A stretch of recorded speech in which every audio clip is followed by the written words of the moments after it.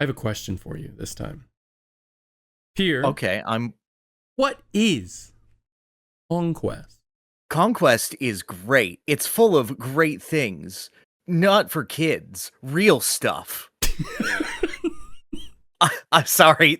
There's this old TV ad that is, what is anime? And it goes, anime is real for adults, not kids stuff. Real action. What? And it just popped into my head. Okay, that's kind of funny. Okay, but no, Conquest is our attempts to simultaneously clear our backlogs for no damn reason, as well as convince the other that we have far superior taste in games of skill, and also forcing each other to consume media. That's the conceit of the show. Episode 10, 11, episode 10. We finally tell you what the podcast is about. Yes. We got a comment on the last one. I was like, you know what? That's true. We've never actually said what this is. We've just done it. Because me and you know what it is, but it's never been described up front. I've tried to describe it as, you ever have that feeling of suggesting to someone in your life, be it friend, family, coworker, to watch or enjoy something, and then they just never do? Well, here we have to, and that's pretty cool. Yes, exactly. And we have to deal with the other person not enjoying the weight of our suggestion all the time. It's a horrifying feeling. He hates JD. I do. This man hates everything about Yu Yu Hakusho. No, I love the intro. Yeah, the intro's great, yeah. Okay. I know you must have had something prepared, so allow me to restart. Here. Do you ever wonder if you're a bad person? If I'm a bad person, no. But I do wonder if I may have made some bad decisions. No, I think I may inherently be a bad person. So I teach theater and whatnot, and we have a bunch of students, and we're doing an art activity. It's just them designing their own costumes, and we teach them about the individual croquis, and that you have to trace out, where the ends of your clothes should be and whatnot, and conceptualize all of that. And I noticed there are 3 girls in the corner, and they're just laughing and are on a laptop. And I notice one is in full key row position, and I look at them, and I look at the general type of girls they are, and I go, so are you drawing or are you writing fan fiction? And they look at me and they go, okay, dude, how did you know that? I actually am. And then I could be the cool teacher and leave it there. But then I get an idea and I decide to go for the kill. And I look them in the eye and I go, is it yaoi? Oh. And they go, how did you know? That's scary. So I feel as if I may have ended their lives. Wow. And I don't know if that is a fair thing to do.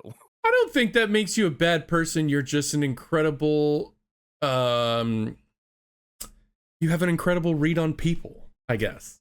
At least people within this space. That may be true, but let me tell you, they certainly wanted to escape that situation as fast as possible. Much like the target of our game, Ape Escape 3, on this episode of...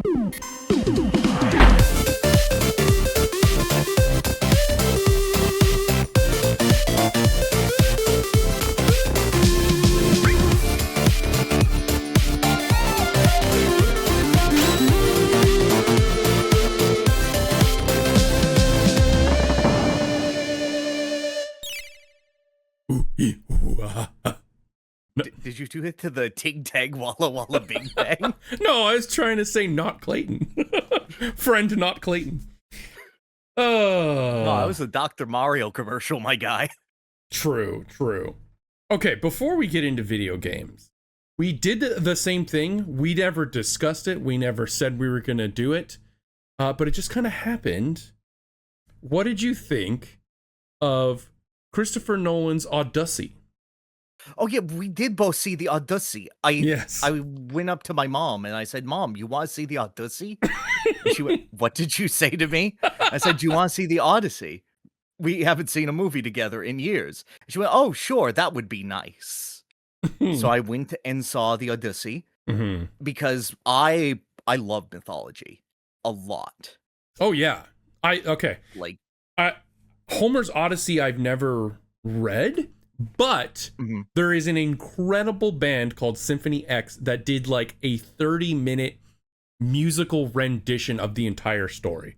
And it's mhm. amazing. I highly suggest checking that out if anyone wants to, but sorry, continue. I just needed to squeak that in. No, absolutely. There are so many great interpretations of the Odyssey. The online musical as well is fantastic. Oh. Um, but I did eventually see that, and 7 out of 10, not enough water, I think was my response. Not enough Because water. it takes him so freaking long to get on that boat, dude. Yes, And it nothing does. happens until he does. It's like 45 minutes until the Odyssey begins. Mhm. Like I I I have said this and I have felt this for a while, not always, but is Matt Damon like trying like at all? Physically, Sometimes. I think he is physically. Like he's clearly put in the body work. He clearly gives it all to any scene that he's actually physically doing. But my God, all his line reads were the same stoic, static cadence the entire movie. To me, it felt like Last Jedi Mark Hamill with no charisma. Yeah, I can see that. Yeah. He felt tired the entire time, and I'm like, you want to give me something that's not okay? Here we are. How old is Matt Damon now? Isn't he like 60 or pushing 60? I don't know, dude. Yeah, let me see. But that's fine. Like, you can. No, I mean he's probably just tired. You can have athletic dilfs. It's okay. Okay, he's halfway. He's 55. Oh yeah. I was like, you could react to any of this, absolutely batshit insane crazy stuff that's happening to you with any kind of excitement. That would be fine. Your entire crew is. No, they're pigs now. That's the thing. Where are my men? Tell me where my men are. Were they hungry? Did you see them here recently? What can you tell me about the Reapers? Like, God, come on. I was just going to say, it sounds like a WRPG protagonist. Yeah, there you go. Like, you nailed it, dude. Yes. I think Anne Hathaway acted her Odyssey off for as little of a role as she had in that. Yeah, I mean, it's pretty hard to keep a character interesting where it's trapped in-house for 20 years. Yep, also, my God, I know we shouldn't be nitpicking the story because it's based on like an ancient like mythological poem, but like, what do these guys just sit here in that house and get drunk and eat for 20 fucking years? Don't you have other stuff to do? Yes, the hospitality of Zeus, dude. Don't you have things to do? Like, no. Have you seen politics? It's the same. But like, play a sport or something. I don't know. It just seemed like they're just there forever. Like that is a hard commit. But yeah, kinda. You know who I really enjoyed in this movie? Luigi Mario, John Leguizamo. That's true. He was fantastic. I was going to say the dog. Well, I mean, the dog could almost have been played by Rowdy from Scrubs, but yes. I liked the dog. The dog was fine. I liked the Greek the guy who that Matt Damon reported to. I don't remember his name, but he had like the black helmet. Yes. Holy crap, that was so cool. And like the back thing had like a spinal cord or something on it. The costuming, all in all, was really fantastic. Presentationally, really, really solid. My issue with it is it felt like a Greek myth shot in the same stylings and ideas as a modern war movie. And it really wants you to sort of feel those trappings. And I thought it was very unfun. Yeah. And I felt like not a lot of effort was being given to like making me care about the characters that much, because I didn't. Yeah, I really didn't. Like, the whole point of the Odyssey is the constant bits of sins and hubris that distract you from the journey. It's, a more classical telling of, like, Moses's people getting lost in the desert for 40 years because of their hubris. It's a classical story of sin and failure based on the weakness of human men and the temptation of gods who are fickle and wish to play with them. Yeah. I wish the gods had a more I wish there was more than one. Yeah. I mean, there is more than one, but you never see them. You just, like, hear of their effects.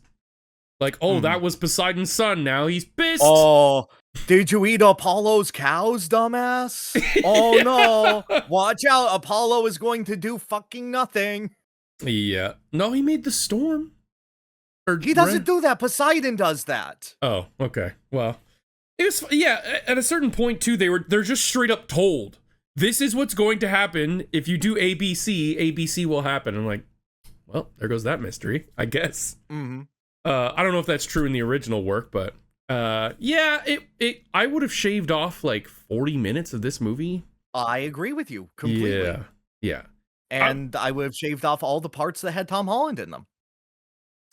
Oh, yeah. I mean, he pulls me out of it. He pulls me right out. I fully agree. Like, okay, there's one part where he's arguing with his mom, and his mom's like, oh, I can't be queen alone, but the fucking beard on your chin has more value as a king than I do as a queen. And I'm like, I don't see a single goddamn hair on that man's chin. You mean like the lower chin? Yeah, I'm like, you'd be like, pluck a single pube and be like, this one, mother. Tom Holland has never had a single facial hair in any scene I've seen him. Right. I looked over at my wife and I was like, what hair? Yeah, that one could have been rewritten. However, as a spectacle, as a holy crap, they practically filmed almost all of this. Mind-blowing. Mind-blowing, and I love that people are still doing this. I'm glad that I saw it in theaters. Like, that storm sequence was disorienting, but if I saw that at home, I would have never gotten the impact. Oh my god, the Trojan horse part was crazy to me. Yes. Crazy. I loved that part. Okay, and the guy stabbing the horse, and he stabs into it, and there's blood on it, and he wipes it off. I'm like, dude, shouldn't you realize that there's something in there? That No. It's more Looney Tunes, because he stabs it, and a guy goes, and they put their hands over his mouth, and then everyone inside is cleaning off the blood before the sword goes back out. Oh, okay, that I missed. I thought the guy like wiped it off when he pulled it out. Okay. No, that's cool. All the blood off. That's more fun. Mm-hmm. Yeah, but I'm glad it's making a lot of money. That makes me happy. But I think it just, the story didn't do it for me, or the characters. I don't know. Yeah, I didn't like how it was told as a story. Yeah, it was a little disjointed too, and all over the place. I saw another movie for the first time ever. Roger Rabbit. Who Framed Roger Rabbit? That's crazy. You've never seen this movie. That's what everyone told me, and then my friend was like, "I'm coming over to your house, and we're watching it Friday night. No arguments." And I was like, "Okay." That's a good friend. Yeah, and we did, and it. Again, I was just blown away by the practicality of how they filmed this thing and edited this thing and added the animations. Because anything, from what I have learned, anything that's the cartoons interacting with a real in-life object, the object is being manipulated by strings, a machine, something practically being filmed. That's crazy. Yep, and the actor just has to act off and pretend that they are acting with something, as opposed to just the air and two strings. Yeah, or they like the baby guy, the grown man who is a baby. Yeah, when he's flipping his cigar around, apparently that was on like a mechanical arm being flipped around. So it's the opposite too. Like the animators have to use that and animate the Oh baby yeah, no, they flipping got the cigar. rotoscoping techniques for that. Absolutely. Crazy. Yeah, same thing with like Mickey Mouse and Bugs Bunny are on screen for the exact same amount of frames because that Yes. was the only way they could get them to agree to it. That was the whole, and Donald and Daffy doing the dueling pianos. Yes. Yeah. Yes. And then Donald like pulled out a cannon and blasted him. That was like, I would have assumed Daffy would have done that. But this was the 80s, No, Donald is a violent psychopath. True. Daffy is a sad man. Yeah. It's so funny. The whole thing is that like it's based on like this affair that's not really an affair. It's playing patty cake. Patty cake. No, that's the thing. For tunes, that is sex. I know. That's why it's so freaking funny. Yes. Oh man. I say the one thing that took me out a little bit, the eyes on Christopher Lloyd in the final scene kind of move around a lot. Like they clearly had some difficulty with that one. Yeah. But overall, yeah, very impressive stuff. No, it is my favorite performance by Bob Hoskins, and I love that man so much. He kills it. He absolutely kills it. I love him too. And the fact that he's British and he has one of the most convincing like American accents I've ever heard from a non-American. Completely. Yes. Yeah. I think I don't know if he said it or the director said it, but this movie is like their most proud piece of work that they've ever been a part of. It might have been Bob Hoskins, actually. I can imagine so. Mm-hmm. Because I think it was Bob. I think it was this, and then he said, "What's the worst?" And he said, "Super Mario Brothers." Without fucking doubt. Oh hell yeah! Yeah. Oh my god. I think that was the same interview. Oh my god! I'm so glad we were talking about a John Leguizamo movie and a Bob Hoskins movie. Yes, and then they come together. Yeah. Oh shoot! What was I gonna say? Oh my god! Yeah. That poor little boot. That poor little cartoon boot. The shoe as it screams into the dip. The dip. He's like, around here, the law must be taken seriously. And the whole time I'm going, what law did he break? He just like fell out of a box. What was he like? He was being like smuggled or something? He was in like a crate full of like random... Yeah, he's a contraband toon. They can't escape Toontown. And yeah, with a name like Judge Doom, I don't think it was a big mystery that he was the bad guy. He comes in with like a dark cloak. The big plot twist being that he's actually... Oh my god, when he gets hit by the rolled roller. Oh my god! Gets up and tears his face off. Yeah. Oh my god. As a kid, that scared the shit out of me. Before it's like really revealed that he's a toon, he is being like, rolled to death. And you're like, I know.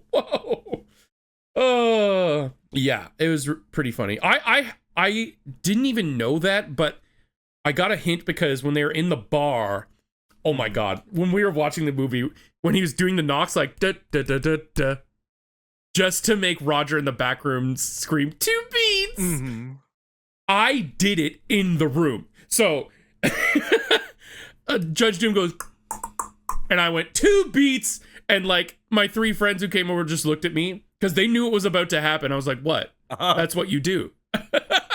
And then when Roger couldn't stand it, and he said, I'm like, oh, I see. I'm a cartoon. I'm a predictable idiot cartoon.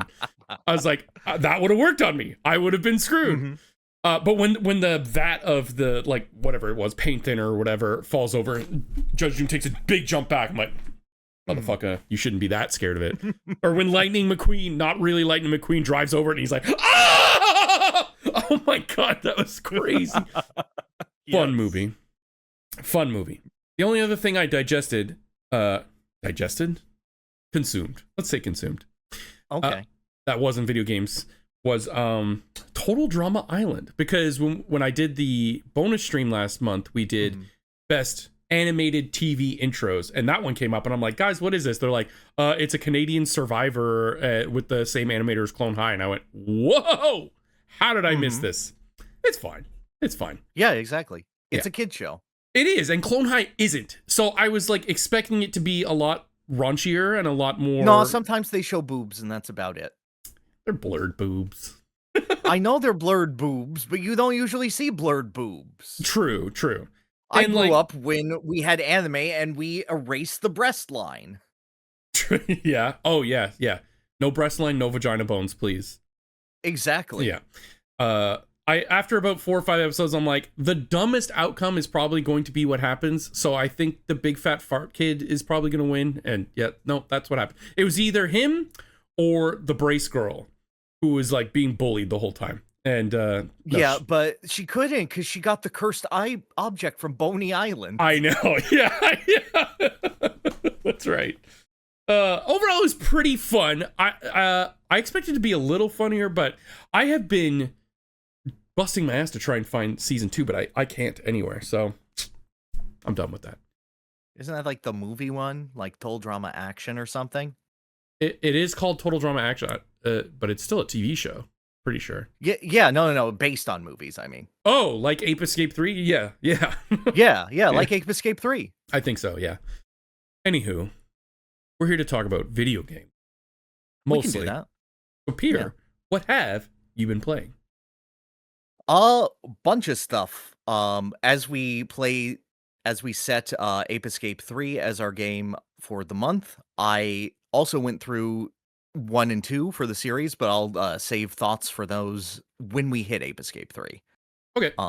So to go through what I've been playing, how familiar are you with the Disney Afternoon Collection? That's like the Chip and Dale game, DuckTales. Yeah, DuckTales, the Lion King, NES Aladdin. Capcom games. Oh, NES. Not Lion King, Aladdin. Oh. So it's so weird. In every version but the Steam version, it includes Goof Troop and Bonkers, but the Steam version doesn't have those two. Oh, weird. I had Bonkers for the Game Gear, and I hated it. That sounds bad. It was really bad. Yeah. But no, I'm not that familiar. I'm very familiar with the Chip and Dale and DuckTales, but aside from that, not much. All right, so it included Chip and Dale, DuckTales, Chip and Dale 2, DuckTales 2, Darkwing Duck, and Tailspin. There was a DuckTales 2 on NES? Yeah, it was very late release, but what? There was. Okay, I had no idea. Okay. A lot of those games are good. A lot of them have some bullshit. I was surprised going back to DuckTales 1 how immediately good it feels for an NES game. Like, it feels practically modern in movement tech. Yeah. And momentum and what it asks you to do. Like in that one little corridor in the Amazon where you have to pogo off of the ground and the ceiling is right there. So Scrooge is just going and a boulder is chasing you. And I'm like, that's a really cool set piece. I forgot how much bullshit is in that game and how much of it is just knock you into a pit, die. You have 3 lives, no continues. Isn't there also a whole lot of like invisible, like hidden blocks? A lot of the places, or no, it's more that like you'll walk past something and then some treasure will pop up, but that's just to improve overall score. Oh, that's so Capcom, because they do that in Ghouls and Ghosts, right? Like you have to like touch a pixel of the screen, and then when you do something, it's will all appear. Very Oh yeah, I do not like that gimmick. It's one of those games where I like playing it. I don't like the level design. Yeah, and that's really unfortunate, which still makes it better than 90% of NES games. True. Does DuckTales 2 do anything better with the levels? Yeah, I just played a bit of that, but it's a DuckTales that's a bit more fleshed out. And at the very least, it has the decency to not make you play the Transylvania level 3 times. The first one does that? I have to admit something. I've never played it. Okay, so there are 5 stages in DuckTales 1. Okay. There's the Amazon, Transylvania, African mines, the moon, the Himalayas, and the moon. Okay. You play through Transylvania once normally. When you go to the African mines, Louis is there and he goes, "Uncle Scrooge, mine's locked. Go to Transylvania for the key."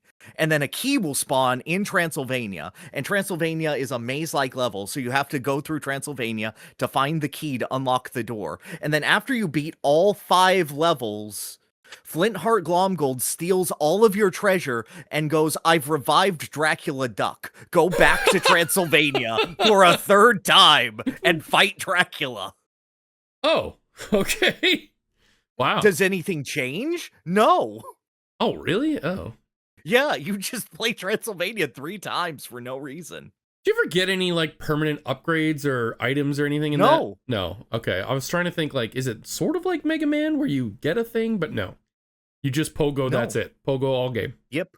Okay. Yep, it's pogo and you have a golf swing as well. Right. But it's too slow to do anything with. Okay. But yeah, fun game. Played Darkwing Duck, and this is like the most Mega Man of the games. As gun?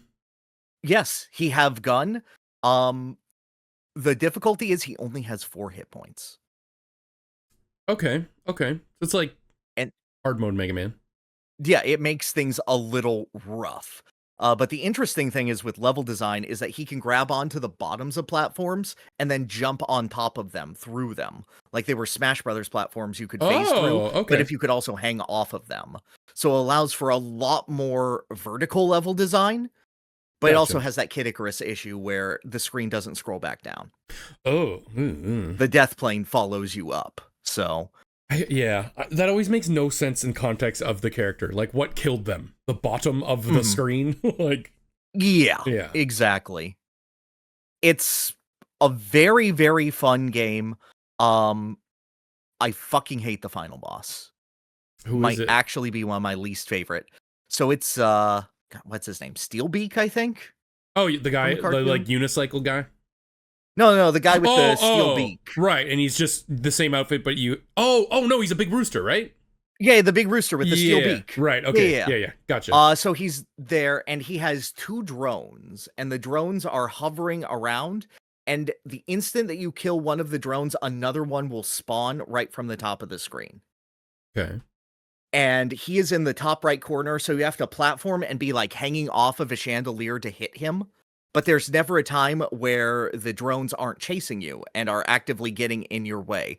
So it is either the boss is impossible because you are unable to hit the drones and him at the same time, or the boss is trivial because you have lined yourself up in the exact way that you killed the drones the instant they spawn and hit him as well. Right. And he does nothing. Oh. And it's really difficult to get any sort of setup for that. And otherwise, it's just kind of pitiful. And the level before him is long. So. Yeah, that's always the toughest part with a boss that sends you back. Now, is it like Mega Man where you can die and enter until you're like the boss room until your lives are up? Or do you do the whole level again or a checkpoint?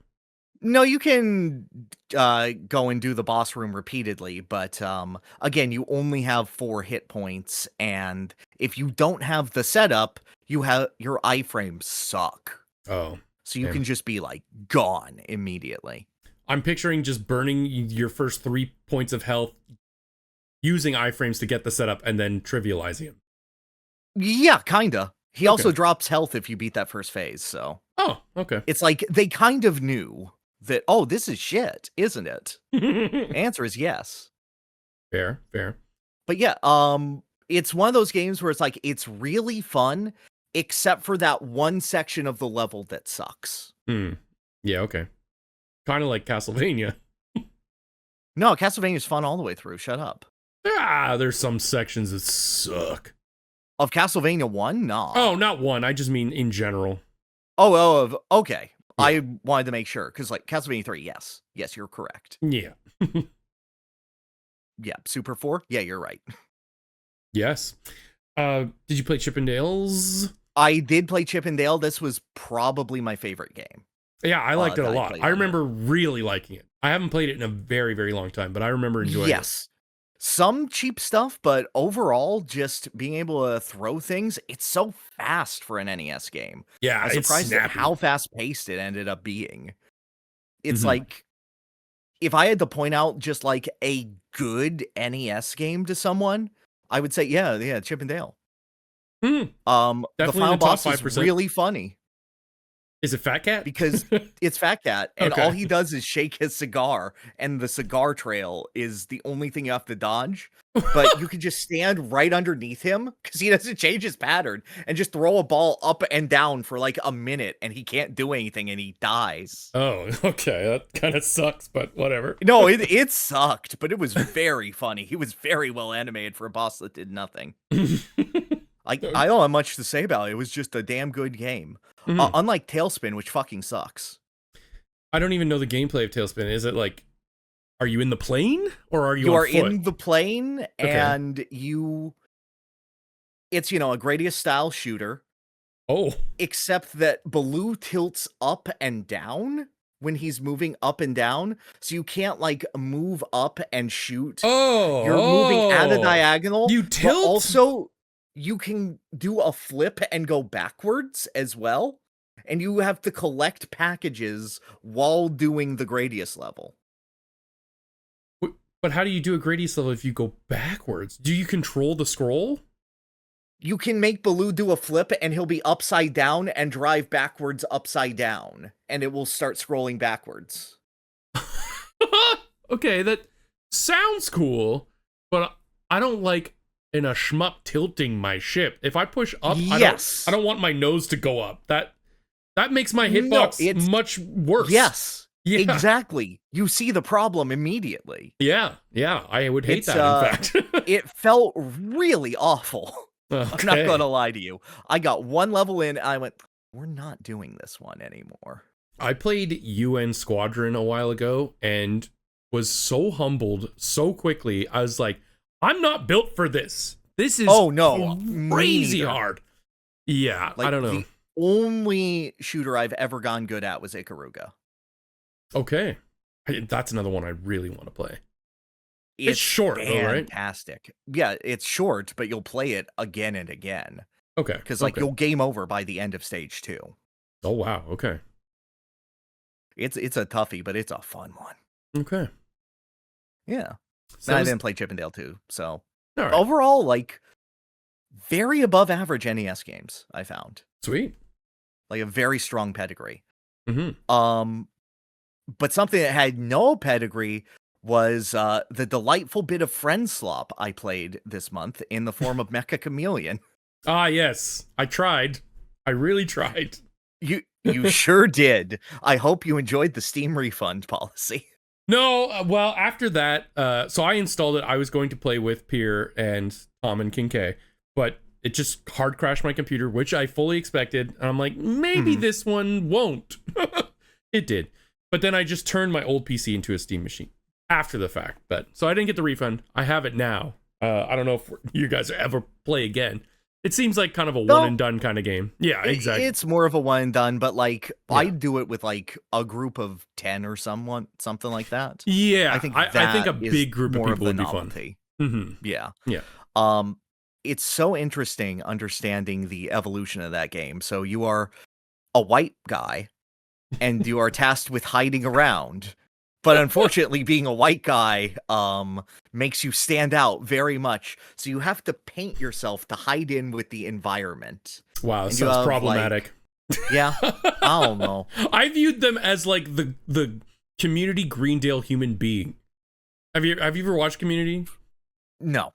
Okay, so their mascot is brain was like the human being. And so it's just like a faceless, featureless, completely as inoffensive as humanly possible, just standard human being silhouette, dressed top to bottom in pure white. Because the dean doesn't want to offend a single group of people. Mm-hmm. And that's basically what you start as in this game. Yeah, you're the human being, and then you can try to paint yourself to match the environment in certain ways.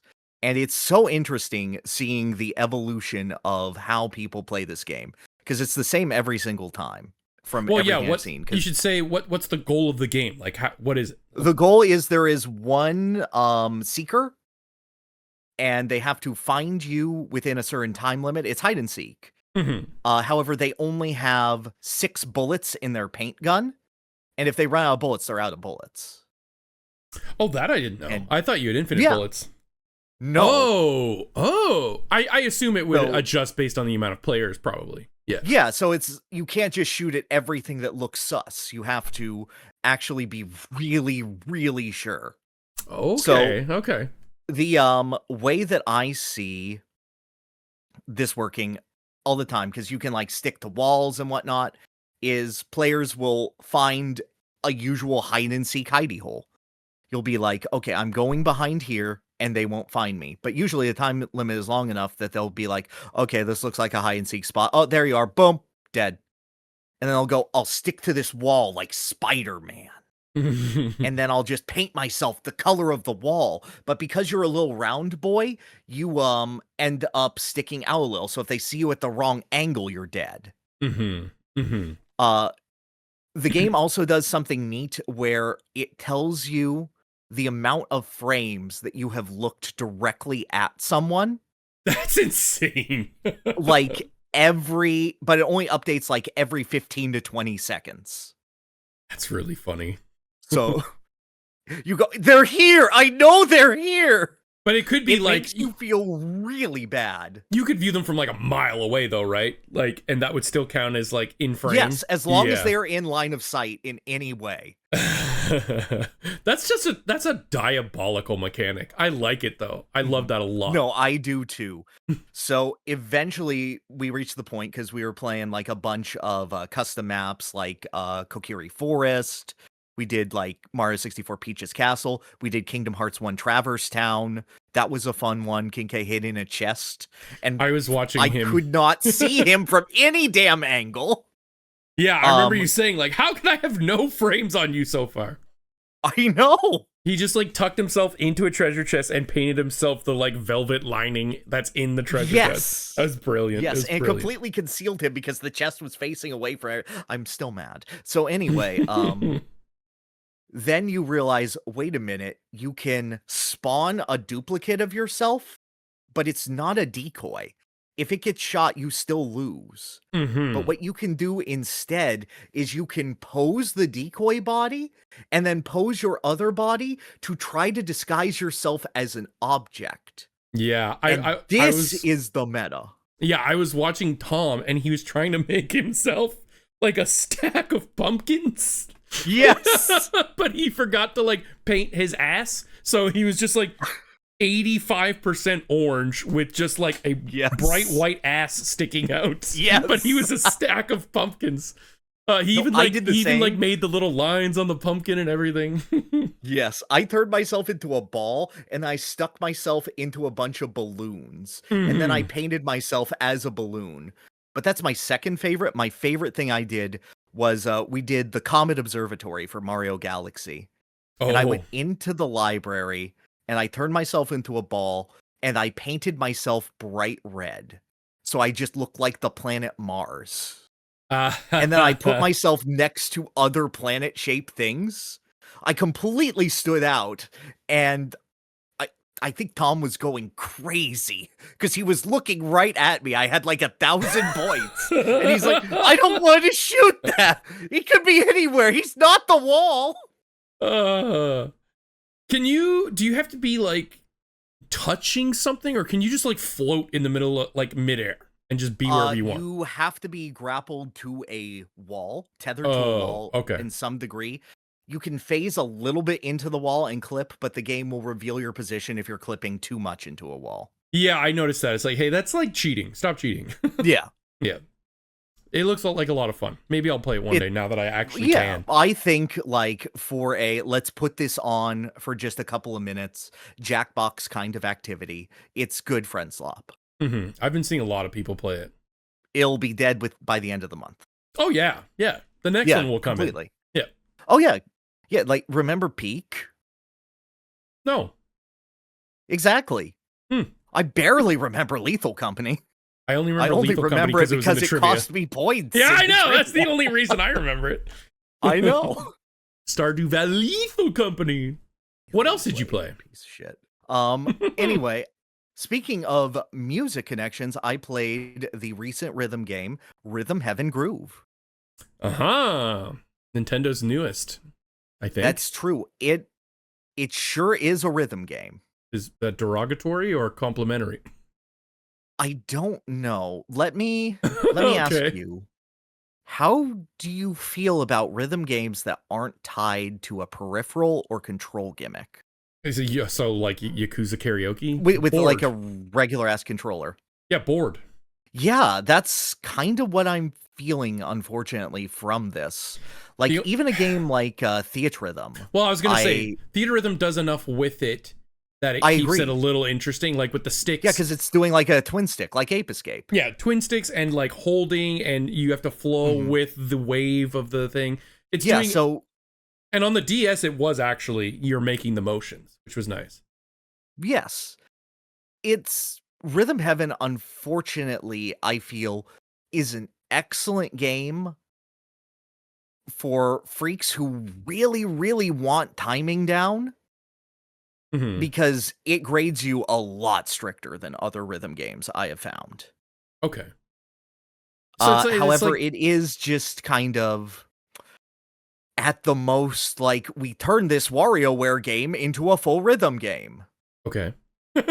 So is it like Parappa? Yeah. Not necessarily. So the idea of Rhythm Heaven is each individual stage is a different sort of control method. So, for example, one might be opening and closing an umbrella to the time of the rhythm. That does and you'll sound have like to WarioWare. hit up and down in order to do that. And you're always the fourth in line. So you'll always have to hit the 1, 2, 3, 4 at whatever tempo they can be. It can be 1, 2, 3, 4, 1, 2, 3, 4. Got it. And they can just vary it, and it's up as well as the downbeat for it. And that will be one game, and you'll be judged on that. Another could be, you are a dog who fetches a frisbee, and it takes the frisbee 8 beats to reach you, and it takes you 2 beats to jump up and get it. 2 so beats? You have to Damn it. Sorry. So you have to jump on every 7th beat, no matter what the rhythm of the frisbee is. Okay. And then, once it gives you 4 stages, it will give you a remix stage that combines all 4 of those aspects into one complete song, and it will jump cut between them. And those are interesting. Those are always fun. And often they'll get like a guest artist or make it a vocal song. And that's always really quite interesting. Those, I feel, are the heart of the game. Okay. So what, there just wasn't enough meat on the bone, or not enough to keep it interesting?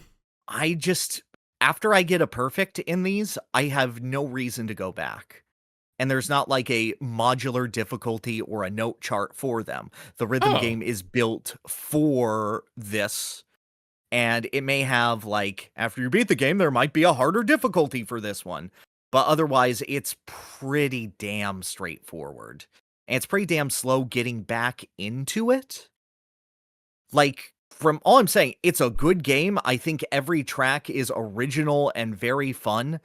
But after playing Rhythm Heaven Fever, the one for the Wii, which had, obviously a motion gimmick and a motion component with it, and I felt so much more from having that motion input, from having just the gestures, and especially in the remixes, having to adapt to, oh shit, right, it goes like this and this, right? Yeah. I have to flex as the man? I can do that. Thinking of all the rhythm games I love, they all have a off-the-wall control scheme, like Elite Beat Agents, pop, pop, pop, pop, spinning, and like Guitar Hero and Rock Band, obviously, DDR, like all of them ask more of me than just like pushing buttons. I feel like just pushing buttons. Fever doesn't have motion? I made that up? What? Huh. I'm thinking of WarioWare? Oh, never mind. I like Rhythm Heaven less than I think. Go on. Chad is correcting me. Oh, okay. I was like, what did I say? Okay. Yeah. No, you're good. And yeah, so like stuff like the Yakuza karaoke games are just they feel like they're there to service just the thing and not carry a whole game. There's another game I've seen people play, and it's like notes all come in from all the corners, and it's all like the PlayStation buttons. Oh, is that the Hatsune Miku Project Diva, I think? Probably. Yeah, I've seen people play that. And I'm like, yeah, no, those I'm more fine with because you're at least following with your eyes a motion, so to speak. Because they come in from the side and then there's another pattern and you're Yeah. essentially following a snake through it. I found those more engaging than most traditional rhythms. Oh yeah, they are. But at the end of the day, it's kind of like putting on those weird effects in DDR, which I never liked. Like the people were like, Yeah, I "Oh, agree. make the notes invisible until 2 seconds before." I'm like, "No, I'd rather get into the don't groove." edge me. Yeah, I don't want to like use my brain power to try and guess what the next one's gonna be. I just want to like master and perfect the rhythm. But yeah, I do. Yeah. I do definitely prefer, something more than the face buttons when playing a rhythm. Yeah. Yeah. Yeah. So, like, obviously the game wants you to go for perfects. Like, this is a game with so many accessibility options that you can play the game completely blind. And, in fact, the game will challenge you at some points. Do you mean never playing a rhythm heaven before, or legitimately I cannot see blind? Legitimately, I cannot see. It is a black screen. Oh, cool. Yeah.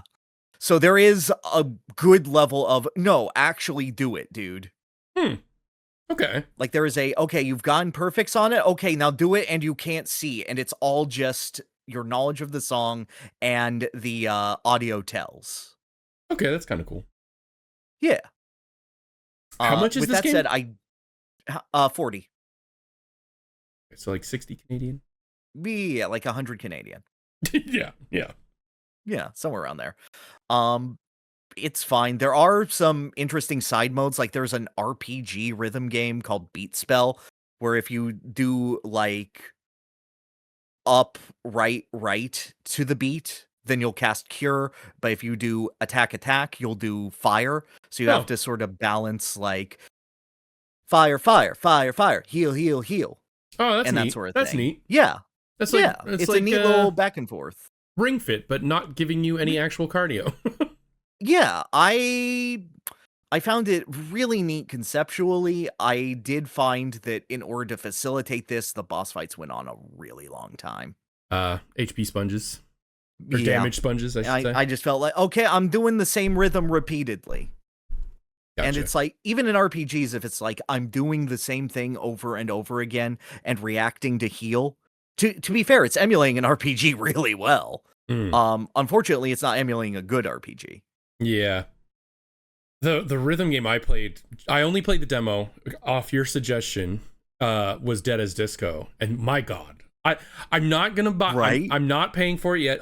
I refuse to like buy early access games. I understand. Yeah, but when it comes out, holy crap! Yeah, I'm buying. I got so blue balled because the demo ends as the boss starts, and I'm like, oh, dude. But the moment I knew like, nope, this is special, is when the chorus hit, and on that beat punch, the entire background changes.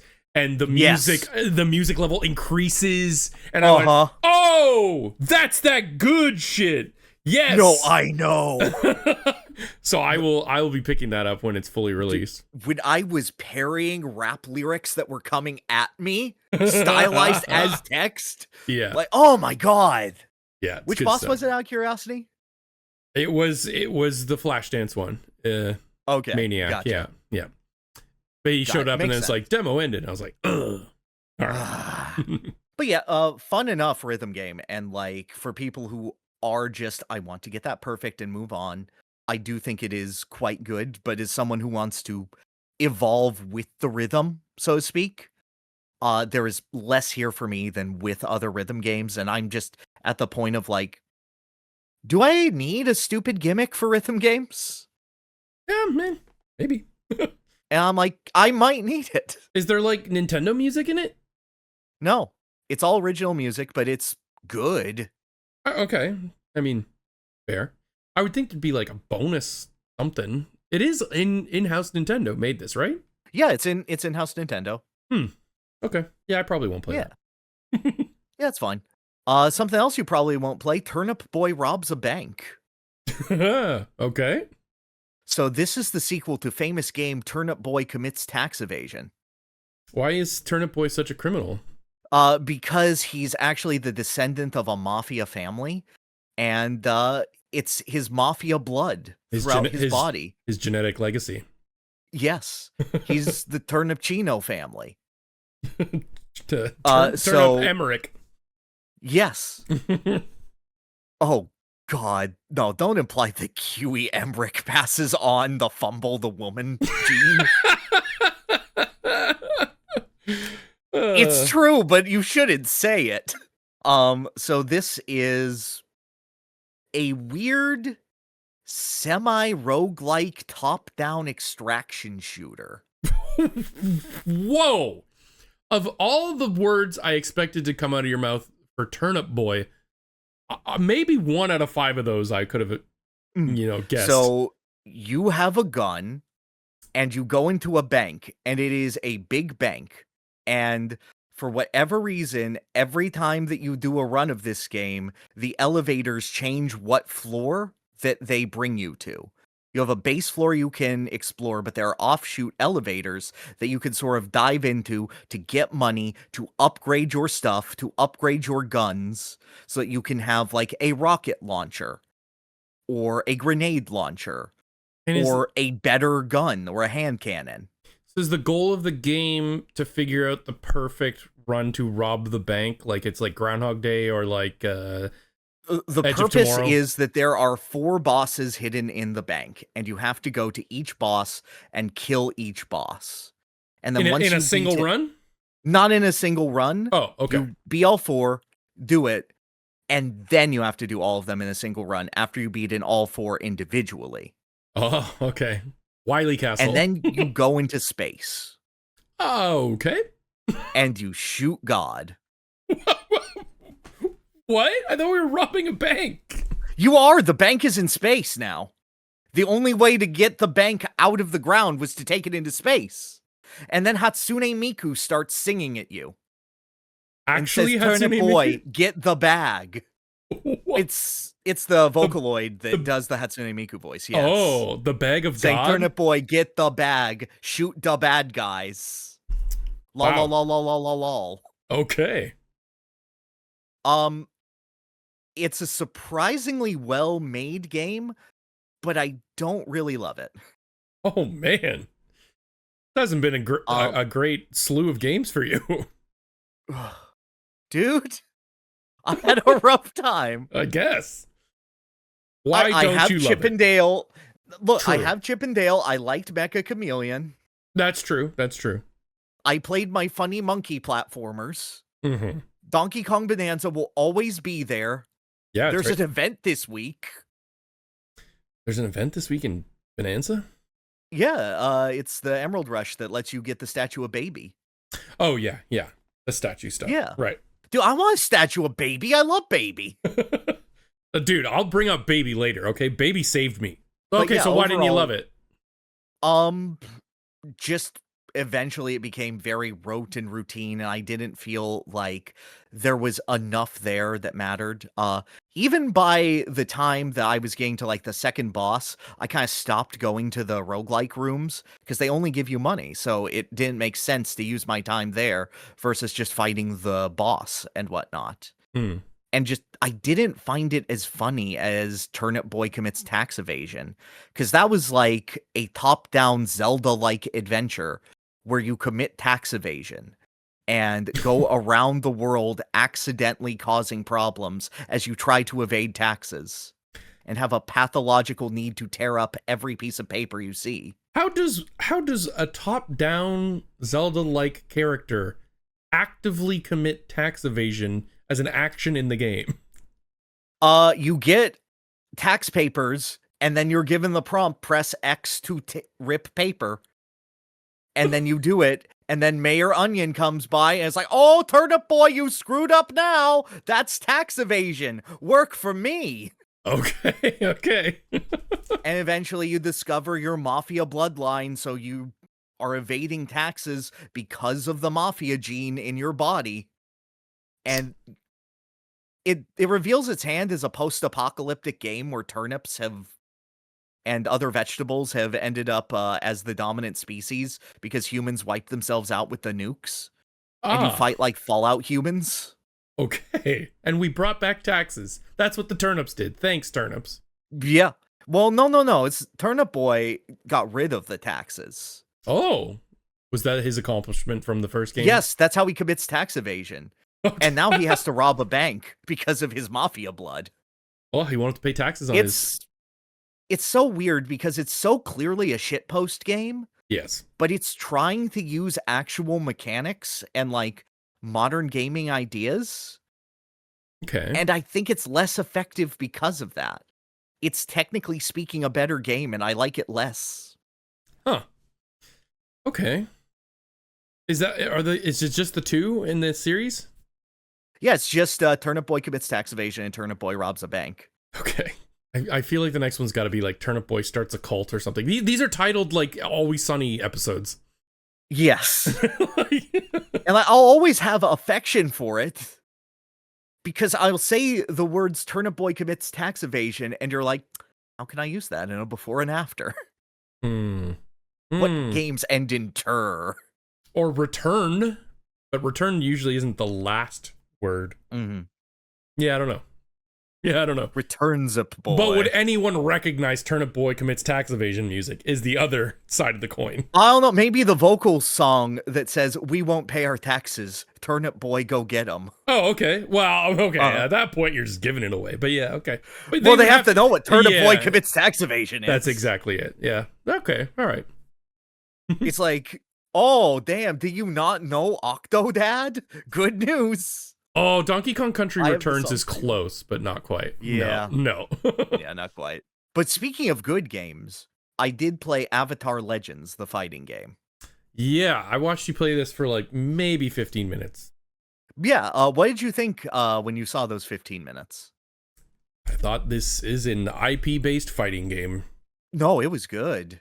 It felt good to play. I mean, it looked like a good game. I'm not saying it looked bad. I'm just saying, like, yeah, this is based on an IP, and it's a very good fighting game. So the game that I would relate it closest to is Cyberbots. It is essentially a 3-button fighter. So you have your light, medium, heavy, and then the fourth face button is called flow. And if you hold that down, you will automatically dodge any attack that comes at you. Okay. However, you will also lose your meter for flow. And if you do that, you will go into burnout. And not only will you lose the ability to dodge anymore, you will lose the ability to do any of the avatar bending, which essentially means you lose specials. Yeah, okay. You lose your mana. Yes. Yeah. Pretty much. Until that eventually builds itself back up. You can also do it with emotion in order to activate unique movement options per character. So some of them can jet around the screen. One of them just does the Magneto fly, and then you can air dash in any direction off of one button.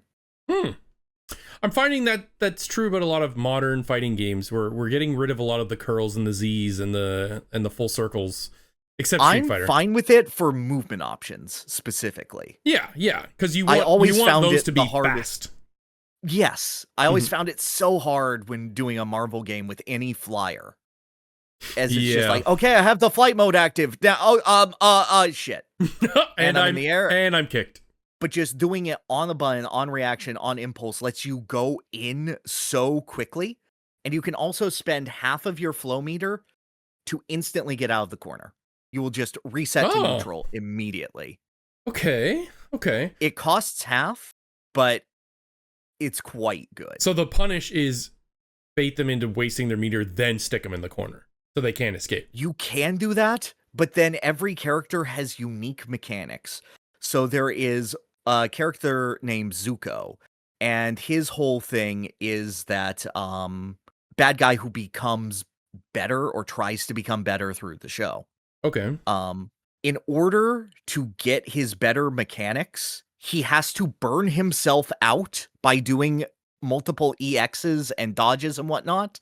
And the more he recovers through all of the rounds, the more he fills up his redemption meter, which gives him the ability to use stronger and more focused attacks. So he goes from just a ton of fast projectiles to solid, strong ones that hit you perfectly. Like he goes from like multiple dive kicks to I can control what direction my dive kick goes and it pierces. Whoa. So he has to go from villain to hero in the run of a match? Is that what you're saying? Yes. Every character has their story arc baked into their toolkit. Oh, see, now I just want this for Final Fantasy, because that's like that would be dude. Cecil's gimmick too. Like, that would be perfect. Oh man. There's this one character named Toph, and she is a shit talker who like controls the earth. So when you're holding down her flow button, she has a unique taunt for every single opponent. Oh wow. And if you let her finish her taunt, she will take away 2 bars of super from you, because she has gotten into their head and pissed them off. Now, you'd have to be an idiot to do that. However, because she can control the earth, she can make her own walls and make her own corners. So she can shit talk behind the wall. Oh, God. You can shit talk behind the wall, or you can bring the corner to you so that the opponent runs into your combo. Okay, that is okay. This does sound kind of cool. No, every character has some form of mechanic like this, and it's so fun and so rewarding. I want to go back and play more. Is this is this an early release thing, or is this out? So it's a full release, but 2 characters have unfinished animations. They ran out of time for the release date because they're tying it in with like the new animated movie. No, but they have relevance to the story mode, which is bad in the best kind of way. Avatar is pedal to the meddling every piece of media it can get. It's like, there was just a Magic the Gathering set. Season 2 of the live action just came out, which I've heard was very bad. This movie, this game. Did you watch that too? No. Oh, okay. But I've seen enough clips to go, oh, no thanks. I'm good. Okay. And yeah, Avatar is just ramping up. I hope they don't burn themselves out. Don't worry, they will. It's Paramount. Ah, yep. No, they will. Yeah. Now, will this game get buried under the Tokons of the world? Absolutely. Yeah? Okay. Yeah. It's... Unfortunately, we do live in the reality of this game launched with 12 characters. It's pretty low for the average fighting game. And like, to me, who likes fighting games, am like, okay, I'm only ever going to play like 2 or 3 of these characters after week 1. I'm fine with that if the game is fun. Yeah. Because like, as long as I can keep learning and keep getting better, if a character feels like way too good, and like, I can't get this character in any other fighting game, guess what? I'm going to continue playing this fighting game. Yeah. However, if you're looking at like Avatar fans, if you're looking at like casual fans of fighting games, they're seeing a 12 character roster and going, oh, I was only going to play each character for half an hour. Anyway, this is nothing for me. But didn't like, I know I might be getting the details wrong. There was one game that came out recently that had like 4. Is that 2KXO? Or 2XKO? 2XKO had like 8 at launch. Okay, that might be what I'm thinking of. And then it released like 2 more immediately, which was so weird. Yeah, okay. So it's not like the lowest, but no. Honestly, I mean, if you're telling me this fighting game has 12 characters and this game has 60 characters, unless it's an IP I give a shit about, I'm going to go to the 12 character one, probably. I agree with you completely. Because I don't want to learn 60 matchups. Exactly, right? Exactly. And the fact that what you said, that girl has like unique taunts for each character, that would be so much work for 60 characters. That's so many Kirby hats. Yeah, right? But, I mean, that's probably not the prevailing opinion. Which just is unfortunate to me, because, like, God, I want to look more at this design and just, like, test if it's really good or more gimmicky, but right now, just hitting buttons in this game feels great. And that's the sign of a good fighting game to me, is, like, movement-wise, does it feel good to go in? Mm-hmm. It's not quite as fast as Darkstalkers, but it's close. Jeez, what is? And that's great. I know. Yeah. But, like, that fast, but not being overwhelming is an insane ask. Mm-hmm. Mm-hmm. And, like, Darkstalkers is the only thing that's ever hit that for me. Hey, I love Darkstalkers. oh, dude, Darkstalkers is so good. Yep. Amazed that it's your first year playing it, and you're like, yeah, I know. Well, I mean, it's like Monster Street Fighter, basically, but so much faster. Yeah, it's like Street Fighter, but better. It is. Better Street Fighter 2, yes. Yes. Cool. I like it more than Third Strike. Oh, no, see, that's crazy talk. I like it more than 6. For now. 6 is different for me, because 6 is all footsies. I know. That gets really annoying. I hate the footsies. No, I love touching feetsies. I recognize it's necessary, but I wish there was more ways to break it than just mind games. No, I love the mind games. I do. My whole thing is just get it from dude, you need to play a Samurai Showdown. Maybe I do. That is like all mind games, because like every attack does like 50% health. Oh man, that's like dive kick. Yes, but there's actual thought behind it. Yeah, okay, cool. Did you play anything else? Sure did. All right. I'm glad that you asked. How familiar are you with a little game called Metal Gear Rising: Revengeance? Intimately. Oh, I see. Yes, I full platted that game on the extreme difficulty. I put my whole ass into that game. Yeah, love it. I really do want to know your thoughts on it, because I do have thoughts. My thoughts on it? I freaking love it. It's just amazing. Like, the vibes are amazing. The music's amazing. Raiden is crazy. This version of Raiden, anyway. The story is whacked out. I will say, I only really digested the story the first time, and then every run after that, I usually just skipped it. But the children's brains, dude. Yeah, the children's brains shit is stealing crazy. The kids' brains. The bosses are great except for one. Yeah, I love it. I love going for the S rank in every encounter. That was by far the hardest, but oh my god, that was so rewarding when you finally figure out what you're doing. Eventually, I mastered the art of laying the slight, because usually when you go into, like, I don't know what it's called. I think it's like Ripper mode. Not even Ripper mode, but the mode where, when you go time into slows down. Zandatsu, I think. That's it. Yeah. When it slows down, usually your blade, your horizontal blade plane isn't lined up, but so you can hit horizontal slash to just go like crazy, or vertical slash, or you can just use the right stick to go whoosh. Eventually, I was doing that so fast through every square. I would go tsh, tsh, tsh. I felt like a freaking god. I would rip 3 spines out in one little group, and I would keep going. I'd be like, yes, S rank, go. Oh, it was such an addicting power fantasy loop. And on the hardest difficulty, it gets wild. I don't think you've played it, but no. Yeah, and Ripper mode is so much fun once you unlock that. The stealth is like whatever. The stealth can help, certainly. It sets them up for an easy, like, Zentetsu or whatever.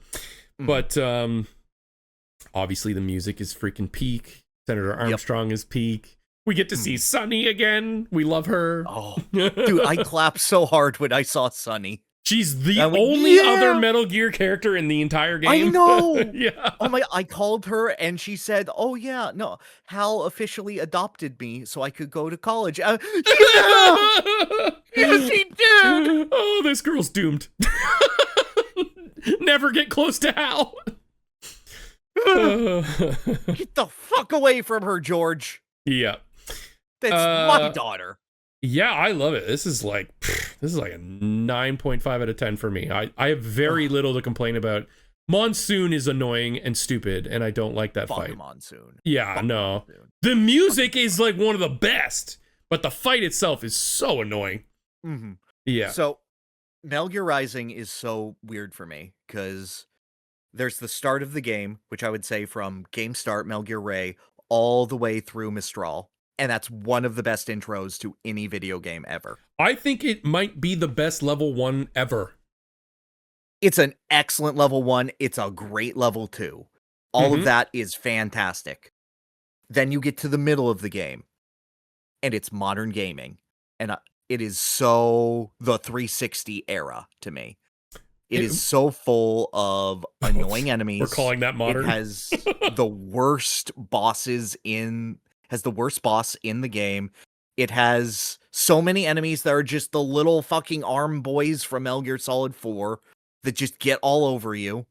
Oh, there's a trick to weird sewer spiders, like with the flamethrowers that kind of suck. Yeah.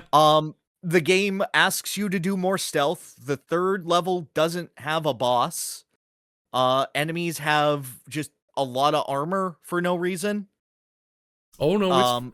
Hey, okay. I'll let you finish. It asks you to no. I get they eventually use Zentetsu and whatnot, but God, there is nothing more annoying than getting two heavy enemies on either side of you, and it's just like, okay, fucking whatever. Guess I'll die. Like, I could dodge, or I could try to do the cool thing, and if I do the cool thing, I'll die. So whatever. Ripper mode, baby. That. Ripper mode is to rip through armor. That's what you got to do. Oh. Okay. Yeah. If you go into Ripper mode, your katana pierces armor. The game sucks at explaining Ripper mode, dude. It gives you infinite for the boss fight where it is used the least. Yeah, against a boss, it's like it barely matters. Yeah, I think it just doesn't. You get it the instant that you fight Monsoon, and if you use it against Monsoon, he just does the whoop whoop whoop whoop. Didn't hit me. Whoop, whoop, whoop. I know. Yeah. I'm not going to defend that boss fight at all, but I do like time for Jack to let it rip. Yes, I think the story is asinine. Yeah, because it's like trying to do something semi-serious where it's like, Jack, no, you're abandoning us for the children's brains. It's like, I've got to protect the kids. And they're like, no, Jack, you enjoy all the killing. And he goes, yeah, I guess so. Yeah, it does kind of drag like, his don't character. You have a wife? And he goes, no. It does drag Raiden's character back a few steps from the end of 4. That's for sure. I just don't know what it's doing. And then you hit Sundowner and the game is great. Yeah. Oh, he's the scissor blade guy, right? The big bald motherfucker. Yeah. Red Sun. Yep. Yeah. I didn't love his level. That was like the rooftop level. Yeah. That one, and the elevator. Fucking hate the elevator. Yeah. That level was whatever. Who's that little kid? I can't remember the kid's name. What? George? Is his name George? He had the funky accent.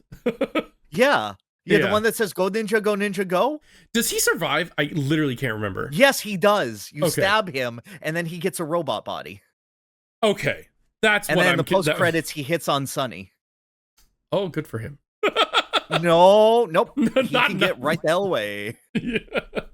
No, good that he has that confidence, but not good that he's doing it. He doesn't deserve it. No. And he goes like, George, like the president. And then Raiden just gives him the stink eye, and I'm like, oh, right. That's his dad. His don't dad talk about is my George dad. Sears. Yeah, don't talk about my dad like that. I but know, he's not right? Still president, right? No, he's dead. Yeah, I was gonna say, like, what? He's been dead. And then the Sam fight is cool. Jetstream Sam, yeah, it's cool. I don't like that he's much better when he doesn't have his sword. Oh, you mean when you like bop it out of his hand or whatever? Yeah, when you bop it out of his hand, he's so much stronger and so much more interactive. he attacks quicker, yeah. Mm-hmm. So I'm going through this and I'm like, okay, it's still got some good stuff, but I'm feeling a little unsettled by this middle. And like, oh God, does this game peak early? And then with 15 minutes of screen time, Senator fucking Armstrong arrives in his magical bubble and just decides, guess what? This game is about America now. Would you like 3 final boss fights in a row? And they're all the best final boss fight you've ever had? Yes, welcome to the DK Bonanza pacing line. Woo! Mm-hmm. Yeah. It suddenly becomes insanely political to a degree that is like cartoonishly accurate. Yeah, I mean, it always sort of was. They're trying to, reinflate the war economy and, they're capitalizing children's brains. Oh. Yes. But then he just comes out and just lays his patriotic dick on the table and says, this is what's happening. get used to it. Completely. Yeah. Oh, it is amazing to me that he has 1 minute of screen time before this. And then he comes out and goes, I'm saving the fucking game and also the United States of America. Yeah. Yep. He literally had MAGA before MAGA. Like, dude, that scene where Raiden goes, you may have a point, and then he picks him up and dusts him off to go, my good friend. I'm like, look at this piece of shit. This is America. Let's go. Yeah.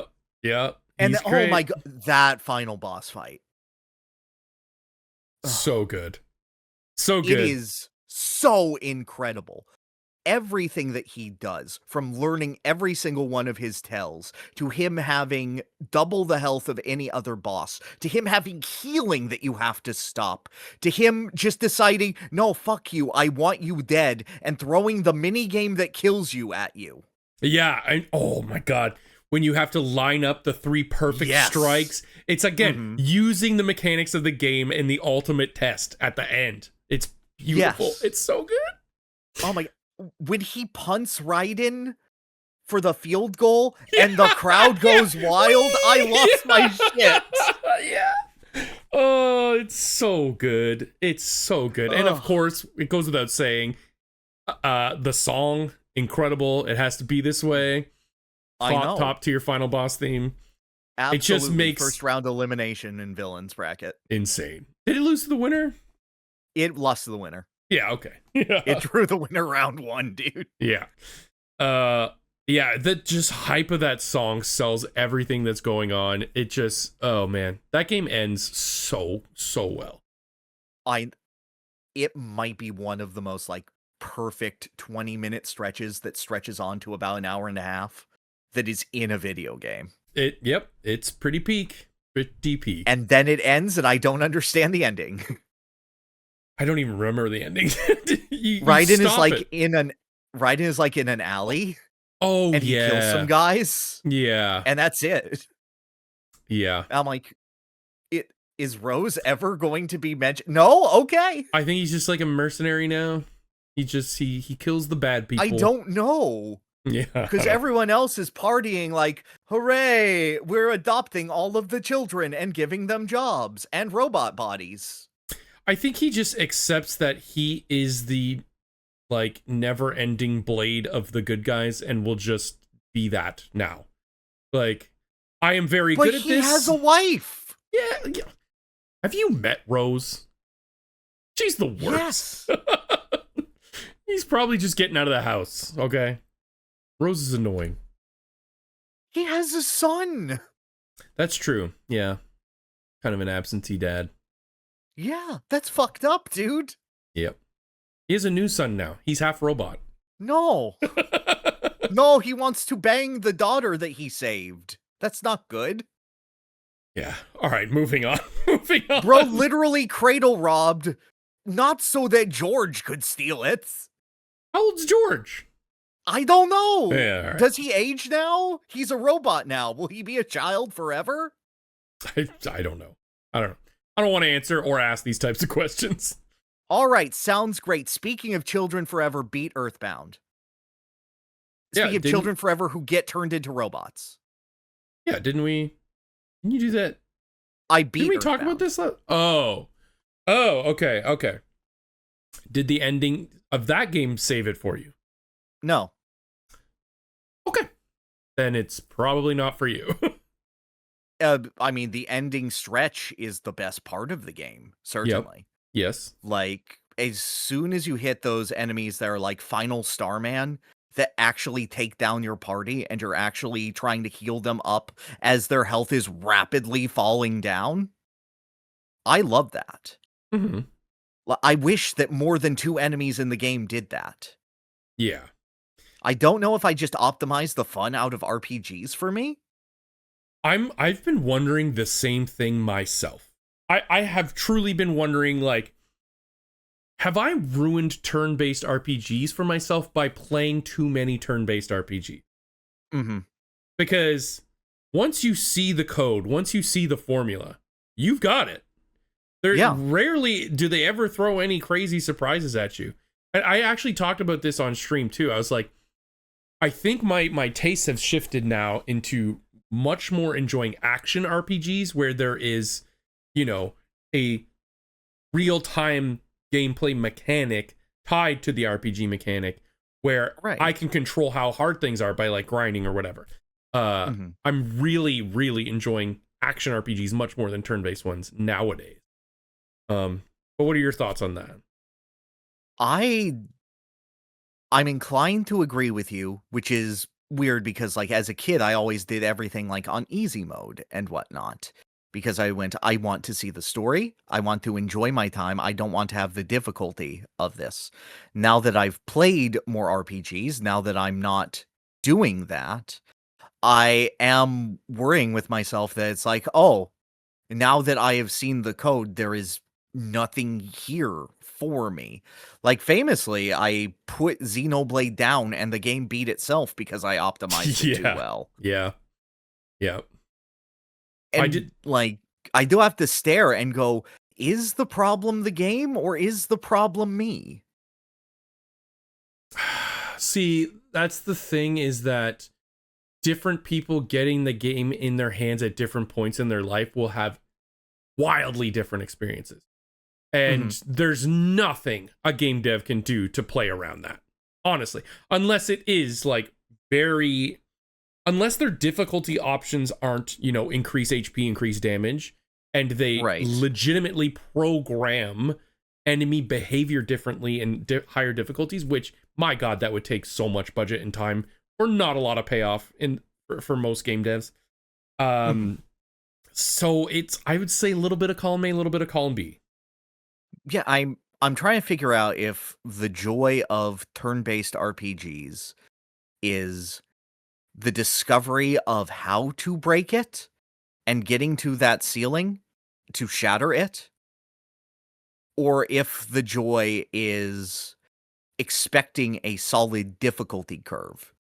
To put the obvious talking point in the way, like Expedition 33 has its cake and eats it too by going, do you want the damage cap off? Do you want to go crazy with your builds? Okay, you can have that. And we'll make super bosses that actually take that into account, but you can always limit yourself. You can always have that 9999 cap, and the final boss will actually matter a little bit. I never like self-imposed limitations. What I would almost always prefer is self-imposed, jacking up the difficulty. I would so much rather that. I do love a Nuzlocke run in Pokemon, which is like the difficulty standard, really. But now I feel it's like freaking mandatory for me to even enjoy it. Okay, there is actually a really funny one in recent Dragon Quest games. It's called Shy Pox, and it is a disease where, oh no, your main character is a little shy. So if they go up to an NPC who would give you like a non-important item, they may be too shy to ask for it, and you won't get the bonus item. And sometimes they'll be like really nervous and anxious, and they'll skip a turn on accident because they screwed it up. What is this? Is this a mod? No, it's in the game. You can just like put on things like no healing at towns, and there's just this one called Shy Pox, and it's sometimes you will be too shy to do basic things. What?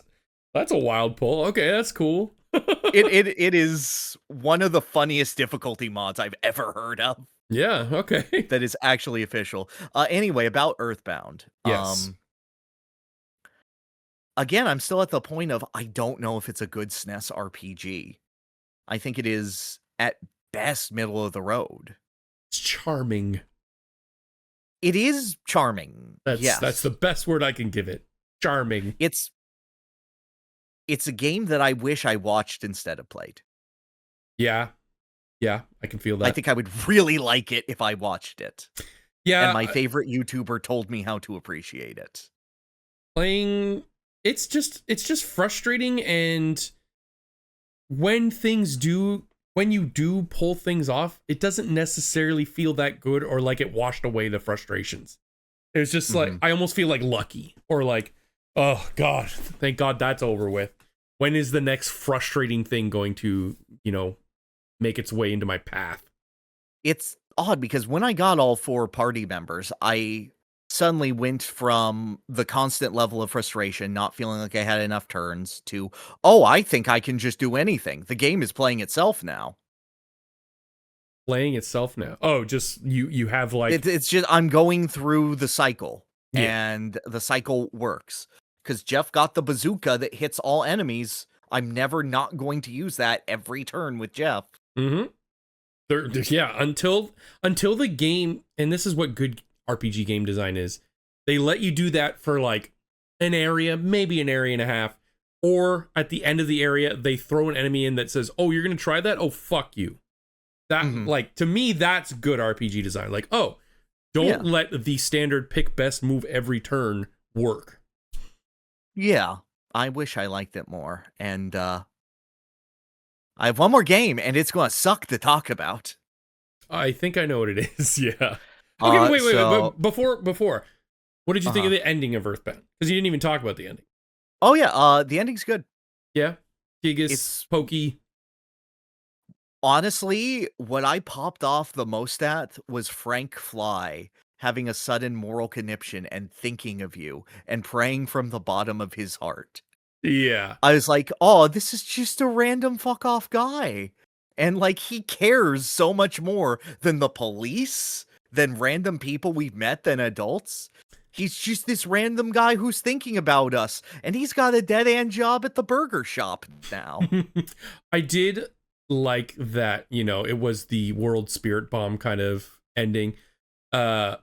But I also feel like the characters in your party don't care nearly as much about all these people as they care about you. I as the player don't really give a shit about Jeff, Paula Poo, and Ness. Unfortunately, I have to agree. There are like 3 characters I care about in this game. Tony, he's always there for me. I love Tony, ride or die. Frank, because after you can go and do your victory lap and you can meet Frank and he'll go, "Oh, by the way, I'm 19. I'm training to become a professional wrestler." And I'm like, "I thought you were a shitty guy in your 40s. Yeah, so did He's I. Like, nope. What the hell? And Bubble Monkey. Bubble Monkey. Because Bubble Monkey gets laid, dude. He does. And then you go there and you receive the monkey's love. And every time I'm like, "Go, the monkey's love." And I threw the monkey's love at Gygus and a monkey appeared. What, you didn't like Fuzzy Monkey, Pickles? how did you get here? I was getting It didn't have any effect, but the monkey did travel through time because I loved it. That is pretty sweet. That's like the Yoshi summon in Mario RPG. But yes. Yeah, Fuzzy Pickles even got on my nerves by the end. I'm like, could you just take the damn pick? I get what the point of it is. Same. Of course. Yeah, it's to give you a nostalgia blast at the end of the game, which is effective. It's good if you care about the game. Which a lot of people did. It really hit with a lot of people. Yeah, it's a lot of appreciating the quiet moments.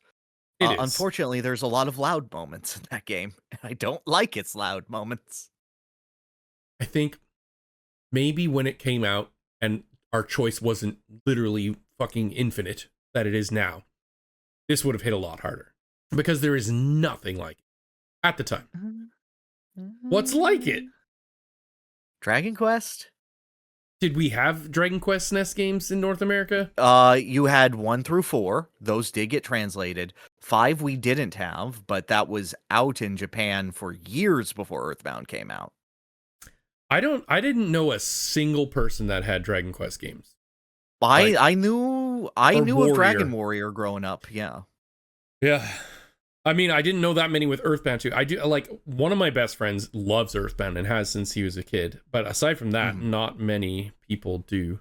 But I think honestly, I kind of think the box did a lot to sell Earthbound's mystique because it's a giant box. And the huge intimidating Starman with the guide and everything in it. Like, I love that Ness's reflection is in the Starman's eye. That's so cool. I didn't notice that till way later, and I was like, oh shit, there they are. No, it's so rad. Yeah. Oh. Charming out of 10. But wait, Saga games would have been out by that. Final Fantasy Adventure and shit would have been out by then. Those are weird, shitty games. Yeah, but I'm talking about, like, I'm a modern boy in the modern world in an RPG. Like, Star Tropics. Yeah.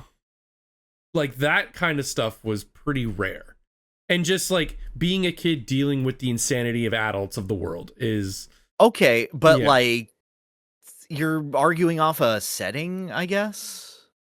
Yeah, setting, plot, time and place, like...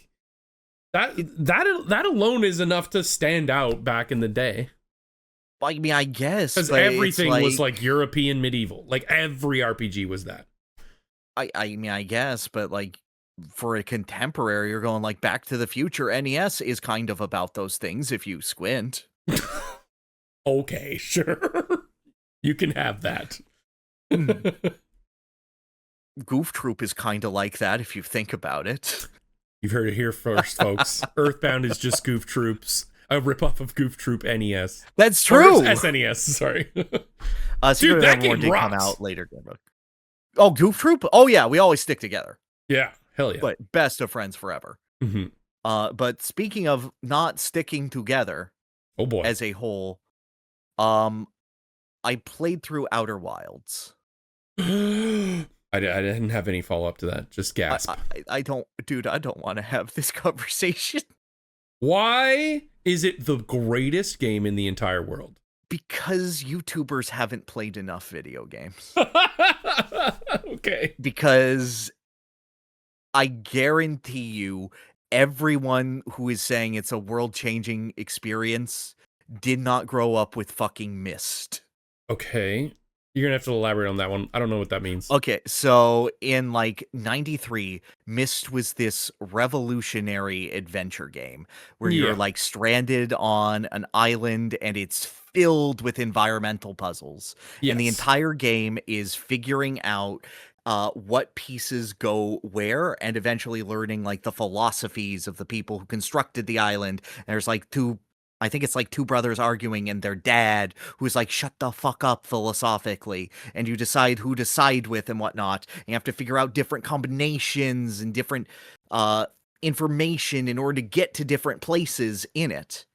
And it's a solved game, essentially, once you know the solutions to all of these puzzles. Okay. But it is the immersive experience of going through that. I'm familiar with Myst, yeah. Yeah. Outer Wilds is like that if people were weirder about spoilers. Do you mind if I spoil Outer Wilds? No. Because every person who I have ever talked to is like, you can't say anything about this game. You should go in as blind as possible. Fuck anyone who says anything to you about anything about this game. Okay, so for the crowd, for the audience, that is your official warning, okay? If you have any interest in this game, come back later. Absolutely. If you want the general opinion, didn't love it. The warning is ending now. Okay, so Outer Wilds is a game about QWOP-style space travel.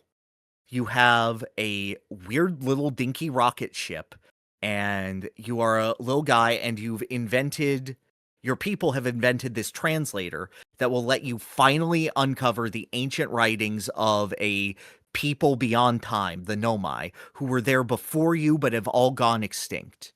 And your job is to explore this universe and figure out everything that you can. And it is completely open-ended in how you do that.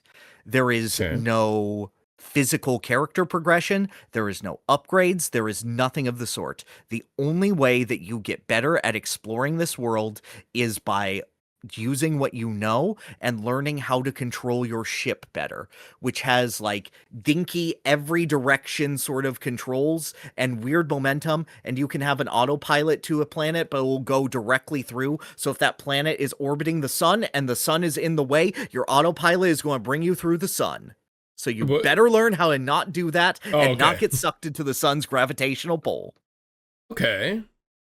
It sounds very vast.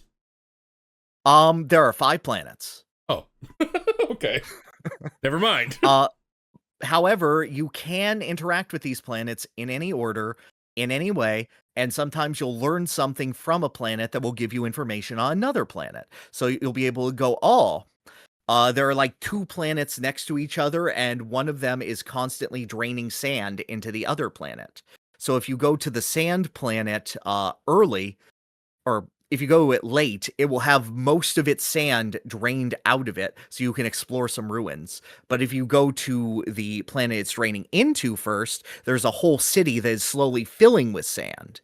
And if you That don't sounds get there cool. fast enough, you will die and like break your neck because the sand hit the cave walls. Okay, that sounds cool. Wait, how? What is it, like a portal transferring sand from planet to planet?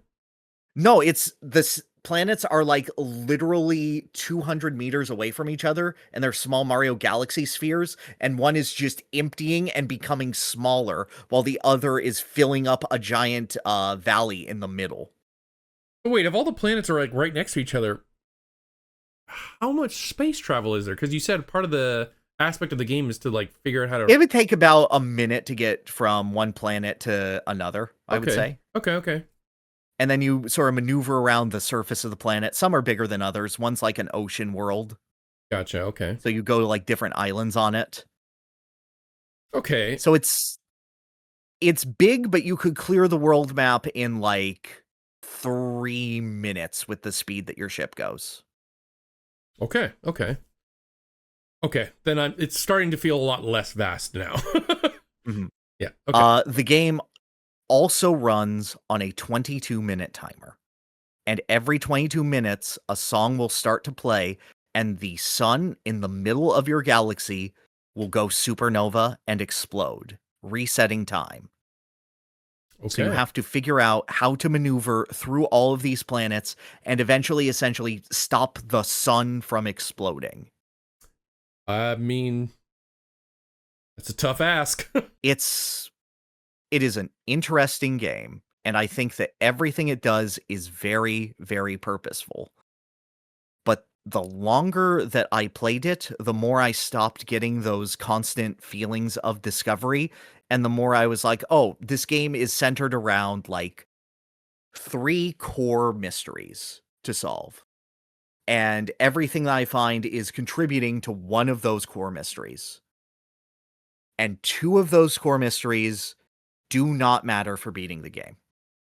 They're just for funsies? They are or for additional lore? information it's more lore about the world to give you a sense of place and purpose. Okay. And unfortunately, gameplay-wise, those were the 2 that I liked much more than the third one, which was the one that was required for progress. Don't blow up the sun? Is that the third one? How to not blow up the sun? It's like the third one is like discovering teleportation that the ancient people learned. And eventually that leads to not blowing up the sun. Okay. So when you went back, you said, okay, the opinions of this game are from much newer gamers who haven't experienced a lot of older games, mainly Myst. What that reminds me of is like, have you ever seen that meme where it's like, young person tweets out like, why is no one talking about this? And the next person responds like, we've talked about this 1,000 times, you're just 19. Mm-hmm. Yep. Is that kind of the vibe we're going with here? It's kind of there. It's worse, but I'll get to it. Okay. My major issue with the game is that I didn't particularly find Revelations compelling in any sort of way. It is rare that the game does anything other than, now that I have this information, I can go here and do with this information. There's no, like, puzzle element to the game. Okay. The puzzle is learning that you can do the thing, so you're essentially getting a key for a lock. Right. And the talk to NPC, key now is this information. NPC will say something different. Barely like NPCs. It's more like, oh, now I know that if I go there 5 minutes into the loop, I can walk over this cactus garden and get to this place. Or now I know that one of the tornadoes is rotating backwards. That's how I get into the ocean. Question. And some of them are neat. Yeah. is that all true, or does that stuff only happen if your character read the thing? No, it's always true all the time. Okay, so you can do like a perfect run by the end of it. Yeah, you can beat this game in about 7 minutes if you know where to go and exactly what to do at all times. Okay, so then I totally understand now why fans of this game say fucking nothing. Because yes, it shatters the precisely. Game. It completely 100%. Okay. It's the feeling of discovery is the game. And it's like people feeling lost in this vast universe and slowly putting things together, and sort of the isolation of it and the fragility of your character, who can very easily die to their own bumbling. Like the amount of times that I accidentally parked the spaceship on a rock in a way where I couldn't get back into the spaceship again. That's kind of funny. Went, well, shit, that's the end of this run. There's the heat death of the universe. Or it's like, oh, the sun station is rotating around the sun. I can land on it. Oh no, it's the sun. Whoops. There's definitely some amusement to be had in that, and just the story of your struggle to discover things. I just find it really dry. The fact that you are uncovering these texts from these people, and there is no conflict in the texts. It's essentially going, we discovered this, so that led us to this. And that will lead us to knowing this. And we've learned this information, but there's not like dissension or any sort of, a couple of them flirt with each other as romantic partners. Okay. But that's about it from the sense of characterization. They're all know-it-all explorers. Everything that you're gleaning is based on information, and I find it so much less compelling when we've had so many games that are able to tell stories through notes and implications, like, you know, your Souls games, your Resident Evil games, hell, Final Fantasy Crystal Chronicles does it. Control. Control does it better. Sure. Okay. From what you were describing, it sounds like what you would expect to see, and maybe this is part of the reason why it didn't hit as hard, is like, as these people discover more and more stuff, these notes start to like slowly get crazier and more insane, or people start losing their minds, or like some kind of conflict, like, this person learned about my stuff, I must hide it now. Blah, blah. That's sort of what I wanted. I wanted more of a thesis on the human condition from it and what it does to us while exploring, what information does to us and changes us, and how it changes the way that we see things. Like, that would be my ideal, but the game is very dedicated to it being, no, it's about discovery, it's about exploration, and there's some morbidity to it, but I don't know. I came to a pretty big revelation. I solved an admittedly clever puzzle where you have to go down like Princess Peach's secret slide, but some of the slides are poison, and you have to like probe which ones are poison with your little you have a little flashlight probe that can go down it and it can discover where the ghosts are that will kill you. Okay. The ghosts don't matter past the fact that they are poison, by the way. And I'm like, I'm going to learn about the ghosts. And I got to the bottom and I was like, yeah, no, this meteor is full of ghosts. And if it explodes, it'll kill all life. And then it goes, this was the last note that they wrote. I'm like, oh, guess what? That's how they all died. Yeah, that's it? Okay. Yeah. It was the ghosts. The ghosts killed the living. All right. Final Fantasy, The Spirits Within.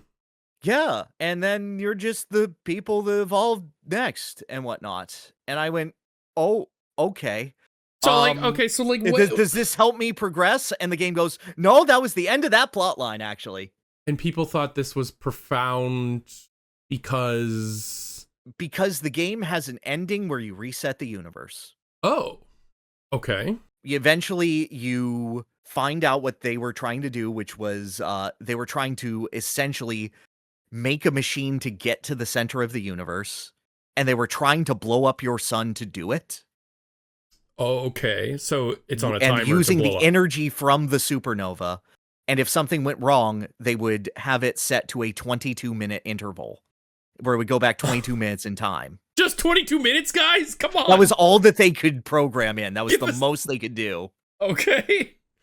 And then they're like, well, we couldn't blow up the sun, but we'll set it so it's a failsafe. So if the sun does blow up, that's why you're stuck in a time loop, because now your sun has entered the end of its natural lifespan. So you have to go to their project, finish their project, find the coordinates for the center of the universe, go through the fucking space lost woods that I hate. Okay. Imagine if the Lost Woods were full of wall masters that kill you instantly. If you run at all. Oh, you have to walk? Oh, God. No, you have to drift. Drift.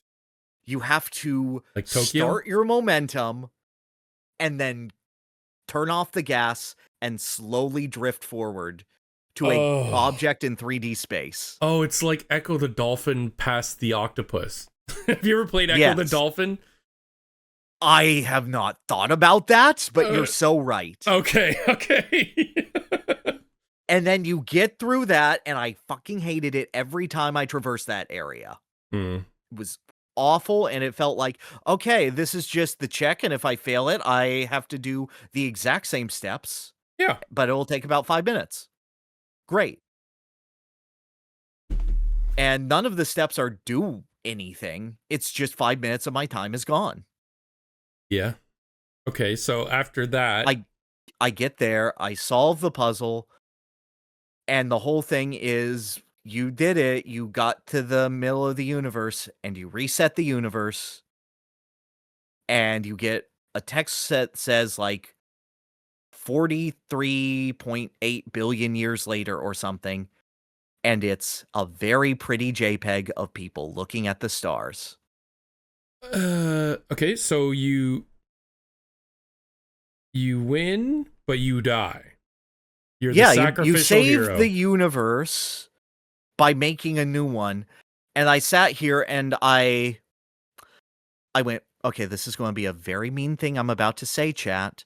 This was done better in Super Mario Galaxy. Wait, did Mario die?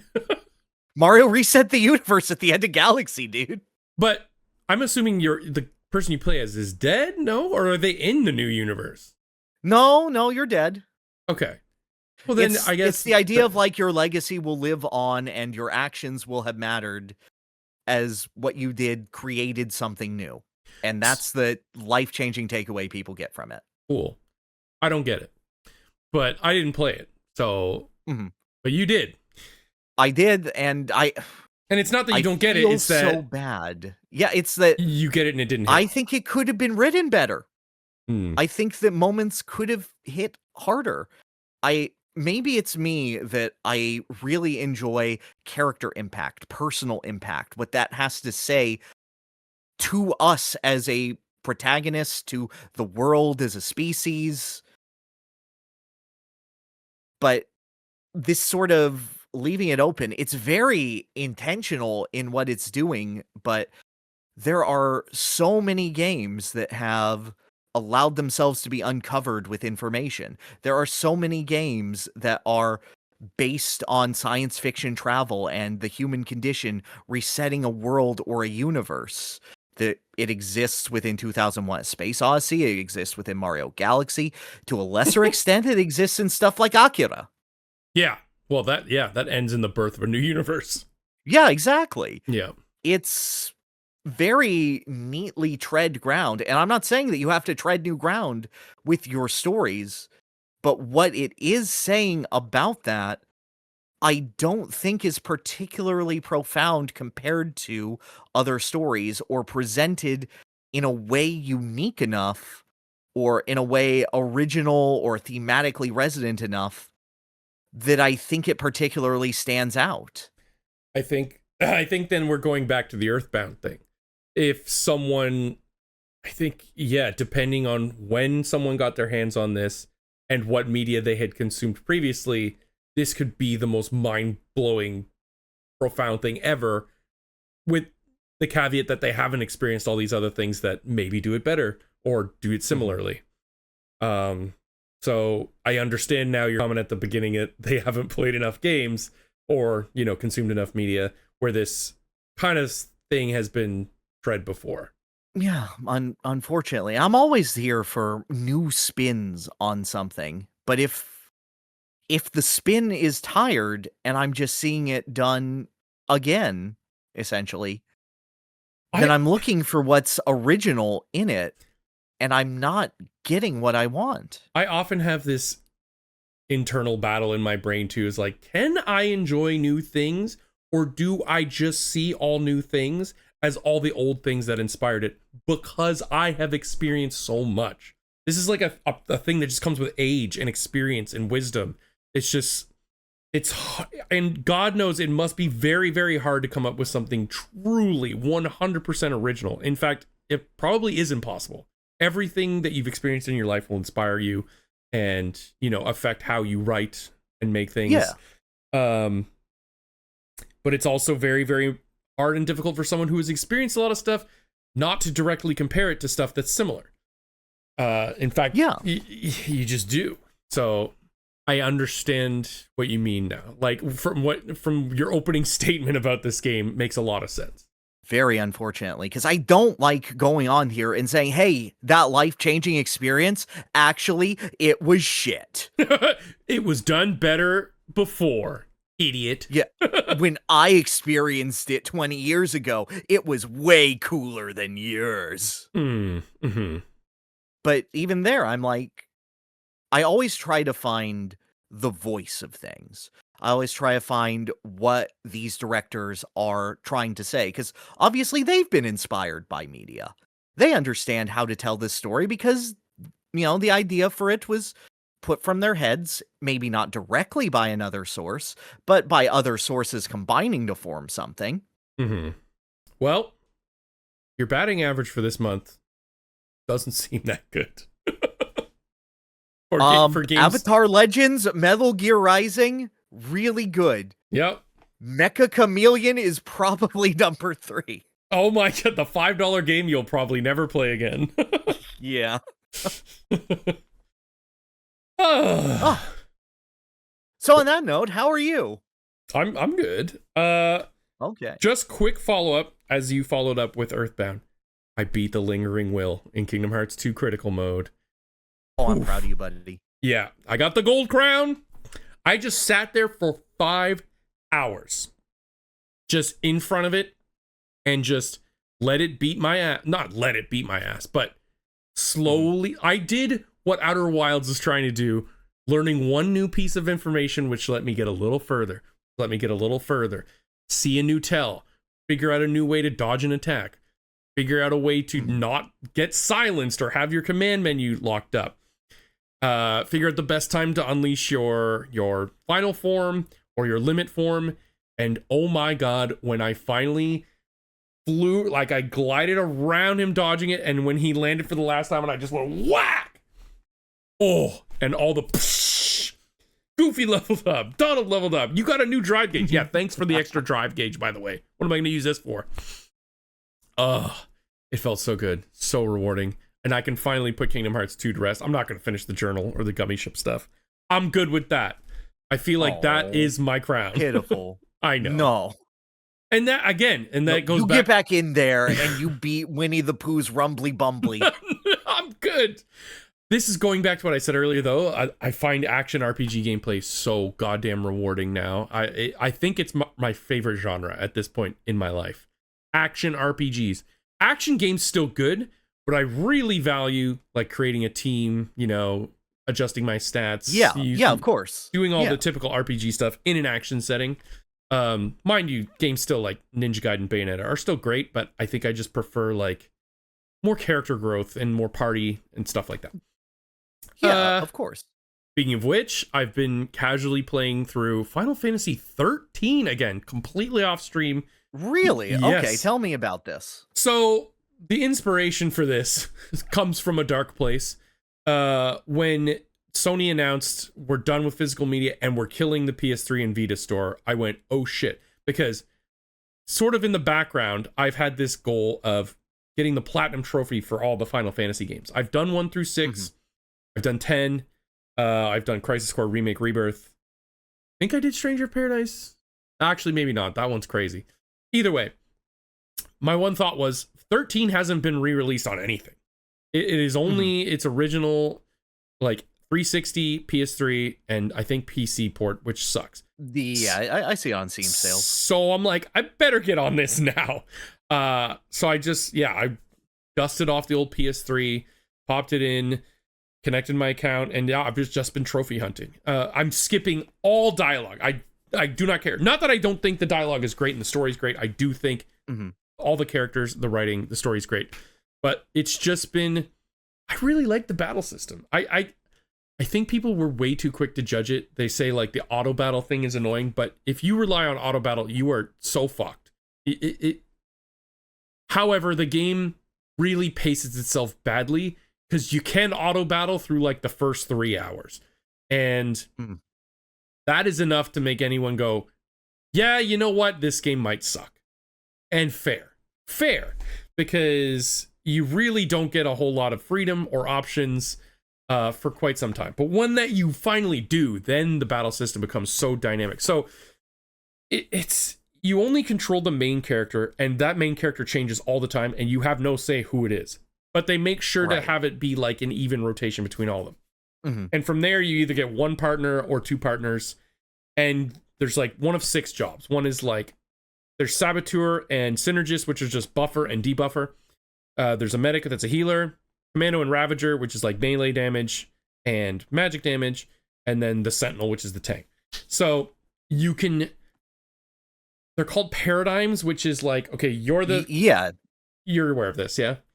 Yeah, I played about 6 hours of it on launch. Okay, so you just you pick 3 and then you cycle through them through the run of like a battle, and you get better rewards or better ranking the faster you complete a battle. And it's I don't know, it's just a lot of fun. I'm really enjoying it. And funny thing is, I've done this already on Xbox. I've gotten the 1,000 gamer score, so I know exactly what I'm doing as well. So it just no. Oh, you have the bad brain, Marat. No, Dude, I'm sorry. No, it's very you got comforting. The worms in there. It's comforting. They're like, oh, but I got to do it again to get the platy. Yes, I do. But it's comforting because I made so many mistakes in the 361 that I'm like, oh, I could just not make those mistakes this time. I know exactly what to do. I know exactly what materials to save for exactly what weapon because I know where I'm heading. I see the path. And it's just been relaxing before bed. I'm not buckling down and taking this seriously. This is literally, I'm laying in bed, I'll play this for an hour or two. But it's been fun. Man replaces window and says, damn, now I'll know how to replace the window easier next time. Let's replace the window for fun. Yeah. Anyway, good game. Love it. I will defend that game till I'm dead. Metal Gear Solid 2. Guns of the Patriots. That's not the name. Sons of the Patriots. Sons of Not Liberty. the name. There you Guns go. Guns of the Patriots is 4. Yes. Yes. Sons of Liberty. We got there. What a video game, huh? What a game. Holy you know what? crap. That is another video game that also stars Raiden that has an incredible intro and an incredible genre-defining ending, and also the middle. Yeah. The it starts a little slow. The Fat Man bomb hunt isn't that fun. I consider the start the tanker, and I think the tanker's amazing. Oh, the tanker's great. Yeah. I'm saying the Fat Man bomb part isn't that fun. Like that. Yes, I don't like Shell 1. No, it's quite boring. And it's even more interrupty when you know the story going in. The interruptions in gameplay do bother me a little more. Whereas the first time around, I was like, yes, more dialogue. Give it to me. No, Peter, tell me about your legs and how you didn't save that church, Peter. The children. Yeah, that was so crazy. This game is freaking amazing. I love this game. I love Raiden. I love the fake out. I love Snake in this game. I love Hal in this game. Oh my God. One of my favorite scenes in any video game ever is when Snake is trying to comfort Tokon.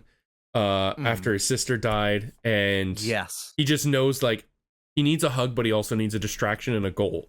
And oh my god, when the main theme kicks in and they do their little handshake and their hug, and you see like just you hear the announcement over the radio, but you still see that they're still embracing each other, and you can see Snake's head over Otacon's shoulder. I'm like, oh yes, true bro love.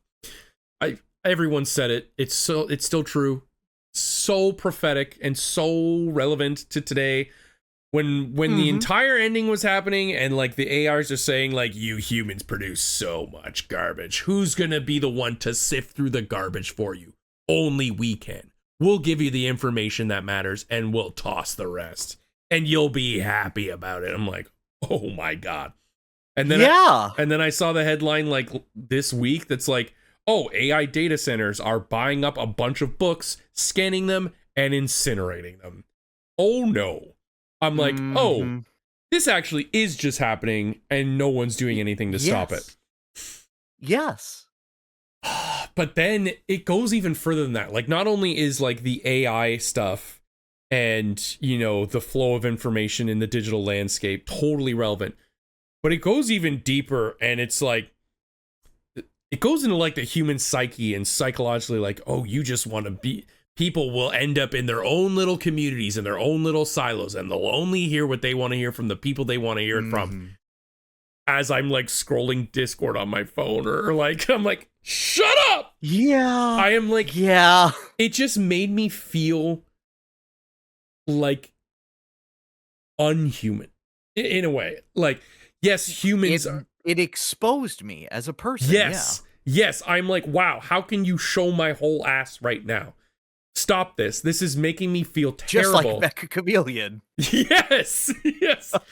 It just makes you feel like a predictable sack of nothing unique, because I'm like, oh fuck, I do all these things. You're right. I hate that you're right. It made me feel dehumanized. But that was kind of the goal, because they're, you know, evil robots trying to take over the planet's information. That whole, and like the VOD is up if anyone wants to go see. We had deep chats in chat about all this stuff. It was a philosophical, draining ending, but I highly suggest anyone go play Metal Gear Solid 2. But yeah, the middle can drag. Some of the missions you have to do are like not that fun. Like finding the pacemaker guy, I didn't think was that fun. You're Ames, aren't you? Yeah. Are you Ames? Or yeah, dragging Emma's ass through the thing while she's slow and... Oh, yep. No bugs, no water. Yeah. I hate everything, even though I'm like hyper intelligent and I wear fake glasses and fake chopsticks, and she's just a really strange character that exists for about an hour and a half, and then we never hear of her again. She is there to make Otacon really sad. Yeah, no. If you're a woman in a Metal Gear Solid game and you know Otacon, don't know if you're gonna make it through the end of that game, sweetheart. That's rough and true. But the boss fights are awesome. Freaking Vamp is an insane character. The Fat Man, for all his fetch quest is dumb, but the boss fight's pretty fun. I like the boss fight. Yeah, I actually really like the Fat Man fight. Yeah, that's great. Fighting all the Rays on top of Arsenal gear was super fun. Fighting Dad is fine. I don't know. The katana controls are very odd. Yeah. The katana controls are not the best. I agree with you. I don't love them. And you get it right at the end. So you don't really have much time to like get used to it or anything like that. Yeah. If I had better controls, I would like Solidus more.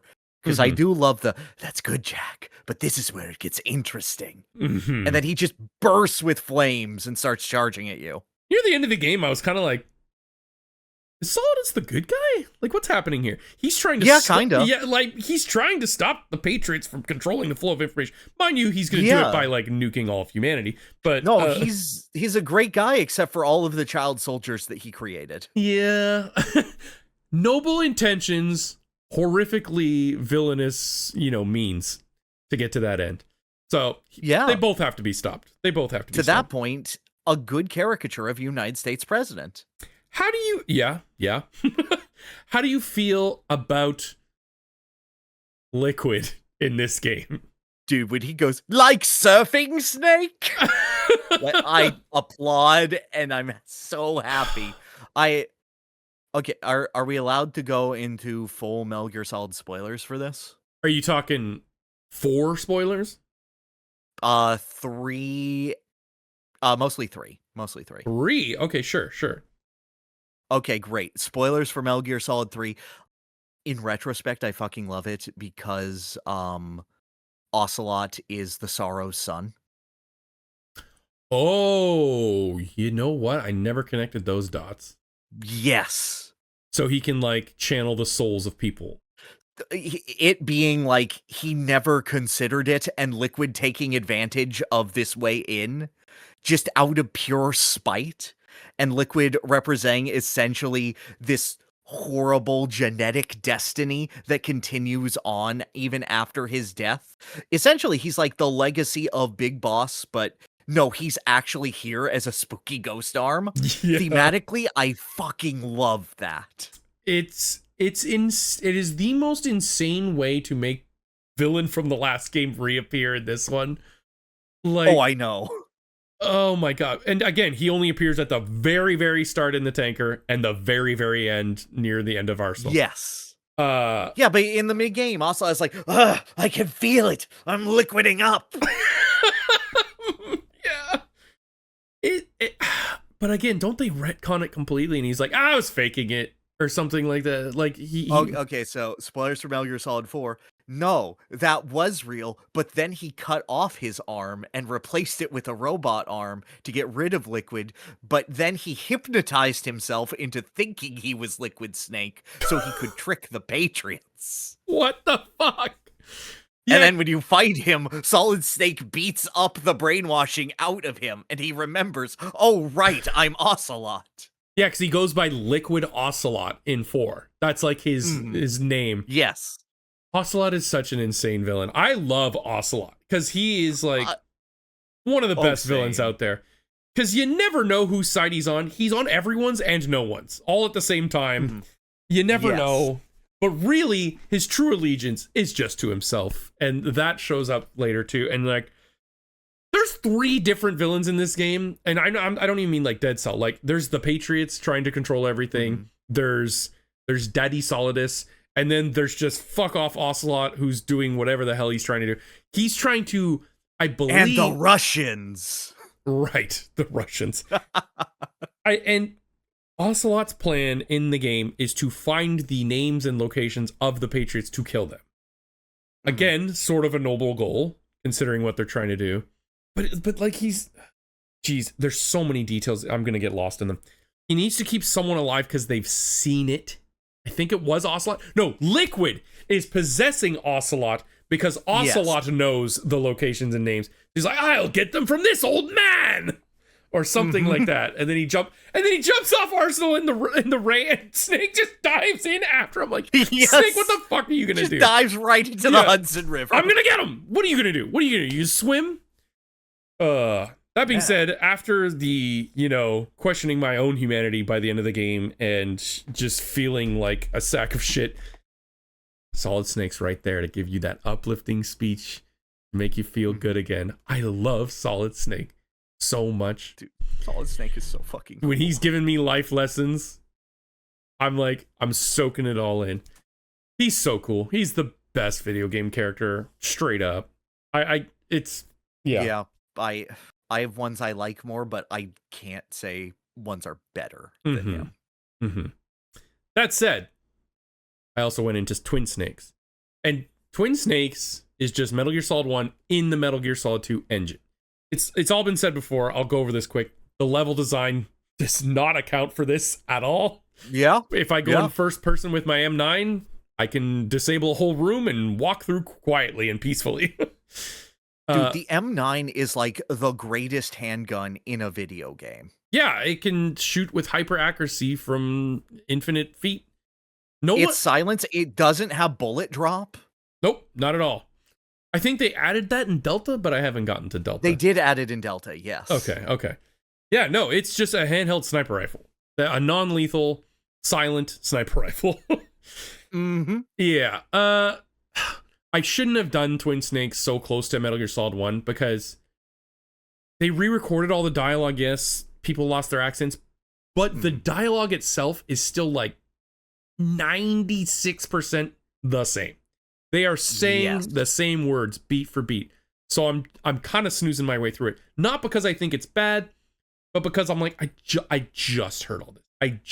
No, I know. Yeah. And the takes in general, I think, are worse. Yes, agreed. They're a lot. People have a much less energy, much less emotion. Yeah, I don't know. It's just if I had only played Twin Snakes on this replay run, I would be enjoying it much, much more. But I think in such close proximity to the first one, I'm bored by it, but I still think it's a good game. Yep. I'm doing like a Solid Snake does a backflip counter. There's so many ridiculous backflips. I think we're up to like 6. That's good. How far in are you? I just beat Liquid in the Hind D. My favorite fucking cutscene in this game is when they are remaking the Psycho Mantis one. Yeah. And he goes, put your controller, and Snake looks directly at the camera and tells you, yeah. And nods. Yeah, he just nods like, yes, do it. Yeah. They took out the thing where you see through Meryl's eyes, though. I was like, what? Yeah. What the hell? That was so fucking cool and trippy, and I love that. And yeah, I'm trying to do everything non-lethally this time. I think I'm doing it. One time what happened? I tranked a guy, but another guy threw a grenade and then he blew up, and I'm like, that better not have counted as my kill. It wasn't my grenade, damn it. Yeah. I can't remember if that counts. Yeah. It's still, I get to hang out with Solid Snake again. Can't complain. I feel like they really wanted to make this game just so we could get a higher res Meryl, because there's a lot more pervy Meryl stuff in Twin Snakes. Yeah. But good game. I'll finish that next Metal Monday, because Would you ever play it again over MGS1? Ooh, I don't know. Because my answer is no, but not ever though. No, dude, I love MGS1. I do too. Yeah, I don't know. I wouldn't say never, but I'm probably 90% on your side there. Like 90% of the time I'd go to Metal Gear Solid. But if the mood did hit me, maybe I'd pick it up. Maybe I do want to M9 my way through the game. The only way I would is if I were in like a GameCube shuffler or something, or was doing a big GameCube retrospective or night or something with that. Yeah, or like, let's play some of the most highly acclaimed remakes ever made or something like that. Yeah, exactly. It would be a gimmick for that. I mean, it wouldn't be up there for highly acclaimed remakes, but there's one aspect I think is just straight up better. The music. The music's so freaking good. It does have some tracks I've thought, okay, the vibe doesn't fit here. This feels like more like an 80s action movie than an espionage. Yeah. Mm-hmm. But oh my god, the alert theme in the armory is like so. I agree that a lot of the original remixes and music that they did are really quite nice. Yeah. I like the Psycho Mantis boss fight theme a lot. Yeah, it's good. Oh man, I had some serious issues with my GameCube. So I changed the controller port to 2. I was able to hit him twice, and then he starts reading 2. So I'm like, okay, switch back to 1. Did not work. And I'm switching back between 1 and 2, 1 and 2. What the fuck am I doing wrong? I can't hit him. I can't do anything. I'm like, okay, 3 and 4. I plug into 3. I can't even control Snake. Nothing happens. Then I plug into 4. The same controller, mind you. I'm not changing controllers. And I just run to the right constantly. I'm just So people in chat were like, you held right when you plugged it in. And I'm like, no, I didn't. And I hold it up and I plug it in and out. And Snake just still runs to the right. And I'm like, is this some hidden gimmick I'm not aware of? Like, Psycho Mantis will fucking control you if you go into port 4? And then I go back into port 1 and port 2, and the controller works totally fine. Nothing's messing. You don't know about port priority, Snake. I guess not. Do you know that player 3 in Melee has an advantage? Because they start closer. Oh, that's right. That's right. Yeah, I did hear about that. So chat didn't know what the hell was going on. I didn't know what the hell was going on. So I'm like, fuck it. I'm just going to grab a new controller. And the new controller in port 4 worked totally fine. So some weird combination of my first controller in port 4 held right. Even though that controller didn't do that in port 1 and 2. Yeah, okay. So I thought there was a next level meta shit thing going on that I had I'm like, Psycho Manus stepped up his game. But no, it was just all hardware issues. Psycho Manus fucks. I didn't think he had ball. Yeah. Yeah, it's good. It's Metal Gear Solid in a new engine. Yeah. I don't think it's as good as the original, but it's still pretty damn good standalone. So I'll finish that up soon. I finished up Final Fantasy Legend 2. Game's still fucking weird. I will say this. The last 2 bosses of the game are literally fucking Metal Gear and Metal Gear Arsenal. And I went, what the hell? I cannot escape this game. I cannot escape this series. This was fought Metal Gear like 4 or 5 times this month. Oh, it's happening a lot. Yeah. So it's War Mech, which is a reference to Final Fantasy 1, but it's just a walking battle tank that can use the move nuke. So right. It's essentially just Metal Gear. And then the final boss is a much, much bigger, godly, like, mecha thing called Arsenal. That's the name of it. And I went, okay. Now, when we were talking about turn-based RPGs not being that interesting because you could see the code, this was one instance where I really had a lot of fun because he beat my ass like 4 times. So I did not want to end it. It was already like 2 a.m. I'm like, no, I have to end this game. This game has to end tonight. So instead of going back and grinding and finishing later, I was like, okay, we got to figure out the one way we can beat this guy. And I just had to like take all my equipment off all my guys, figure out one way where, okay, you are the only Chatley the robot. You are the only thing that can hurt Arsenal gear consistently. You get all this stuff. The 2 useless humans who cannot damage him at all, you both get a cure book. My spellcaster just casts group-wide heal every time. And then, there's 3 phases to this fight. So I had to like, okay, the first phase you have to break 4 parts, but those parts can get repaired if you don't constantly break them. So I'm like, okay, we have to fly through this one as fast as possible. We have to, because everything I had has a certain amount of charges, and by the end of the game, I had barely any left. So I'm like, we have exactly this many charges to deal with this. And eventually, I broke it down, and I was like, okay, if we fly through this phase, we chill out in phase 2 and just chip away with like our bad attacks that just do a little damage just to save, because in the final phase, all he does is he uses one move the whole time, and he goes bam, bam, like hundreds and hundreds of damage to everybody. I'm like, okay, chat, just spam this one move, and finally I beat it. Oh, don't worry, chat is great at spamming. Chat will never stop spamming. Bunch of robots. They will never say anything of value, but they will be aggressive. It's true, chat never actually said anything. Yeah, so that one's in the bag, and then I moved on to Final Fantasy Adventure, which is the first Seiken Densetsu game, aka Mana. And it's fun. It's worse Link's Awakening. Okay. Yeah. All right. The dungeon layout is really bad. Every room is like one of 5 permutations, and it's just fight the enemies. That's it.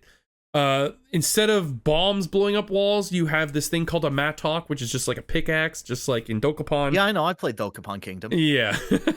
But they have limited use, and you need them to crack through walls and vases and rocks. However, if you go off screen and come back, the vases and rocks and walls come back. Your mattock charges do not. So you better make sure you're going the right way. Yeah. Thankfully. Oh, fuck, it's worse bombs. Yes, much worse bombs. Thankfully, though, some enemies do drop them. I find like the inventory system so bad. I have very limited inventory. Enemies drop stuff constantly. I'm just leaving chests on the ground. I'm just leaving treasure everywhere. I'm like, I don't want it. I don't need it. And that's not great. It doesn't feel good.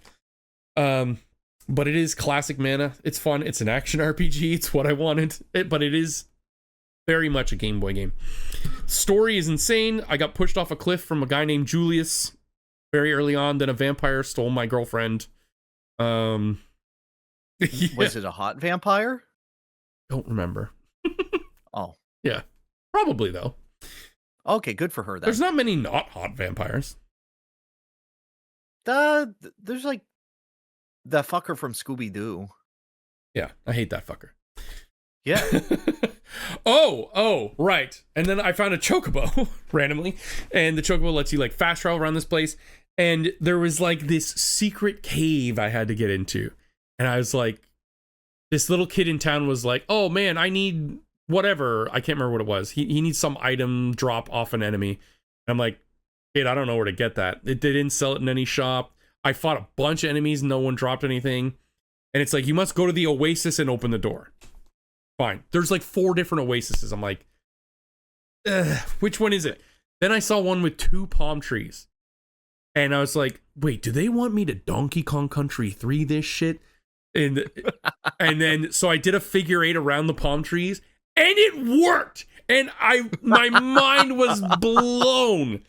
I was like, thank you, Kitty Kong, thank you, baby. Oh my god, I could not believe it. And right then and there, Kitty Kong's smiling face, looking from heaven, going, ah! Yeah. Right then and there, I said, I think I've played too many video games. Yeah, because that was it. I was like, well, there's 2 palm trees. What if I just did a figure 8? I could not believe that. I thought for sure that would never have worked, and then it did, and I popped off. I couldn't believe it. But yeah, I'll probably be finishing that up this week as well. Nice. When the chocobo shows up, is that the chocobo theme that plays? Yeah, it does. Yeah. Is that in the original version of Seiken Densetsu, or did they add that for? Oh, you mean like the Japanese version? I don't know. Yeah, like the Japanese version. I can't or was that imagine. added when they made it a Final Fantasy game? I can't imagine they would change the music, but I don't know. I'm not familiar. So yeah, I would just be curious. Yeah, there's other Final Fantasy stuff in there too. There's Moogles. Right, I just think there's a guy named that's Sid? Like the facelift of like, we took out Mike Tyson and put in Mr. Dream or whatever. Well, here's the thing. Chocobos were in 2 and 3, which we never got. So I don't know why they would ever put them in. I mean, they were in 4. I don't know when Seiken Densetsu 1 came out compared to 4, but I don't know. I would bet no, but I don't know for sure. And then the only other thing I played for a bit was I played the Tokon beta with my brother. Oh, tell me about Tokon. I skipped out on this in favor of Avatar, so. Tokon, it's good. I don't even know how to describe it. I played a lot of Green Goblin, which was really fun, but he's a very projectile spammy troll character. It feels like a much slower Marvel vs. Capcom. Oh, I don't want to hear that. I was hoping that it would get its own identity separate from Marvel.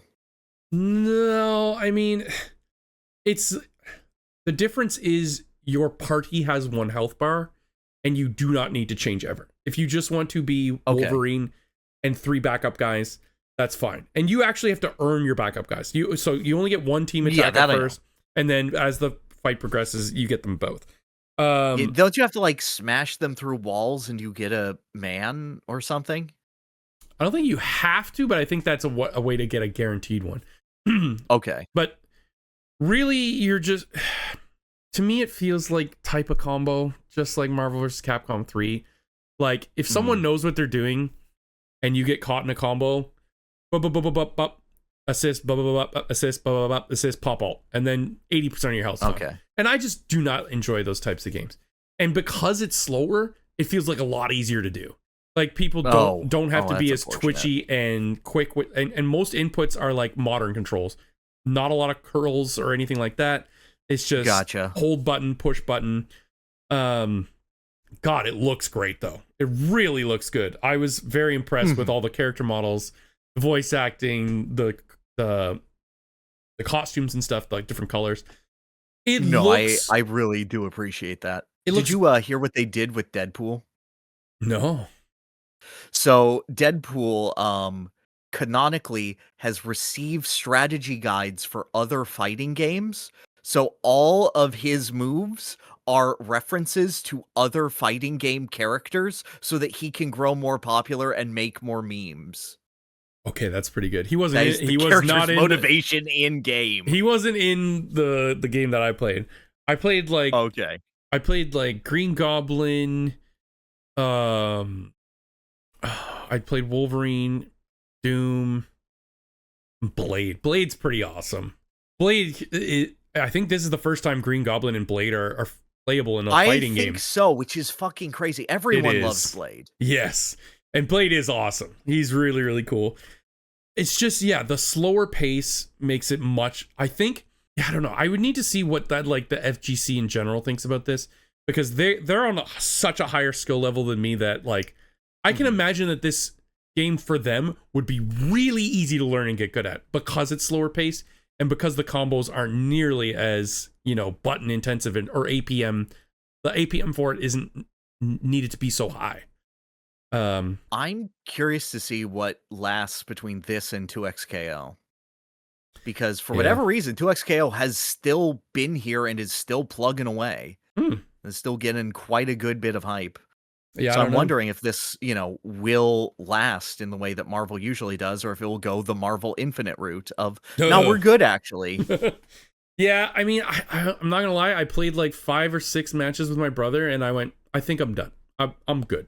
I got the gist. This isn't as interesting as I'd hope it'd be, but it looks beautiful. All the stages look great too. But clearly, a lot of polish went into it. And it's just so hard to say why I didn't like it. I don't know. Well, you hate anime. That's the start. No, it's nothing to do with it. Anime writing, not anime style. No, you saw Iron Man, and he looked like a Gundam. Iron Man does look crazy. Up a little. No, I love that. Nothing about anime style bothers me. Anyway, what are we at? 2.5 hours? Holy crap! We have to shorten these sections. No, I feel good, dude. We had great talks. Okay, then how is your humanity? I'm losing it. Yeah, this has been a really bad month for me, just in general. Like entirely separate of games and content creation, because I love talking with my friends. I love the ability to do it, but I have held a job in children's theater for 16 years, and I have given 2 weeks' notice. Brutal. It's just the work environment, and it's not the kids, has become a bit untenable for me at this moment. And it's a big life change, but it's also something that needs to happen. I'm overworking myself like crazy for very little pay. But for the sake of, but it's for the kids though. Yeah. But management knows that, and they'll use that. Yeah. I know that. Mm-hmm. And like, it got to the point where like, I did an Ape Escape stream earlier this month, and I got chills and threw up afterward. And it was just from exhaustion and heat, because I had no symptoms after that. Damn. And it's just at a point of, that plus a bunch of other stacks is like, this has to change. So hopefully next month I'm gonna be hitting everything a bit harder on the content side, hopefully getting more stuff out. I haven't had time to work on designing for, which sucks, because I love producing videos for that. I was only able to just like 2 days ago finish audio for an episode on Wario that's going to be coming out. And that should be fun. I'm glad to do it, but I don't have my usual scripts prepared for what happens next after that, or to pair with it. I still have to do the full research and everything phases. So that's daunting on top of everything else that's going on. But like, I love streaming. I love creating content. I love talking with people and making connections and all of that.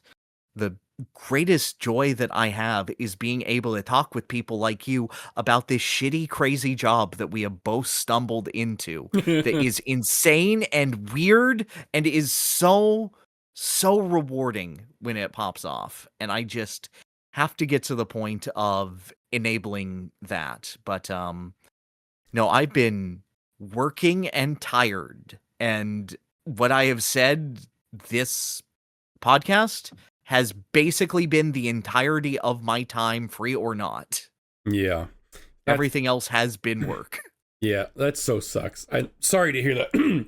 leaving anything that you've been accustomed to for that long that's a big deal.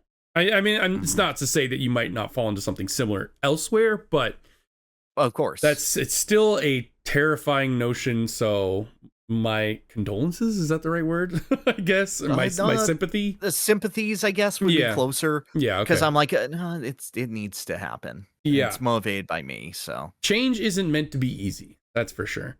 Yeah. So shoot, I had something to say. Now I totally lost it. Oh, brain. No, it's okay.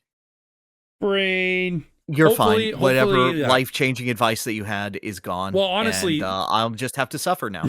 Seeing how busy you are when you're working and streaming and doing content, hopefully, like, the silver lining here is you might be able to take a breather and, like, at least remove that stressor from your brain, aside from obviously the stress of, you know, not having work immediately, but just enough to really focus on what you're passionate about and love. Not to say that you weren't passionate about that either. I know you very much were, but no, I understand. Yeah, this is like for you, made by you, and not working for anybody else. So hopefully, you know, your brain will have more real estate and your energy as well to really sink definitely.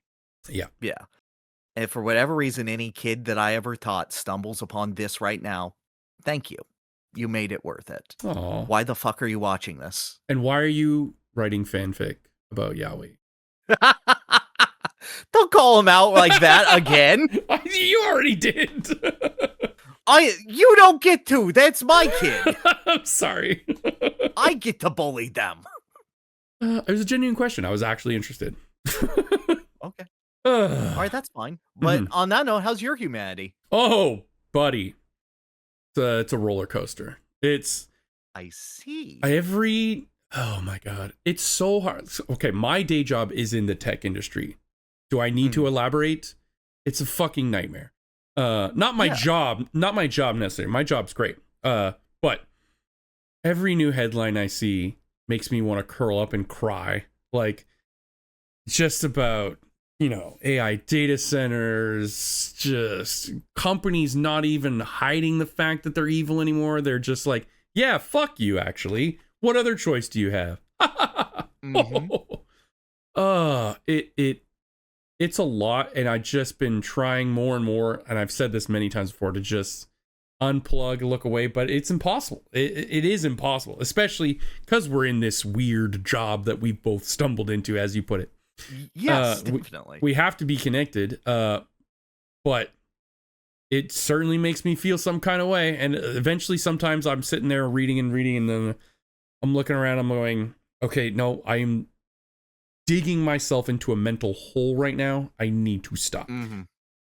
I had a very eye-opening and depressing moment with YouTube. Okay, so I went into my YouTube subscriptions because I have noticed lately my sub feed fucking sucks. I don't know what it is about it, but I'm like, why when I look at my sub feed do I not want to watch any of these things? Like, this might be a me problem. I think I need to curate.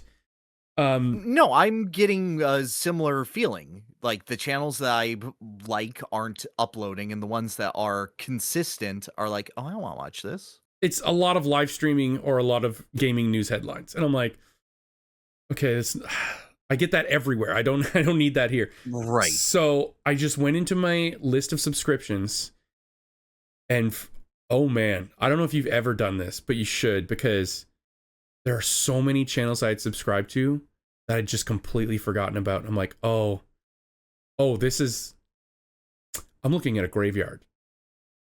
Yeah. Because I started opening all these. I'm like, who's that? What is that? And it's like last upload 5 years ago. Last upload 6 years ago. Last upload 7 I remember years. that. And I went, oh no. I talked to these people at a point when they were uploading. Yeah. I saw Duke's channel too, and I went, oh man. Fuck, man. I know. And I just went like, but then I just started unsubscribing from a bunch, and I'm like I need to curate. I need to, like, part of me was like, no, what if they upload in 7 years from now, and maybe I should keep it there. And I was just like, nah, I need to, like, curate the feed. And I was like, depressing as shit. I'm like, this is like, a list of fallen comrades, essentially. Not that they're like no, like when the Oscars are playing the "and now for everyone who died this year." Oh no! I mean, I only know that one did. I don't think they're all dead, but they definitely moved on from YouTube. So yeah, it was like, damn, dude. I started to like get nostalgic. I was like, oh, this person hasn't uploaded. Where like day to day, I would have never thought about them, right? And then I look at my list. I'm like, oh yeah, I used to really love all these videos. Oh, they stopped. Oh, that sucks. And it was just a nonstop project. I know, but at the same time, you're like, oh, good for them. They got out. Yeah, either they got out or pushed out. I don't know. But it was a very sobering moment for me. And I was like, damn, one day I will have my last upload be 4 years ago. Yep. Whoa. I will be that guy. So that was a very sobering experience. Yeah. No, but I know. Like, I sit here being like, yeah, I will probably be in a creative online space forever. Designing for is not going to last forever. Yeah, fair. But that's okay. As long as you're like, yeah, it's still your baby and it still existed. Absolutely. I wanted to go off on, the terms that I want to. So I find the home screen also is so shit. It just shows me stuff I've already watched. Like, oh, it's really ugly. It's ugly, and it doesn't give. It'll. Oh my god, 95% of the stuff that comes up on my home feed is videos I've already watched. I'm like, why? No, same here. I've seen these, or like partially. Do you know how much of my homepage today is just shit that I wanted to submit to your next contest? Yeah. The algorithm has gotten so invasively annoying. Like before, it used to be like I can't discover anything new. There's like no discovery. It's brutal. The only discovery is like you have to look for yourself. No, sometimes I'll get something that will pop up on the recommended feed on the side. Never on the homepage, but on the side of videos, I do see new stuff occasionally. And then I don't click on them because I don't have time. Not even watch later? No. Yeah. Because I know I won't. Yeah, I know.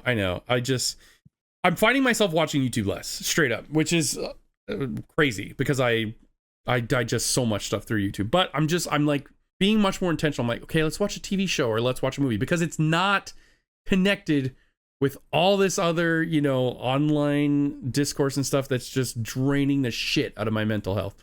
Yes. But it is nice. It's nice to just sit down with a show. Like, I'll just watch Total Drama Island for, 26 episodes. And even if the show's not great, it's in its contained thing.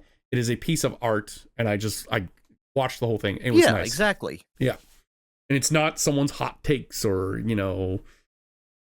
doomer headlines. I will retain something from this. Exactly. Yeah.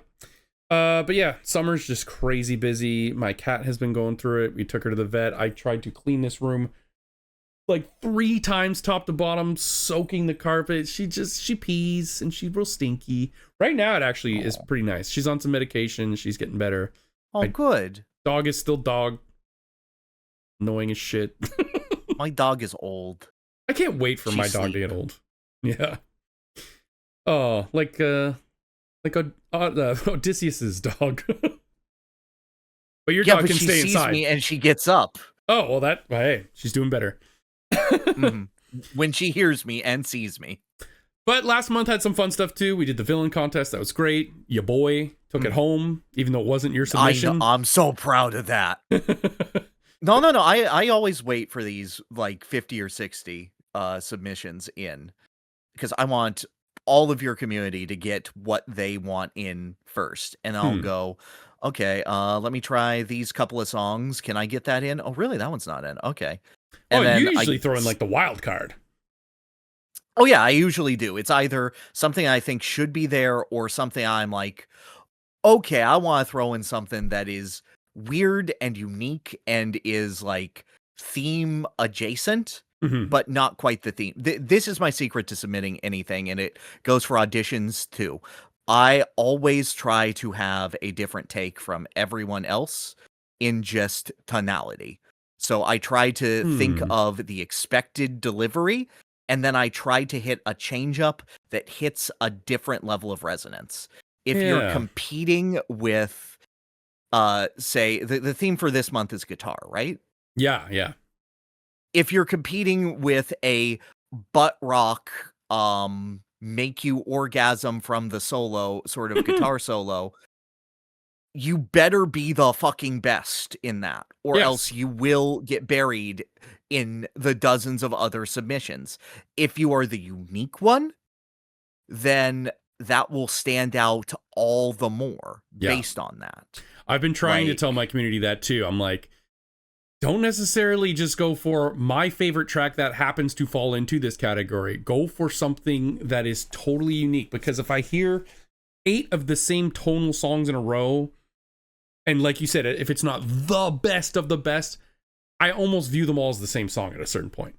Probably. Oh no, I didn't do it for this one at all. I was just like, I put this one because maybe the guest will cover it in the future if he thinks it's cool. Oh, okay. Well, hey, that's my entire motivation. I was gonna say motivations. Hey, whatever floats your boat. Yeah. So it's Jack, a Toxic X Eternity. He's gonna be on with me. We're gonna do the best guitars song, which would be awesome. He's super excited.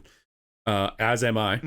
I also did season 8 premiere of Video Game Music Trivia, which went off hugely successful, like twice as successful as my last most successful video. So that was like really nice. Oh damn. Yeah. That's great. They all like shared it out to all the communities. Of last 10 or last 10, period? Okay. No, last 10. I don't think it topped the Vinny one, but that's why I was saying that would be crazy. Yeah, no. But yeah, they all shared it out to their communities. They all had a great time. They're all great guests. We had Jello Apocalypse, Nico B, and Green Scorpion. So much fun. Great kickoff to season 8. So that was awesome as well.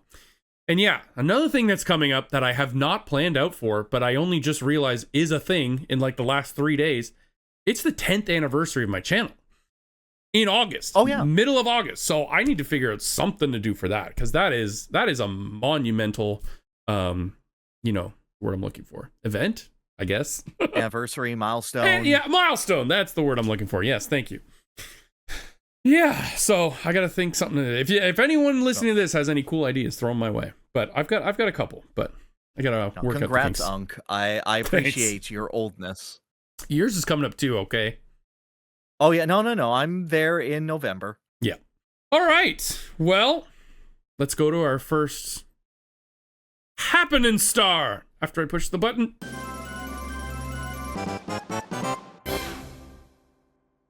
Hey. You got any of them good news stories? How do you feel about death? Fuck, man. Wait, the character? No. Oh. Like the idea of dying. Sure. Okay, great. Can I save the universe? Metal Gear Solid director Hideo Kojima has revealed the way that he wants to die. Lay it on me. I've not heard this. All right. As quoted by Hideo Kojima in an interview with IGN, I've always thought that when I die, I would like to die in a movie theater. I love the bit before the movie starts the most.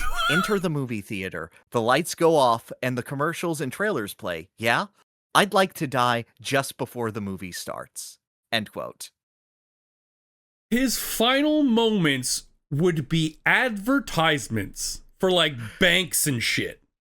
Dude, no, he's sitting there and it's like the trailer for Big Mama's House 5. And he's like, all right, time to go. The lights go dim, as does he. Yeah. Oh, hell, all right then. At least have the decency to make it a private cinema, okay? I just thought it was the funniest and most Kojima thing I've ever heard him say. That's pretty fucking funny. I know. I'm like, damn. I hope I can beat Kirby Superstar and then die. I saw one that was like, it was 2 side-by-sides, and it was like, Kojima just recently saw Spider-Man, and he said, I saw Spider-Man at the cinema. Blah, blah, blah, blah, blah. It was like a massive paragraph going over what he liked, what he didn't like, etc. And then right next to that was his tweet when he saw Madam Web. I saw Madam Web in the cinema. Yes. That's it. No, that's what he does every time. Yeah, that's it. Oh, kills me. Okay, so I had like 3. I was like, okay, these are somewhat good. Damn, you could find 3? That was the best I got. They're like nothing insane. I'll go over them all quickly because they're not, and none of them are as good as that. I'll just say that. Okay. So in lieu of Sony abandoning physical media, PS5 emulation has been cranking up hard, which is pretty sweet. I did see that, yes. Yeah. Now booting across different emulators with rapid community development for both 2D and 3D games. So I think that's pretty cool. In lieu of companies shitting all over our faces, the community comes together to make accessibility, archival, just making games available in general a priority for all the gamers out there. So that's really cool. Yes. Also, fully agreed, and I'm really happy about that. Go on. Steam seeing an opportunity to kick a man while they're down. They just introduced tons of way better ways to gift games to people. Gifting made easier. They got the guest checkout, gift to email, cross-region gifting, direct from wish list. They were like, hey, who's not shitting the bed? Big Steam over here. Here's actually Steam Machine is right there. It's not really their fault. It's not their fault. Yeah. But they are forced to eat the diarrhea lettuce. It's true. It sucks. That's just really shit timing. Really shit timing. Well, it's only really shit timing because they took years to figure out what they were doing. True. I mean, yeah, I don't give a single fuck about the Steam Machine, honestly. Oh, definitely not. No, it's weaker than a PS5 right now. So. Yeah. Yep. Yeah. So anyway, Steam making good changes. And the final one, this one's kind of fun. Pepsi Man has been completely decompiled and able to run in a browser. Yeah. So more people can enjoy the wondrous video game that is Pepsi Man. You ready for 4K 60 FPS Pepsi Man run? Oh, yeah. Pepsi Man's unironically a very fun game, and it's only like 45 minutes long. Get on it. Mm-hmm. It's now decompiled. Recompiled? I don't know. It's playable. Go play it. Good. Okay. Let's get to the...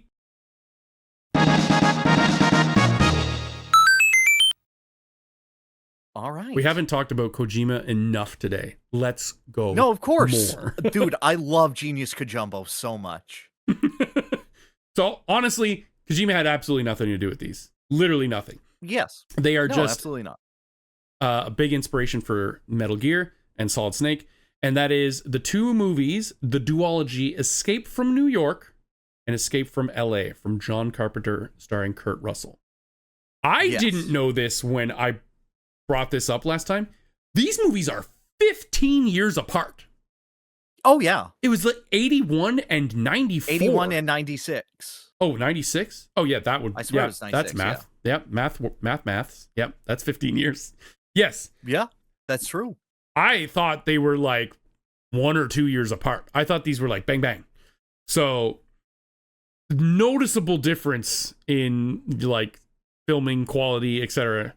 Yeah, so Escape from New York, the basic gist of it is someone like a terrorist group hijacked Air Force One and like barricaded themselves in the cockpit and are going to crash it on Manhattan Island, which is now just like a cesspool for prisoners and people pushed out of society. Prison Island from Sonic Adventure 2 by way of Mad Max. Yeah. So they crash it into the island, but the president, who has like, I think he has sort of a British accent, which is crazy, but yeah, the American president, who goes into the little president ball. Yeah, he goes into like the cryogenic egg from Austin Powers. Yes. And gets dumped onto the island, and he's like chained to like a briefcase. Yeah.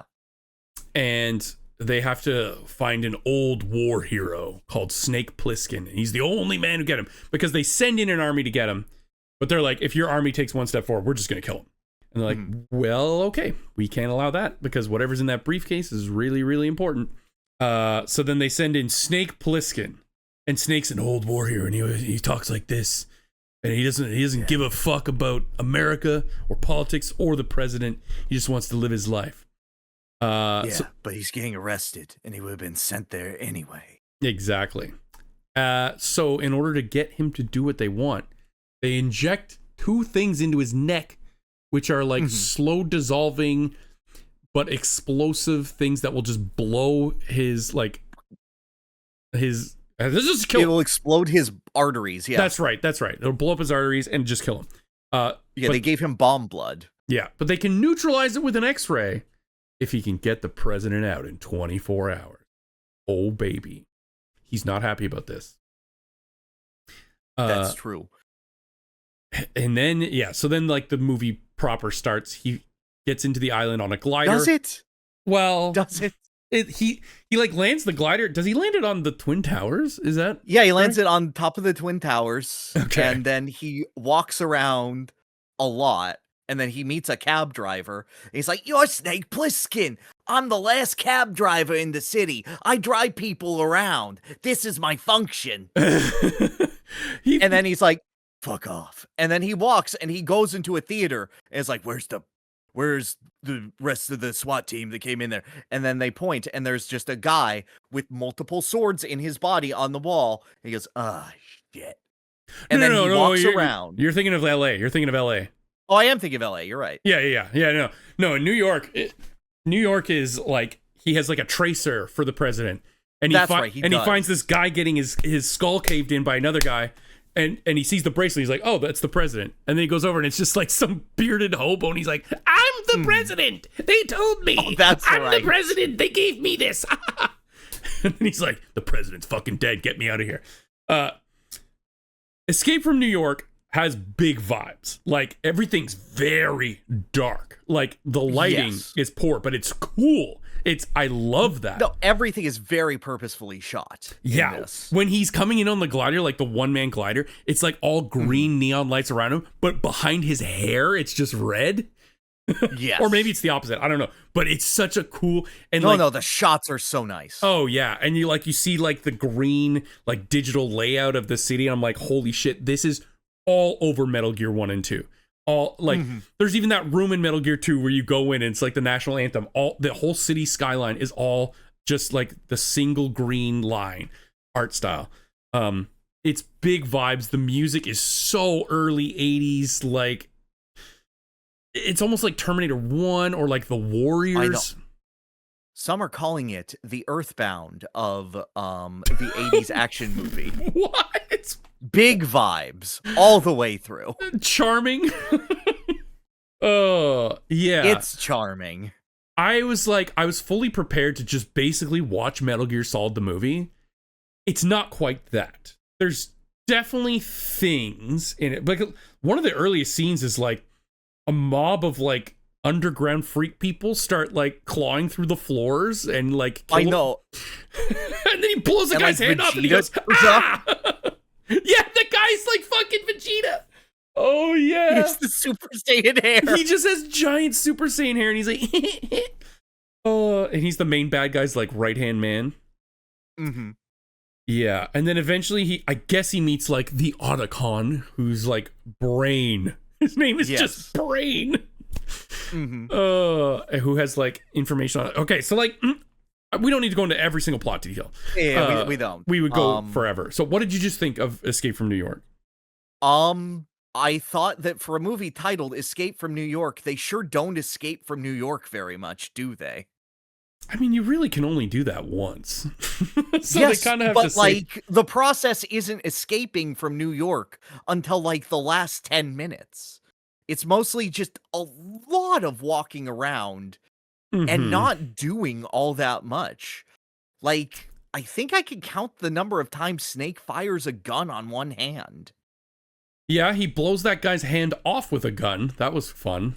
Yeah. Yeah, no, it doesn't have as much action in it as I thought either. Yeah, I will agree to that. It barely has action. And what action scenes are there I thought were kind of bad.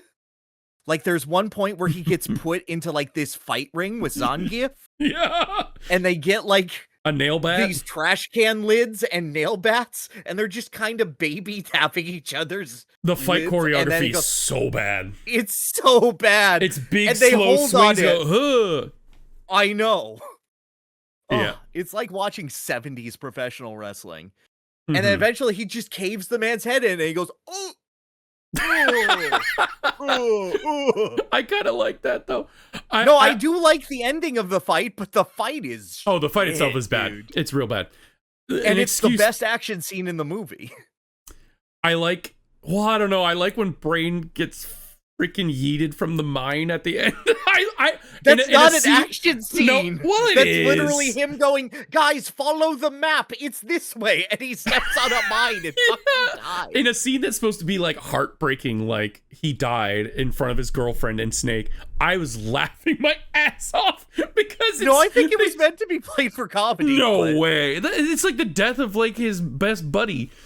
But he just got freaking yeeted like a rag doll. It was so freaking funny. It was like an early ninja sex party video or something. Oh my god. But it's just, I was just like, okay, I'm waiting for something to happen. That looks cool. Is something going to happen? Like, oh my god, no one has more aura in any movie than Isaac Hayes does in this movie as Duke. The Duke. Yeah. Yeah. When he rolls up in the pimp mobile and instead of headlights, there are 2 chandeliers on top of it. Yeah. Oh, it's the most insane thing, and he does nothing during this film. No, he's just meant to be very stoic and intimidating, and like, it's all inferred that, well, he makes the president say, he's like, you run this island, you are the Duke. Like, yes, thank you. You get the exposition. I liked the part where Snake is like sneaking through the train or the subway. I think to get the president. And the guy guarding him just goes, hey, and then you just hear one little sound effect, and it's just like, and it's just Snake threw a knife through his head.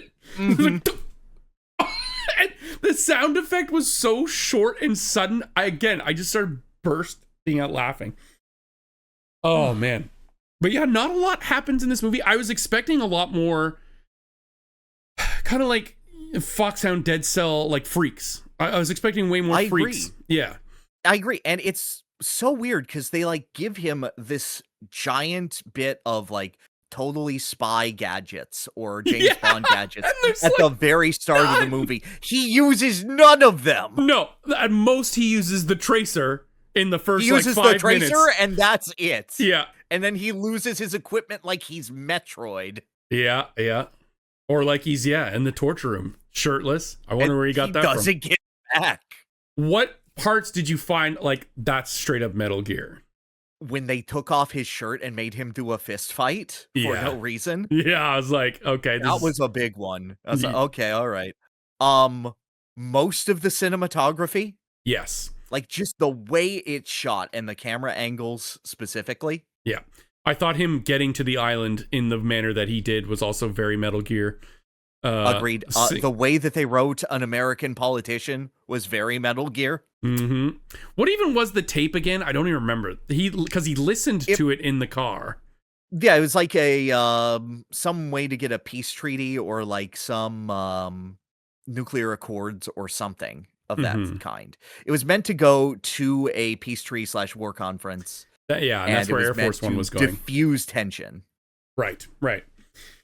Yeah. And the final climax with Duke is like they're trying to cross a bridge, but he's in a car, but there's like mines everywhere, and then girlfriend starts shooting at him. Don't even like. And then she just gets run over. Yeah, she sure does. Yeah, I did expect more, but I also expected to go, wow, Kojima's a hack a lot more. I'm like, okay, maybe not. I agree. Maybe not. He had a lot of original ideas. I expected like almost every idea to be ripped out of this. Yes. But it's very aura vibes based movie because the budget was very low. So a lot of it is just hanging out with Snake in a very scary, dank, desolate version of New York. Like, I agree, but like, there are so many 80s action movies that I would watch before I see this one again. Oh yeah. I mean, there's just not a lot of action. So it's almost, I wonder if they sold it as an action movie. Because, like, how could you market it as an action movie? There's not much to show. I know. There's barely anything there. It's just like a dank espionage movie, but it's not. There's not even much espionage. It is very much. It is very much the president's there. Go get him. And I'm like, okay, what's the twist going to be? Everyone is an idiot in this movie. There's no twist. That's just what he's got to do. Yeah. It's like a man goes to the store and he picked up a package and he got the package and he went home. Yeah. That's the movie. Yeah, and then Snake escapes with the tape, or at least with the knowledge of what was on the tape, and they remove his exploding capillary thing. Mm-hmm. Well, no, he has the tape and he gives the president like the cab driver's recording of like some show tune. And the final scene of the movie is Snake taking the tape and ripping it apart. Right. No, wait. No, you're again thinking of L.A. No, that was New York, because L.A. is, he sends the world back to the Stone Age. Right after he plays Steve Buscemi's radio thing through the president's... No, he does the radio thing twice. Oh, it's right. the same bit in both movies. Right. Okay. Yeah, so speaking of Escape from L.A., the Home Alone 2 of movies. Like, we're just gonna follow beat for beat what Escape from New York was, right? Have you ever seen 22 Jump Street? Yes. Yes. That movie sure took some notes from this. Wait. You mean just copying the first one? The amount of, like, parodying that it is a sequel to this movie is so clear. It does feel like a parody. I'm like, are they trying to take themselves seriously, or are they making fun of Escape from New York? Absolutely not. They are taking the piss out of it. This is a movie where Snake Plissken rides a surfboard on a tsunami caused by an earthquake to chase Steve Buscemi, who is trying to outrun him in a shitty car with a green screen. Yeah, and the tidal wave comes from, well, obviously the ocean, and it's like going through the canals of freaking LA. Oh my god, that CGI is so bad. No, straight up, John Carpenter says this is a better movie than New York. He thinks he is not taking the piss. It just feels that way. Like, he's right. It's a better movie. It's more fun. It's certainly more fun. They got rid of the aura. It makes me feel more things. I said to you, this is the Final Fantasy X-2 vibe shift from Final Fantasy X. That kind of thing. And, like, it's so much goofier. You've got Bruce Campbell making plastic surgery freaks. He shows up for 3 minutes, and it's so funny. I didn't even know that was him at first. I'm like, damn, that sounds like Bruce Campbell. But it didn't look like him at all. He had so much prosthetics on. And then when I was talking to another friend, I was like, man, that guy sounded like Bruce Campbell. He's like, yeah, that was him. That was him. That was Bruce Campbell. Yeah. With that said, I was like, oh, wow. No, Kojima saw this movie. Yes. That's just beat for beat when Volgin is telling the boss to tear out Snake's eyes in Metal Gear Solid 3. Mm-hmm.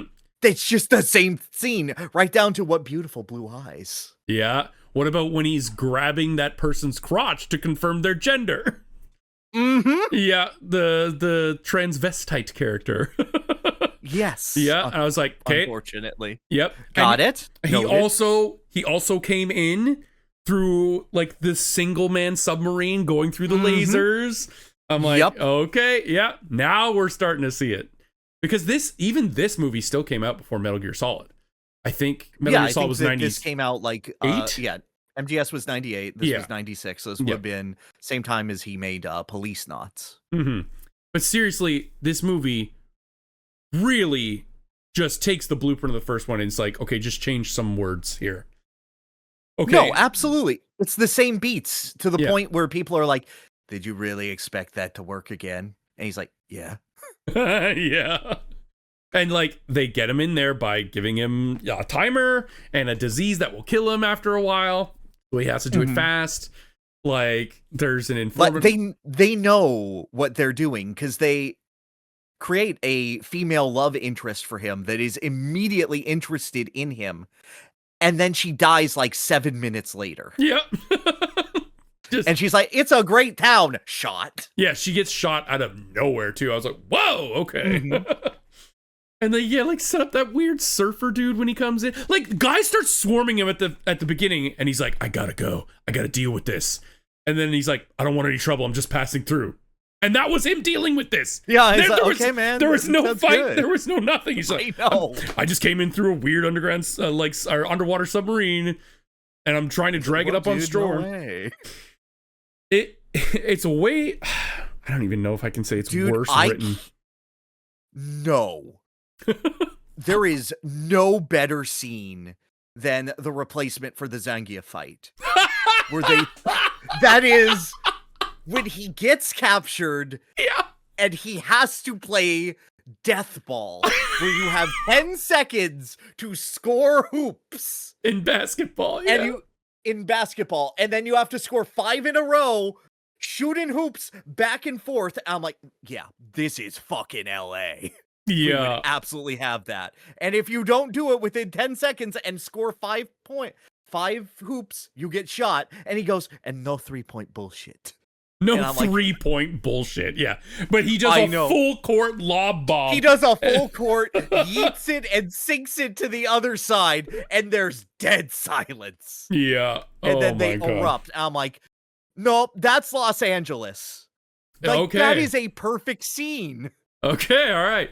Yeah, and he's slowly getting more sick as the virus progresses. Yeah. So he's getting gassed during it. Yeah. So he starts by just doing like a comfortable little layup. Yeah. And then he's like, I didn't love that part of it. I'm like, why would they make him get sick through the whole thing? I like, because Metal Gear Solid 4 needed something to take. Yeah. I called it too right at the start. I was like, because I thought that this was going to be the case in New York. I'm like, they're bullshitting him. They didn't actually put anything in him. But in New York, they did. And they got rid of it. Yeah. This time around, they're like, yeah, we gave you the flu, idiot. And I was like, okay, well, if you're giving him the flu, then why did you, like, do the weird Why did scratch? You make him worse as a joke? Yeah, and, like, if you need him to go in there and do a job, you're going to give him the fucking flu? Like, what? Yes. What? Why? Like, you could have just assassinate the president's daughter with the flu. Yeah, like the motivations were all out of whack. Like, just tell him you gave him the death disease. Don't give him the fucking flu. You're just gonna make him worse. Oh my god. Yeah, the villain wasn't nearly as fun as Duke, though. I can't even remember his name. No, but like he did stuff. He did do stuff, and he showed up throughout. He's trying to shoot Snake after he won his basketball match. But yeah. Yeah. Like, he's an asshole. Oh my god. When they flew in with the fucking hang glider gang with the SMGs, and you see Snake going, yes, just flying around. I'm like, how long is this hang glider gonna last? Can no one shoot them? Oh my god. But like, the best scene was the stupid surfboard scene. Holy shit. That was just... Dude, I have to debate between surfboard and basketball. I mean, yeah. This movie was way more fun. Better movie? I don't know. But more fun to watch? Yeah. It gave me more feelings, and I will remember things about it. I did like the end, and honestly, they gave him that hologram thing at the start. I had completely forgotten about it by the end of the movie.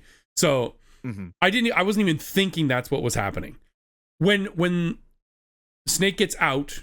He doesn't kill the daughter of the president, which is what he asked him to do, but also retrieve like the key to a mass weapon that can target any country, city, the house with an EMP and completely negate all technology within it, or globally.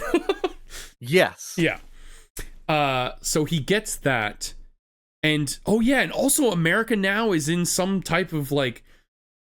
No sex, no smoking, no liquor, no swearing. I think. No swearing. Yeah. It's like Demolition Man. If you've ever seen that movie. No, I was thinking like Dr. Robotnik's rules, where it's like no fun, no racing, no healthy food. Yeah. Yeah. And then a snake's like, oh, land of the free, huh? It's so good. So this tool can just wipe out all technology from anywhere. But the president needs the key, and I guess his daughter had it. I think that's the gist of what's going on. Yes. Yeah, she stole it because she saw some YouTube videos from Che Guevara, and she was like, I'm going to move there. Yeah. But the whole ending sequence was pretty sweet. I liked that a lot. When Snake's standing there in front of everybody, and then they all draw guns on him. Yeah, I mean, it doesn't make any sense the way he played it out. He told her to run, but I guess maybe he knew that they would catch her. Whatever. He switched the things so that the president's daughter was holding a fake, like, Steve Buscemi radio routine. So when the president got on the TV and he's just like, oh yeah, he's like threatening the other countries that were like starting to invade America at that time. They're like, yes, if you don't stop, we're going to EMP the shit out of your existence. It didn't work. Then the Steve Buscemi radio thing came on. So then they opened fire on Snake, and he's just a hologram. Initially, I thought they all had blanks, because at the start of the movie, Snake tries to shoot them. Had the gun with the blanks. Yeah. And it was like, what do you think? We gave you blanks. We knew you tried to do that. So I was like, oh, okay, they're calling back to that. No, he's a hologram. They gave him a hologram box. And then, yeah, blah, blah, blah, blah, blah. Eventually, Snake just hits the button and says, fuck the world. It's so great. Yep. I loved that. I really loved that. Back to the Stone Age. Oh, yeah. And what does he say? Oh, yeah. Welcome to the human race. Yes. I need a There's smoke. So many good moments in this movie. Like the scene where he's like, all right, fair rules. I throw this can. And then when it lands, we all draw. Got it? And then he throws the can and just shoots them all. It's still in the air. Yeah. And then he just says, draw. Once they're all dead on the ground. Yeah. Yeah, this movie, I think. So stupid. I think some of the worst CG I've seen in my life. Oh, terrible. Terrible. The surfing thing, especially. And also the hang glider stuff. Oh, man. Oh, every time that they had a helicopter, I went, this is the ugliest helicopter I've ever seen. This is like Cloud Strife. Oh, my God. On the PS1. I forgot to mention this when I was talking about Roger Rabbit, but there was the moment when Bob Hoskin gets the toon gun with the toon bullets. And then in the next scene, he has like a physical gun that's supposed to look like toon-ish. I'm like, okay, we're not selling this one. That's what the CGI in this reminded me of sometimes. I'm like, okay, it's the Bob Hoskins, not a toon gun. Yes. But yeah, I still expected more Metal Gearisms. And there certainly were more in LA. Yeah. And more plot twists and stuff like that. But yeah, either way, it was fun to watch these two movies. I'd never seen them before. I'm glad I have. I would say it was fun to watch one of them. Yeah. One was fun. I loved the vibes of the first one, but by the end of it, I was like, okay, we weren't really out by minute 15. I was like, do something. Do something. And like an hour in, I was worried. I was like, okay, we're clearly building to something. And then in an hour, I'm like, we might not be building to something here. I was like, yeah. I was like waiting for a plot twist or something interesting to happen. I'm like, okay, that's just what this is. All right, Kojima, yep. You're not a hack, or at least not as much as I thought. No, he is. Don't get him wrong. He loves movies. He does. Okay. Well, thank you for watching those two with me. The first. No, my pleasure. Yeah, the first double blind side quest. Yeah. What's it time for now? Oh, well, I believe we are moving over to the GOTM.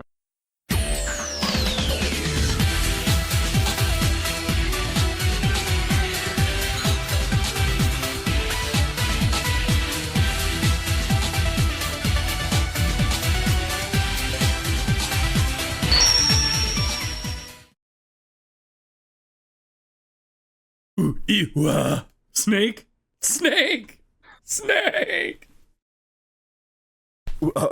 Not Snake.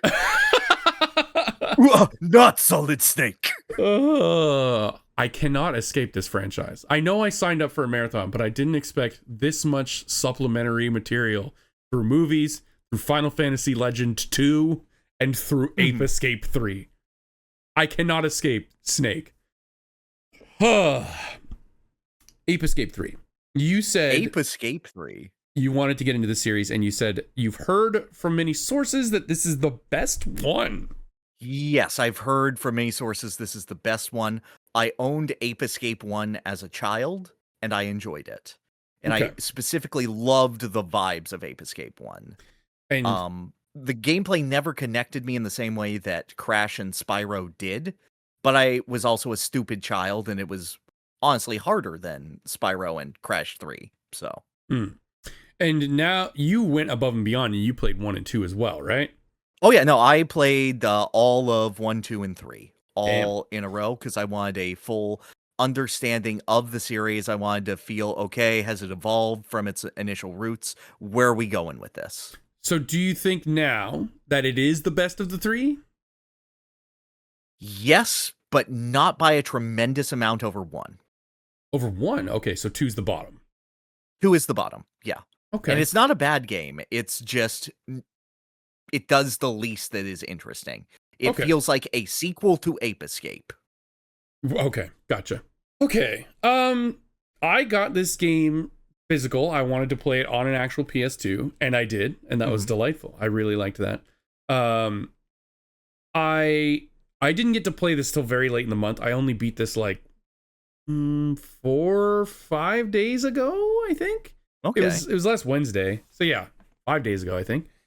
And I beat the vast majority of it all in one day. Like, I think I did like the tutorial in the first level or 2 with my son hanging out like 3 or 4 weeks ago, and then I did not get back to it until very recently. But I knew it wasn't a very long game, so I was like, I'm probably fine. And honestly, this might be better because then the whole game will be fresh in my mind for when we talk about it now. Right. I really like the game. I love the music. I love the art style. I love the whole gimmick of catching the apes. Oh, dude, the second level where it has the insane yodeling remix and it just uses the goofy Yahoo in the background music. Yes. Yeah, I love the entire aspect of they're all like basically actors trying to manipulate humanity through all these ridiculous monkey movies. The plot is amazing. Yes. Because it is literally, they have hijacked TV, and the shows that they put on are so stupid that it makes everyone too dumb to counteract them. And they just sit on the couch watching these stupid monkey shows. Yeah, in fact, doesn't it like, it affects like the previous protagonists, right? They've been the previous 2 protagonists and your professor, the mission control, all get couch potatoed. Yeah. The basic layout is you just go level to level and you capture the apes, and you do this with a net. But like every level is like the set of a movie, essentially. Yes. And they're all trying to film, and even some monkeys are like directors and producers and stuff. It's so funny, and like, yeah, the vibe's immaculate. I said this a bunch already. But holy shit, I hated the controls of this game. I could not stand them.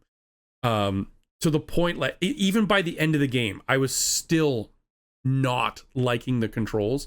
And I think part of the reason why this felt so jarring to me was because I played the Ape Escape in Astrobot, and that was my only experience with Ape Escape at all. And that was just a very straightforward, go up, hit button, catch monkey. Among other things you could do. But like,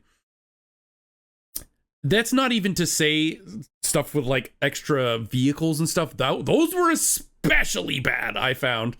But just the general controls is R is jump, flicking the right stick is swinging your tool or weapon. L1 is recenter camera. D-pad is like adjust the camera, but only if you're standing completely still. I never used the D-pad once. I didn't. I figured out that it works, and then I'm like, this is so unintuitive. I'm never doing this. I just basically, tried to use L1 as much as I could.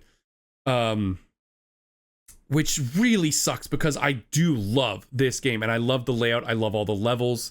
And the music is so good, and I love the whole,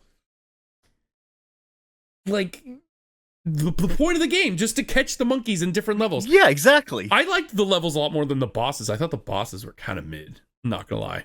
They were entertaining as characters. As boss fights. Oh, I thought they were 3D platformer acceptable. I found that I would just like go into whatever form I got and just smash attack and usually win. Yeah, kind of. It felt like DK Bonanza a little bit, just yeah. Yeah. So average for a 3D platformer. I guess so. Name 3 Mario bosses that are better from a 3D platformer. Oh, Mario? That's no. No.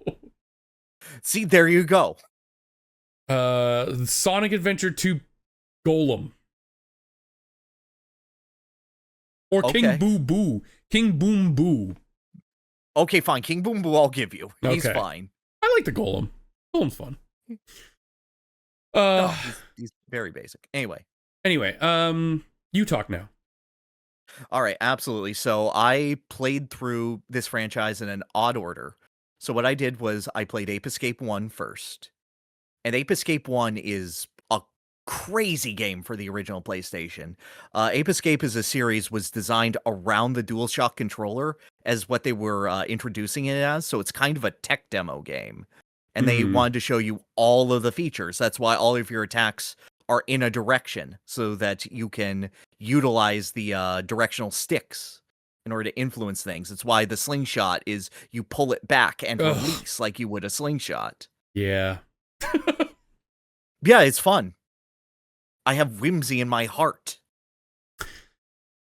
It's fun to shoot things. It's not that fun. It is fun to shoot things. Yeah, you know, button.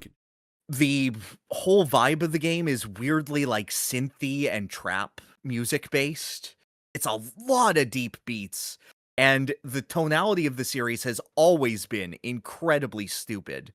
Because the whole plot of the first game is just, oh no, Spike, I invented a time machine, but I also invented the monkey in smartening helmet. And it will make monkeys smarter.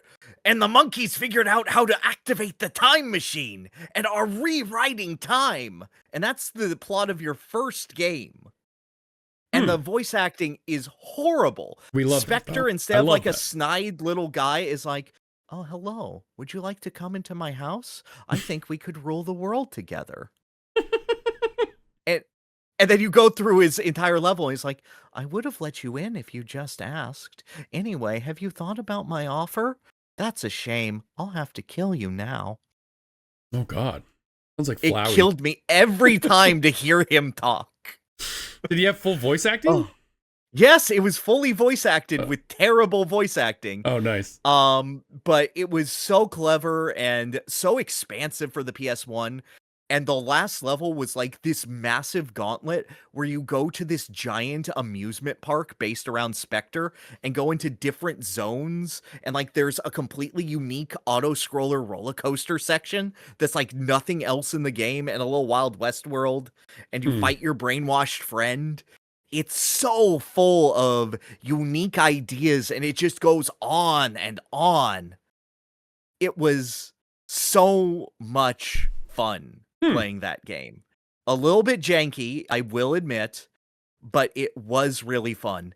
And to go from that to Ape Escape 2, which is the apes have escaped. That's it? Get them. The ones that you caught in one? Yeah, the ones that you caught because you were trying to teleport monkey pants to the professor. And you accidentally teleported all of the apes out, too. Oops. However, it's very funny because the main character is voiced by Ash Ketchum. Oh. Is it the same main character as one? No, it's a different main character named Jimmy. Oh, okay. And the Duratagonist girl who's supporting you is voiced by Misty. And the professor is voiced by Yami Yugi. No way. Oh. I thought you were going to say Oak. Yeah? I thought you were going to say Professor Oak. Nope. That would have made the most sense. It's the famous characters, Ash, Misty, and Yugi. Okay. WB Kids. Got it. Or it's 4 Kids. Or is it? Yes. Yeah, one of them. It's hilarious. Just more of the first game, but like less impressive. It is the game that introduces the Freaky Monkey 5. And they are wonderful as characters. In this one, Monkey Red fights you in a wrestling ring, and every time you hit him, because you're in like a dinosaur preserve, he goes and he suplexes a dinosaur into the wrestling ring because he's mad. Okay. And I'm like, this game is understanding the vibe check at the very least. And 2 is PS2, right?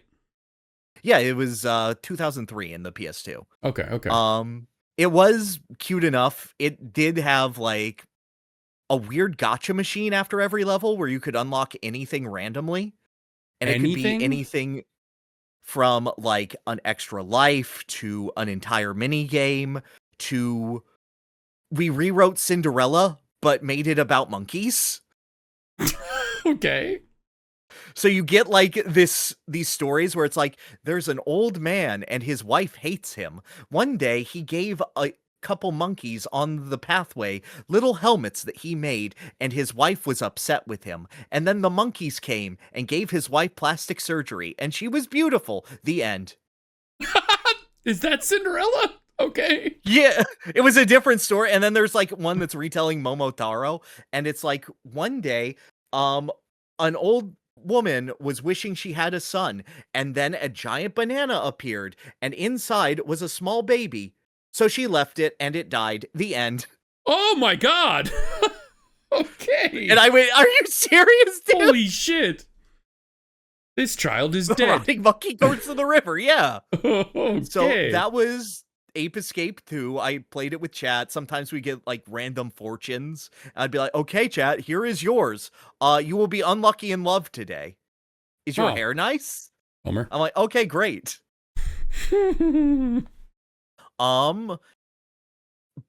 But my order was I did 1, and then I did 3 off stream.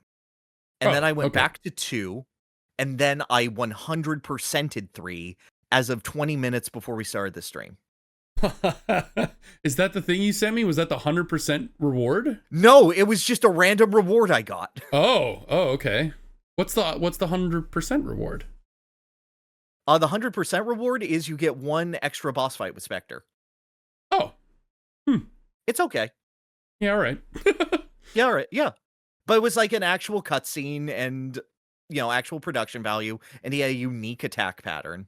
Yeah, because when you said, like, oh, the monkeys escaped again, that was kind of the post-credit scene of this game. It was just like, oh, yeah, no, you didn't win. Yeah, you get them all back. Yeah, no, you didn't win. And then when you get all the monkeys. I went, oh, okay. I am shocked at the depth of content in this game. Because at first you have, you know, just your generic playthrough.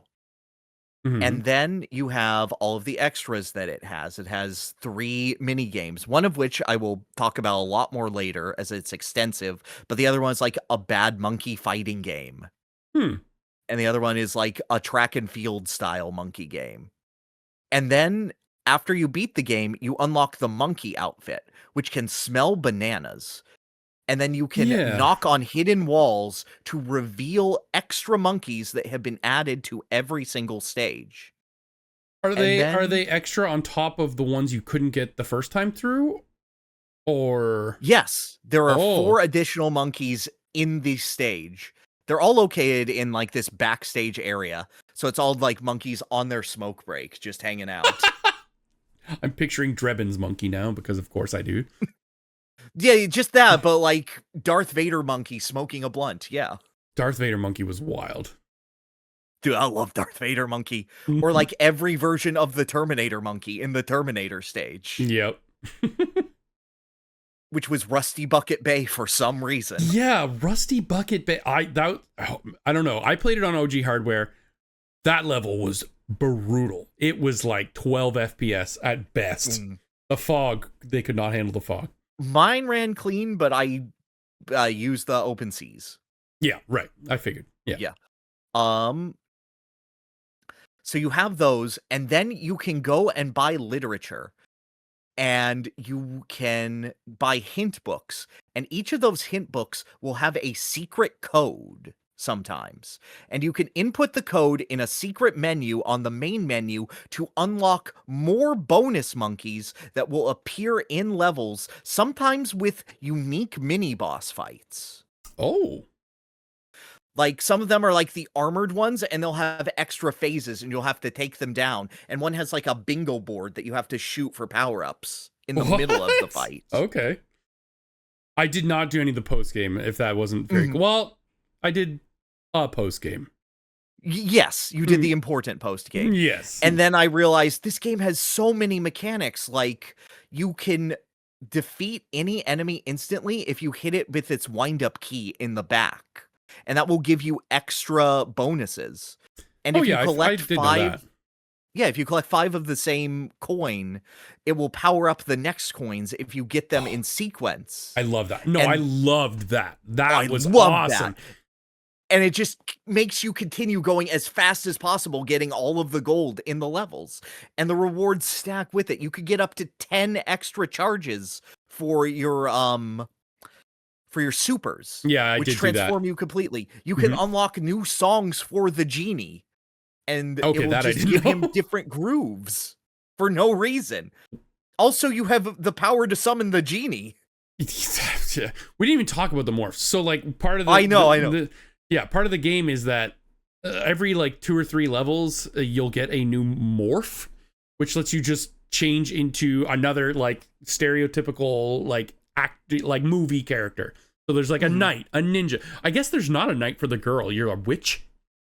Yeah, she gets a spellcaster. Yeah, for me, I was like full plate mail knight. And there's like ninja, there's like martial arts monk, space ace, which is like some cyber dude, and then just randomly like genie dancer, but you don't dance. You control a genie who dances. You summon the genie and goes, "Genie, I wish they could boogie." Yeah, just to make monkeys dance and either come out of their little huts or like travel through very specifically placed genie jars. They're basically like Mario tunnels. Is crazy because if power-ups are in his range, they won't depower if he's dancing. Oh, I didn't know that. Oh, so you mean like they'll always be 10 stack if you've gotten them? Yeah, they'll always be 10 stacks as long as he is still dancing. Oh, cool. I find there wasn't much to buy gameplay wise. It was mostly just like extra lore stuff. The only thing that really affected the gameplay was the extra stacks of the transform juice or whatever. I agree, but I also found lives and cookies useful because the game is surprisingly stingy with health and life drops. Yeah. For the final level, I bought 12 shirts and I'm like, yeah, this is a long level. I am not game over. There is a couple times where I game overed in the last room of some very long levels and I went, oh my God, this sucks. Oh, dude, that plane level is brutal for that. Yeah, I did not love that one. Yeah, because you have to go through that. But the tank is so slow and unwieldy. I know, it's a tank. Yeah, but I mean, but like it's a video game. It's bad. Like, I agree with you. I don't like the vehicle controls, except for the robot. I actually like the robot. Oh God, that's like one of the worst ones. It's so hard to control. But like, is it different for you? Because I had like a little angel one with a club. Oh yeah, I had like a Rock'em Sock'em robot. Like he punched. No, mine had a club and she like glided. It was like kind of twin stick Katamari, but like kind of awkward. Mine was twin stick Katamari, but it moved pretty quick. It moved fast. It was very hard to like point it in the right direction, I found. Because you use it in the like penultimate boss fight, right? That's the vehicle you're talking about? Yeah, okay. Yeah, against Tomoki. Yeah. Wild character. Dude, insane sub-villain. Yes. Just a random man with a giant afro. And his backstory is, oh no, I used to be a good scientist, but then I went bald and had a monkey helmet on my head, and no one took me seriously. So I got this afro and wanted to take over the world. Yeah, the writing is hilarious. It's really good. Yes. No. The final plan being, I'm going to karate chop the earth in half. Yeah. That was, I'm like, is this the final spoof? This is Austin Powers. This is straight up some Dr. Evil shit. I'm going to judo chop the earth in half. One for the humans and one for the monkeys. I was going to give it to Tomoki, but you know what? You guys can have it. Fuck it. Yeah. Oh, God. Oh, my God. The yellow monkey is some kind of problem. Something's going on there. What was your cutscene? Because mine, he just fat shamed me because I played his girl. Oh no, mine was like coming on to me big time, I believe. Oh, I see. I'd have to go back and watch, but yeah, I was uncomfortable. I just remember being uncomfortable. It's like, okay. I don't. Yeah, I don't. Like, oh, you're not doing a thing for your figure. Oh, okay. Putting on a few pounds, idle girl. I need to go back and rewatch it, but I just remember being like, okay, this is awkward, but whatever. Yeah. To your point on the controls, I actually ended up liking them more than I thought, because this is the first game where the monkeys are slightly smart and can dodge your net. And I found that when I did that, I could react to what direction they dodged in, and that it could miss like 2 or 3 times, but it would eventually get them. And I found that really fluid and really unique. And I really enjoyed that. I found like, yeah, I'm fucking good at this. Yeah, I like that too, but you could still do it with the single stick. Like with the left stick, you swing. If he jumps behind you, you just move the left stick. I don't think the controls did anything to increase that experience. I did like that though. I liked, I missed. No, I liked it as an extension of the boom. Yeah. Oh, that's so satisfying. Yeah. The slowdown. And like I like the RC car a lot. Doing platforming with a second thing that you are taking control of with the opposite stick. That was neat. I really like that. Yeah. I like it. Like there's a section in the giant mall level where you go over like, you know, that playmat that was in like every preschool. It's like, and there's the school and the island and the place, and you have to maneuver it around it while enemies are attacking you. And I was like, this is really cool and enjoyable. Is that the one where you're on top of the glass and you have to drive it underneath the glass? Yeah, that one. And then you do it in the last level too. Oh my god, that part was kind of hard. Oh yeah. Yeah. It was. Yeah, no, I appreciate I did like that the RC game car. gets tricky at times. The RC car stuff was cool. I did like that. I didn't like almost any vehicle. I didn't like the boat. The car was just the most unyieldly piece of shit. The car sucks. Oh my god, yeah. And then they use it like 3 times. I'm like, okay, you guys, you didn't need to love the car this much, okay? Yeah. But yeah, I just when it was trying to swing the sword at flying enemies, and my input for that is R1 right stick flick, I'm like, this did not need to be this way. It did not need to be this way. It wasn't. No, I found it good. I found it like jump dunk. I don't know. I think that's more of an issue of the double jump, like reducing your air momentum to a crawl. Also, the helicopter thing didn't feel that great. I didn't love having to constantly rotate the right stick to use it. And it was I like that. But like that felt good. The momentum of it wasn't very good, I found. I did like the whole chaining your transformations by continuing to grab the green gems everywhere. That was really fun. I found the gunslinger really one so OP. Oh yeah, no. But the thing is, like, I found a lot of them really OP. I was like, okay, nothing is going to beat the gunslinger. And then the ninja was like, what if there are 3 of you? Yeah. The gunslinger was great though, like, because what if catching monkeys is just like instant? Yeah. Same with the monk. I found the monk capture thing so easy. You just like swing the net all around you. Oh my god. Yes. Okay. One of the most fun mechanics. When the monkeys steal your shit and send you back to the base. Did that ever happen to you? Yes, it did. Yeah, I went, wait, what the fuck just happened? Yes, same. I was like, wait, what? Did he just insta game over me? And essentially, yes. Oh my god, the monkeys can, if you try to like go too aggro on a monkey, sometimes they'll clap you back, grab your net, and send your ass back to base. And it's crazy. The first time it happened, and then later it happened deep into a level, and I was very mad. It's like, fuck. Well, no, every time a monkey got in net, I went, no. Yeah. No. It's suddenly like, oh no, the dog has a knife in its mouth. We need to be very careful. I have experienced this before. Yes. Yeah, it raised the tension, that's for sure. Like, oh god, oh no. But yeah, I don't think it's like one of the all-time platformers, but there's so much fun, and I smile whenever I think about it.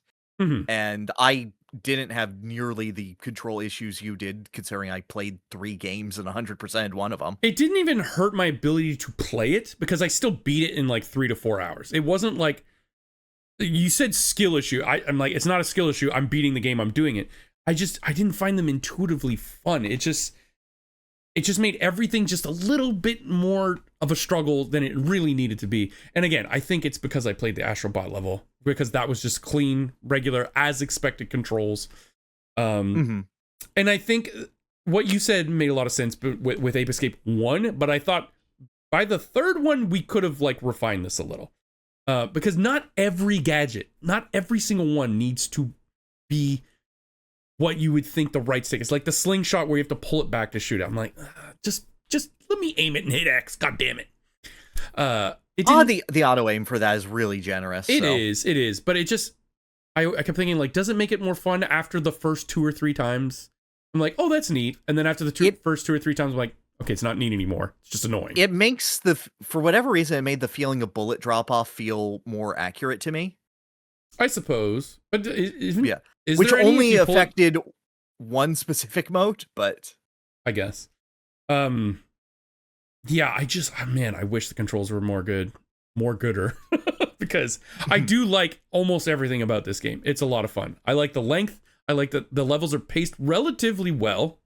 I never thought that, and well, there was one level I thought maybe dragged a little bit. Which one was that? I think it was the one that was in like the downtown city area. That's only because I missed a couple monkeys. Then I had to go a really long ways back, and I was like, oh, okay. That one's like 3 sub areas in the car. And the airplane one. Really didn't like the airplane one. I love the casino playing. Oh, well, yeah, that part was hilarious. But it reminded there's a level at the end, and there was just a monkey in a hamster wheel running, and it's the final captain. Can't remember. I think so though. Yeah.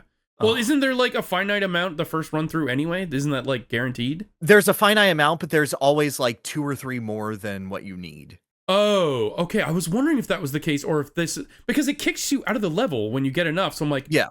Oh, I must not be able to get the other ones. Because why would it do that? It just doesn't want you to have to do absolutely everything in the stage. Well, it should give you a choice. It'd be like, okay, you're done. You want to go back? Or you want to get the rest? That's why when it kicks me out hard, I was like, oh, okay, I must not be able to get them or something. So I never went back to talking about them. Mario 64 be like... Yeah, I mean, yeah. Yeah, treat it like the 100 coin star, not the mission star. But all right. That said, I still really overall liked it, but man, the controls I wish I could rechart them, but when they're built like this, when all the things are built around the right stick, there's not really a good way to rechart it. There just really isn't. Yeah, I do. You would need to straight up reprogram it, and I ain't about to do that. Yeah, I do feel you there. For me, this is just like, this is a solid, great game. Yeah. Yeah. I'm glad to have that on our list. Yeah. Let me tell you. It's not one of the best, but it's certainly in the upper half, I'd say.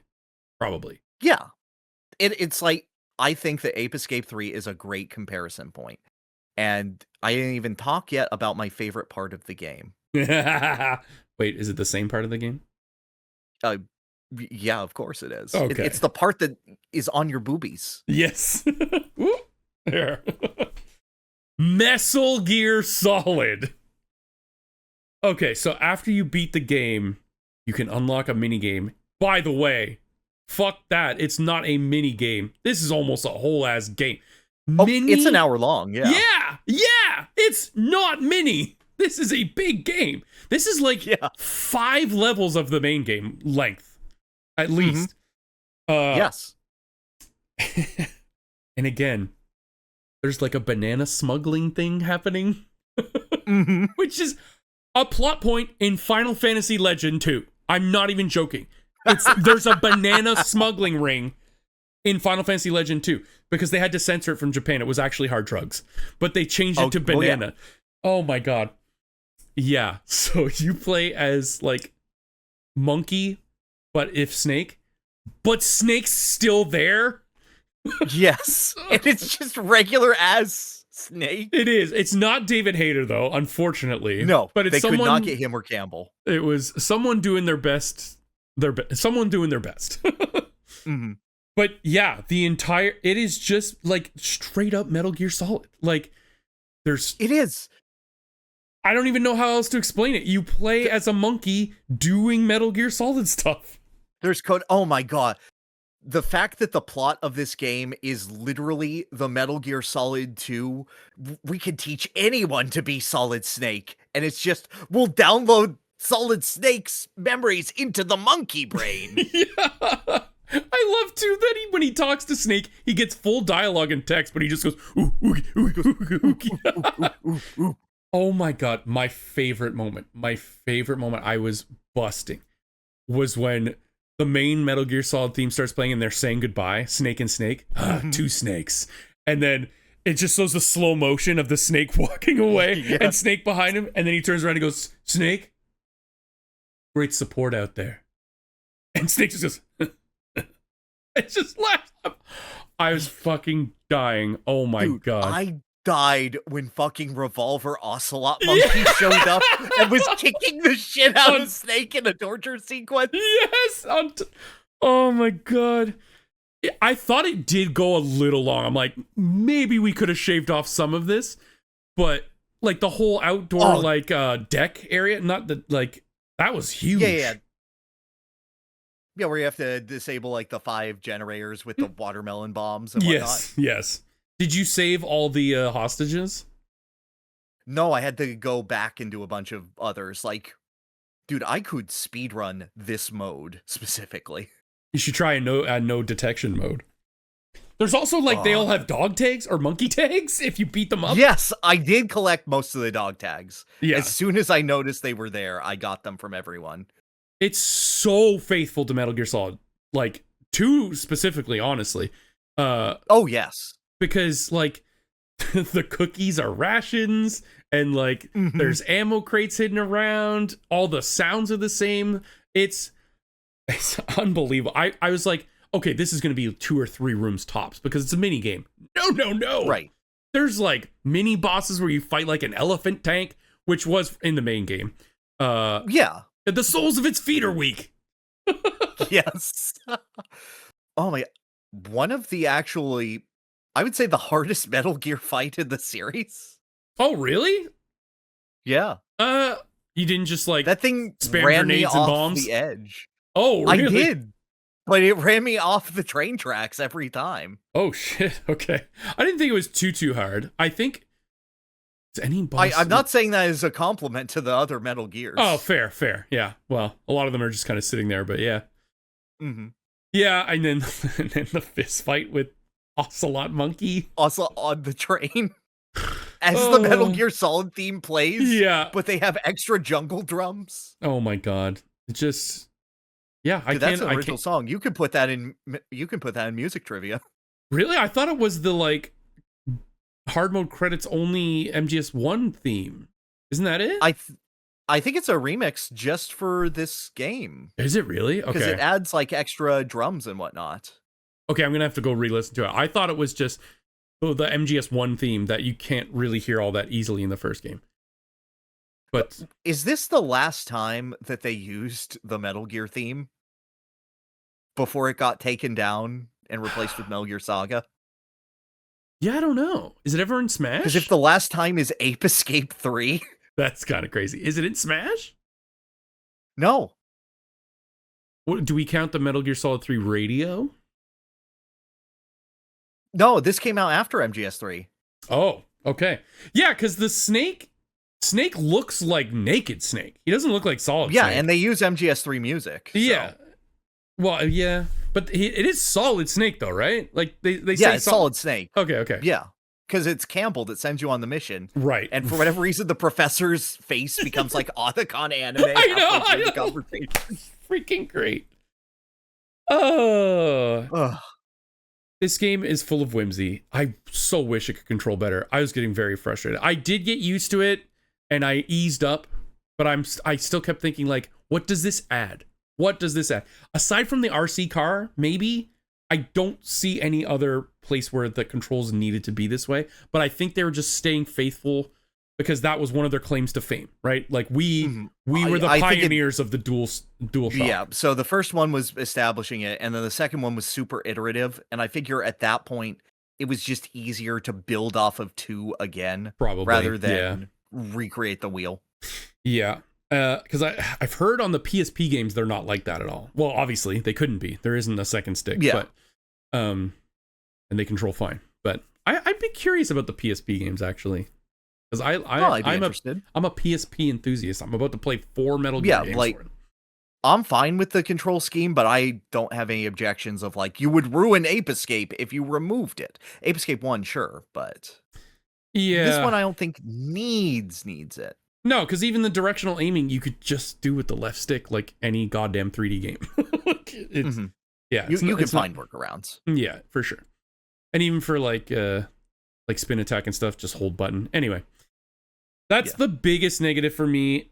Everything else was just fun. It's just fun vibes, fun music, fun visuals, so colorful. I love when the monkeys take your shit and use it on you.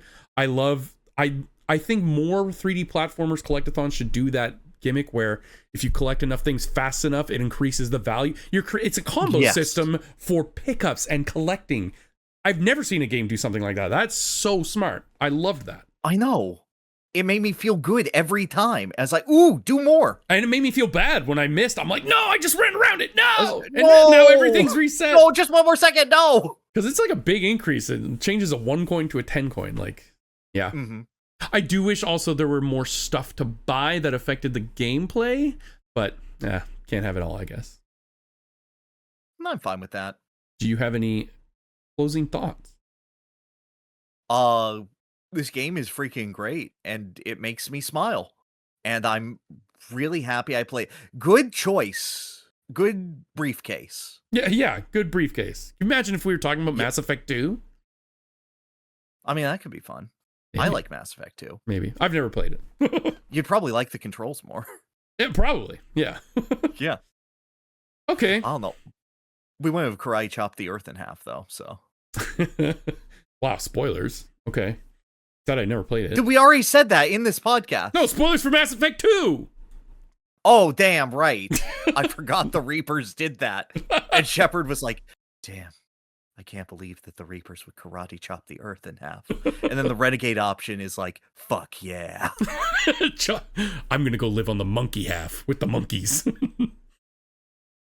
Just the monkeys in general, just so fun. They're just a bunch of fun little guys. I know. So the first one's like, and the tutorial lady was just like, monkeys with black pants will have guns. They will shoot you if you get close to them. I was like, wait, what? Wait, what? You can't just say that calmly. Oh, yeah. She kind of a baddie, though. Yeah, you can get it. Yeah. Yeah, she can get it. Okay, let's go back. All right, it's time for our Master of Games to join us for the Skill Check. For those who are unaware, this is the Skill Check section of the podcast, where me and Pierre will compete in a game of skill? Wit? We're checking that. Who knows? We're competing. It could be in anything. Yep. That's okay. I'm on a 3-game lose streak. You are. I will feel bad if I win for a minute, and then I won't anymore. Okay. So Gamerbug, our friend and mod, will help us with this game, and this time he's giving us Conquest Guess Who Location Edition rules. Oh. Each player will choose a number between 1 and 20, and I will DM them the location that their opponent must guess. All locations are fictional video game locations. They range in size. It could be the Statue of Liberty, or it could be Canada. Famous video game locations. Take turns. That's true. Take turns. I'm glad that I know Canada is fictional. Asking yes or no questions. Okay, so it's 20 questions again. Yeah, it's 20 questions. It's the same thing that we played with characters, but with locations. Okay, would you like to go first or second? And we go based on the amount of questions it takes to get it right. Correct. Which is what we did last time. Yeah. Okay, additional rules, chat. Questions 1 through 5 must only be vibes based. Example, would my location be a good place for a date, or would my location smell good? 6 to 10 can be environmental based. Does my location have trees? Do people live there? And question 11 onwards can be meta. Is my location from a Nintendo game? Is my location from an RPG? So there you go. All right. Would problematic people visit this location often?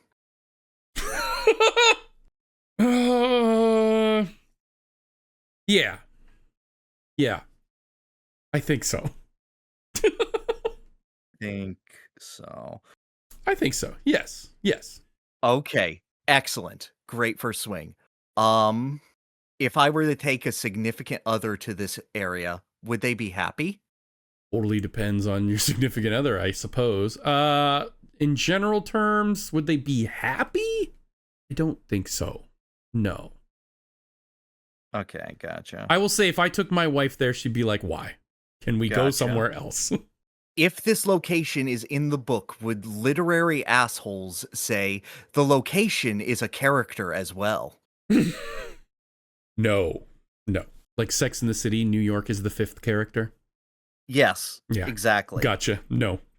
No one would say that. Perfect. Great to know. If you named an alcoholic beverage after this location, would it taste good? I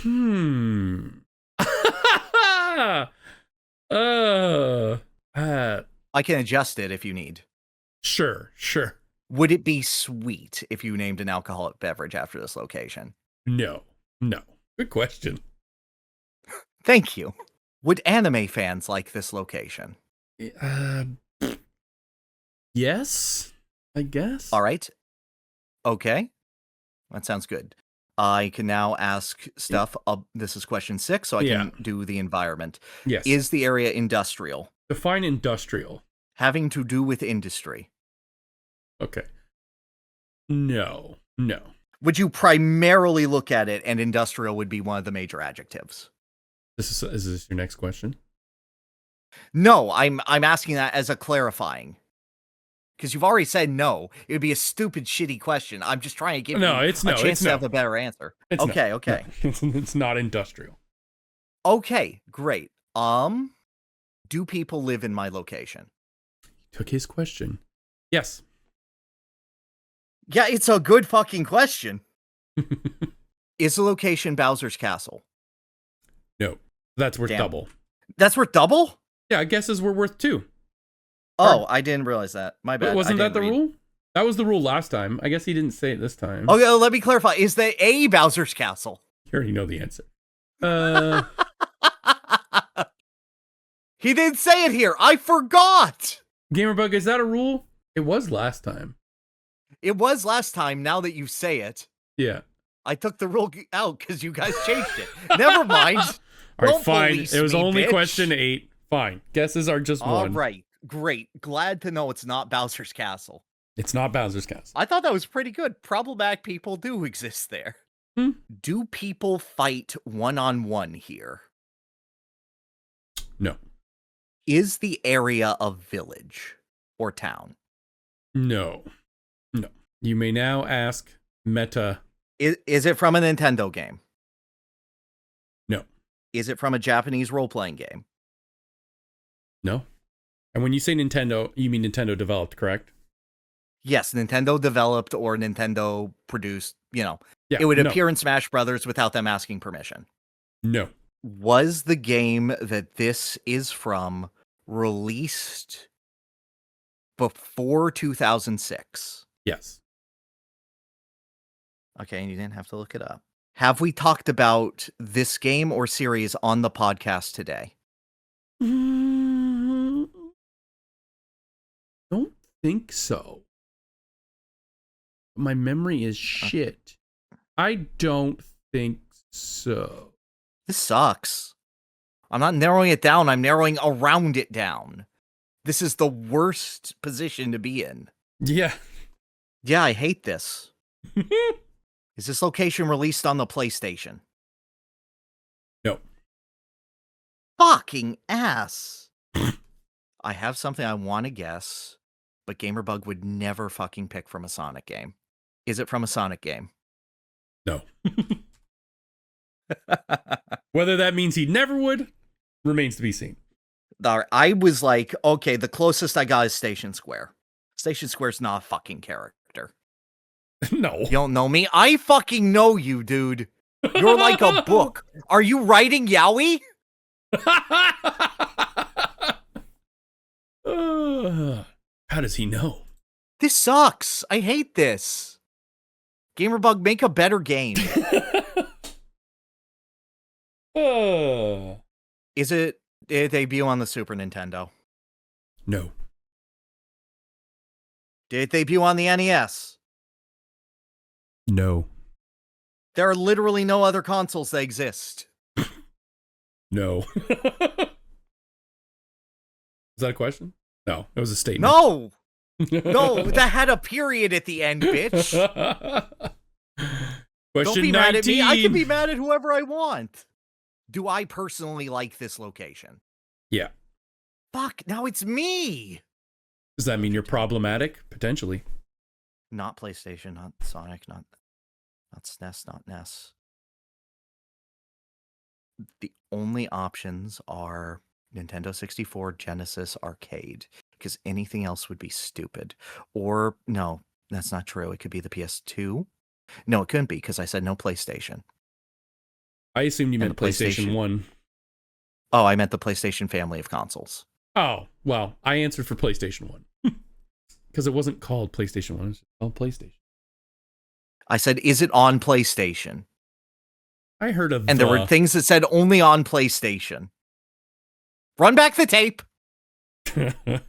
I'm getting a mulligan on these 5 questions. No. No, just 3 of these. Sonic, SNES, and NES. Ask your 20th question, bitch. My grandpa's deck has no pathetic bitches, Kaipa. Is it the planet you live on from Katamari Damacy? No. But people live there.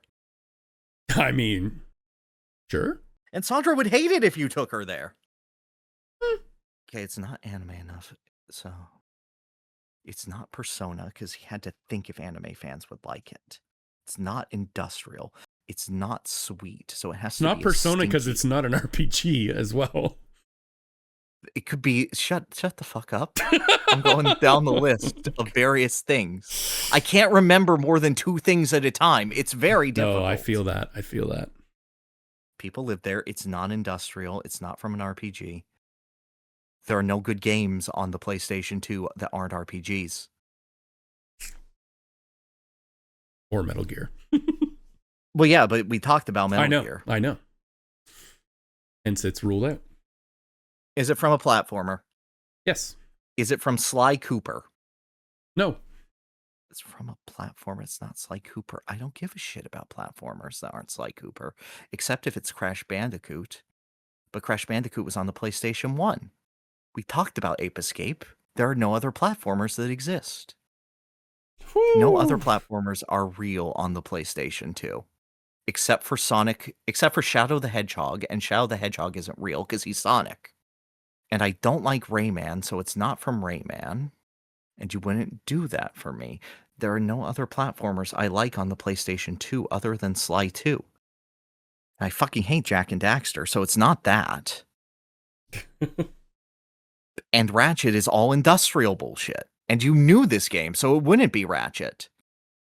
And it's not Okami. Dude, I'm going through every video game in the world right now, one by one. There you are. There you are. And I can't fucking solve it. No, there are no other video games that exist. Every other video game is fake. Is it a level that's very well regarded? It's not a level. So no. There's a free Okay, that hint. helps actually a lot. It's not Nintendo, it's not there. It's probably like a hub or some shit. It's a platformer, it's not a level, so it's a hub. It has to be somewhere that people enjoy. This is actually infuriating. Holy shit. This is the worst bullshit that's ever been. Oh my god. Big words. There are no other platformers on the PlayStation 2. Did you ask if it was on the PlayStation 2? Is it on the PlayStation 2? No. Oh. What? You asked if it was on PlayStation 1. And I said no. Yeah. Guys, I think I'm going to get fired. You absolutely fucking will. But it's not anything else that matters. Unless you mean that it's Spiral Mountain because you say that Banjo is no longer a Nintendo game. I asked if it was developed, and you said yes. I clarified published, and Banjo-Kazooie was published by Nintendo. You also said if Nintendo put them in Smash, they'd need to ask permission. Fuck, you're so right. It's... there's a 50-50. Is it Spiral Mountain? Not Spiral Mountain. Is it Gruntilda's Lair? Not Gruntilda's Lair. Those are the only two locations in Banjo-Kazooie. That's just not true. Is it the Isle o' Hags from the Banjo series? No. I fear what you're going to become when you hear the answer. Is it Mumbo Jumbo's Fuckhouse? Yes. That wasn't meant to be a hint. Yeah, it's Mumbo's Skull. 28 was the final score. So I got to shoot 28 under par. Don't worry, you got this. Problematic people would go there because it's shaped like a skull and you could do like crazy voodoo magic. Oh, don't act like you knew based on any question, chat. Wait, no way. No one is it. You're like, Smug, he's done. He did. Oh, wow. No.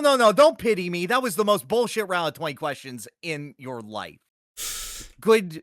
You got hyper fixated on the PS2 for a while. I thought about every platforming series because in my brain, Banjo used to be Nintendo. And I fucked myself, and I fully admit that's my fault. Yeah. Okay. Do you have my location? No. Oh. Give him a number to force the location. 9! I choose number 9. That's great. Gamerbug, this game's amazing. Love that for you, sweetie. Unless I lose. I'm going to do some bullshit recommendation for the 4th time. And it's going to be like, get your dick pierced. All right. Oh, man. All right, got it. That'd be wild. Okay. Oh, right. Question 1 must only be vibes. Okay. Yeah, hit me with some vibes. Would Solid Snake hang out here? Would he hang out here? Mm-hmm. By choice, no. Not by choice. Okay. Is this a hotbed for criminal activity? That's a good question. Yes. Oh. Does this place have nice sunsets? No. Okay. Would I see a lot of, like, steam or fog? Wait, no, I guess that's an environmental question. I can't ask that yet. Yeah, please don't ask that question. Okay. Won't. Would it, like, smell like a sewer? Yes. Is this Midgar? No. The slums of Midgar. No. Okay. And for your own sake, as you're on question 6, I will not go like, is it like Sector 7 or Sector 7.5 or like Sector 7 after it gets destroyed? No. Okay. Just the fact that there's not anywhere in Midgar. Okay, just the fact there's no sunsets and it's a hotbed for criminal activity. It smells like a sewer. Those are all very Midgar. That was a very strong guess, I will admit. Yeah. Because, can't see the sun. Okay. So now I can ask environmental questions. Okay. Yes, this would be number 7. Is it a settlement of people? Like city, town, village? No. Is it underground? No. Can you see the sun from it? Let me look up a screenshot. Hang on. Okay. I just need to double check a couple things. Okay. You're not going to like a yes or a no. Can I pull my question back? What does that mean? No. Can Gamerbug answer? Gamerbug, this is the weirdest fucking question. Can I see the sun for from this kind location? of area? Wait, is it the fucking sun? No, then the answer would be yes. Yeah, okay. Yeah, fair. That wasn't a real question, by the way. Ow. Okay, Gamerbug says yes, so I'm going to say yes, but I had the fumble of like, can see the sun from it, probably, question mark. Okay. 2, 3, okay. That's 9 questions. Okay, I got one more. Yes, 9. This is your 10th, and then you can ask Meta. Is there life in this location? Yes. Is this from a Square Enix or Squaresoft game? No. From Nintendo. Wait, I'm disqualifying Enix as well, right? Huh? Yeah, Squaresoft, Square Enix. Oh, yeah. Then the answer is no. Yeah. Okay. Nintendo? Yes. Nintendo. Okay. Is it from Star Fox? Fuck you, yes. Tell me what we're playing, dude. There's no way you miss. Is it from Star Fox 64? Yes. Okay. I wonder what it could fucking be. Is it Venom? No. Oh. Hotbed for criminal activity, I would say. What's the biggest hotbed for criminal activity in Star Fox 64? Corneria? No. Damn it. I think you have less planets than It's true, I know. So just name all of them. Is it Zone S? Yes. Oh! Of course it's fucking Zone S. That's the best one. Which one smells like a sewer? Yeah, oh, right. I forgot about that one.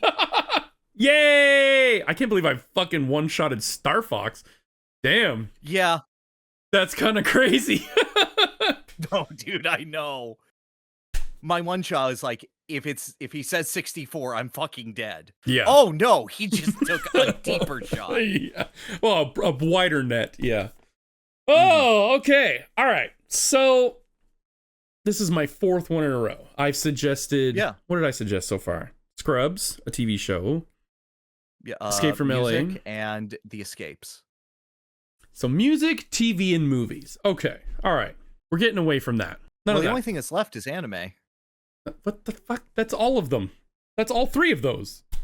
Except maybe music. I don't know. But reading is one.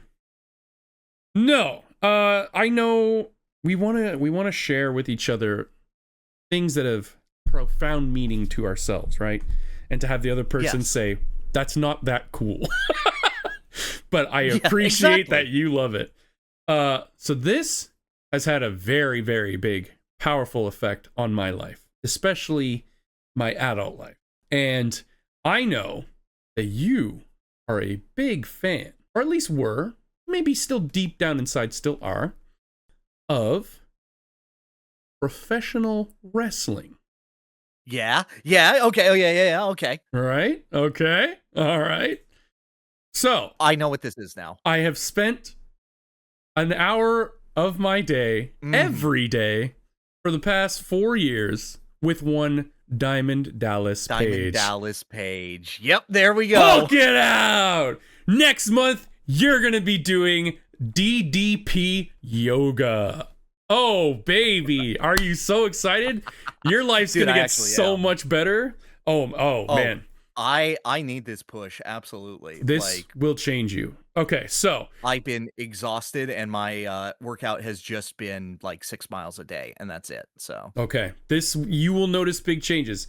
So the goal in the series of videos I have, the hardest one is the double black diamond. Now, I don't expect you to do this right away. However, you have to finish that at least once before next time.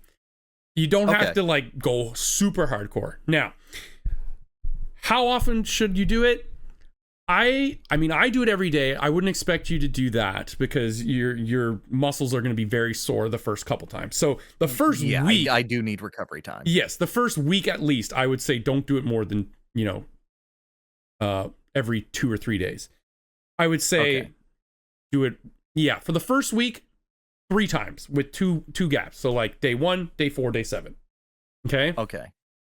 Then after that, ideally at least every 2 days, leading up to the point where you can do the double black diamond.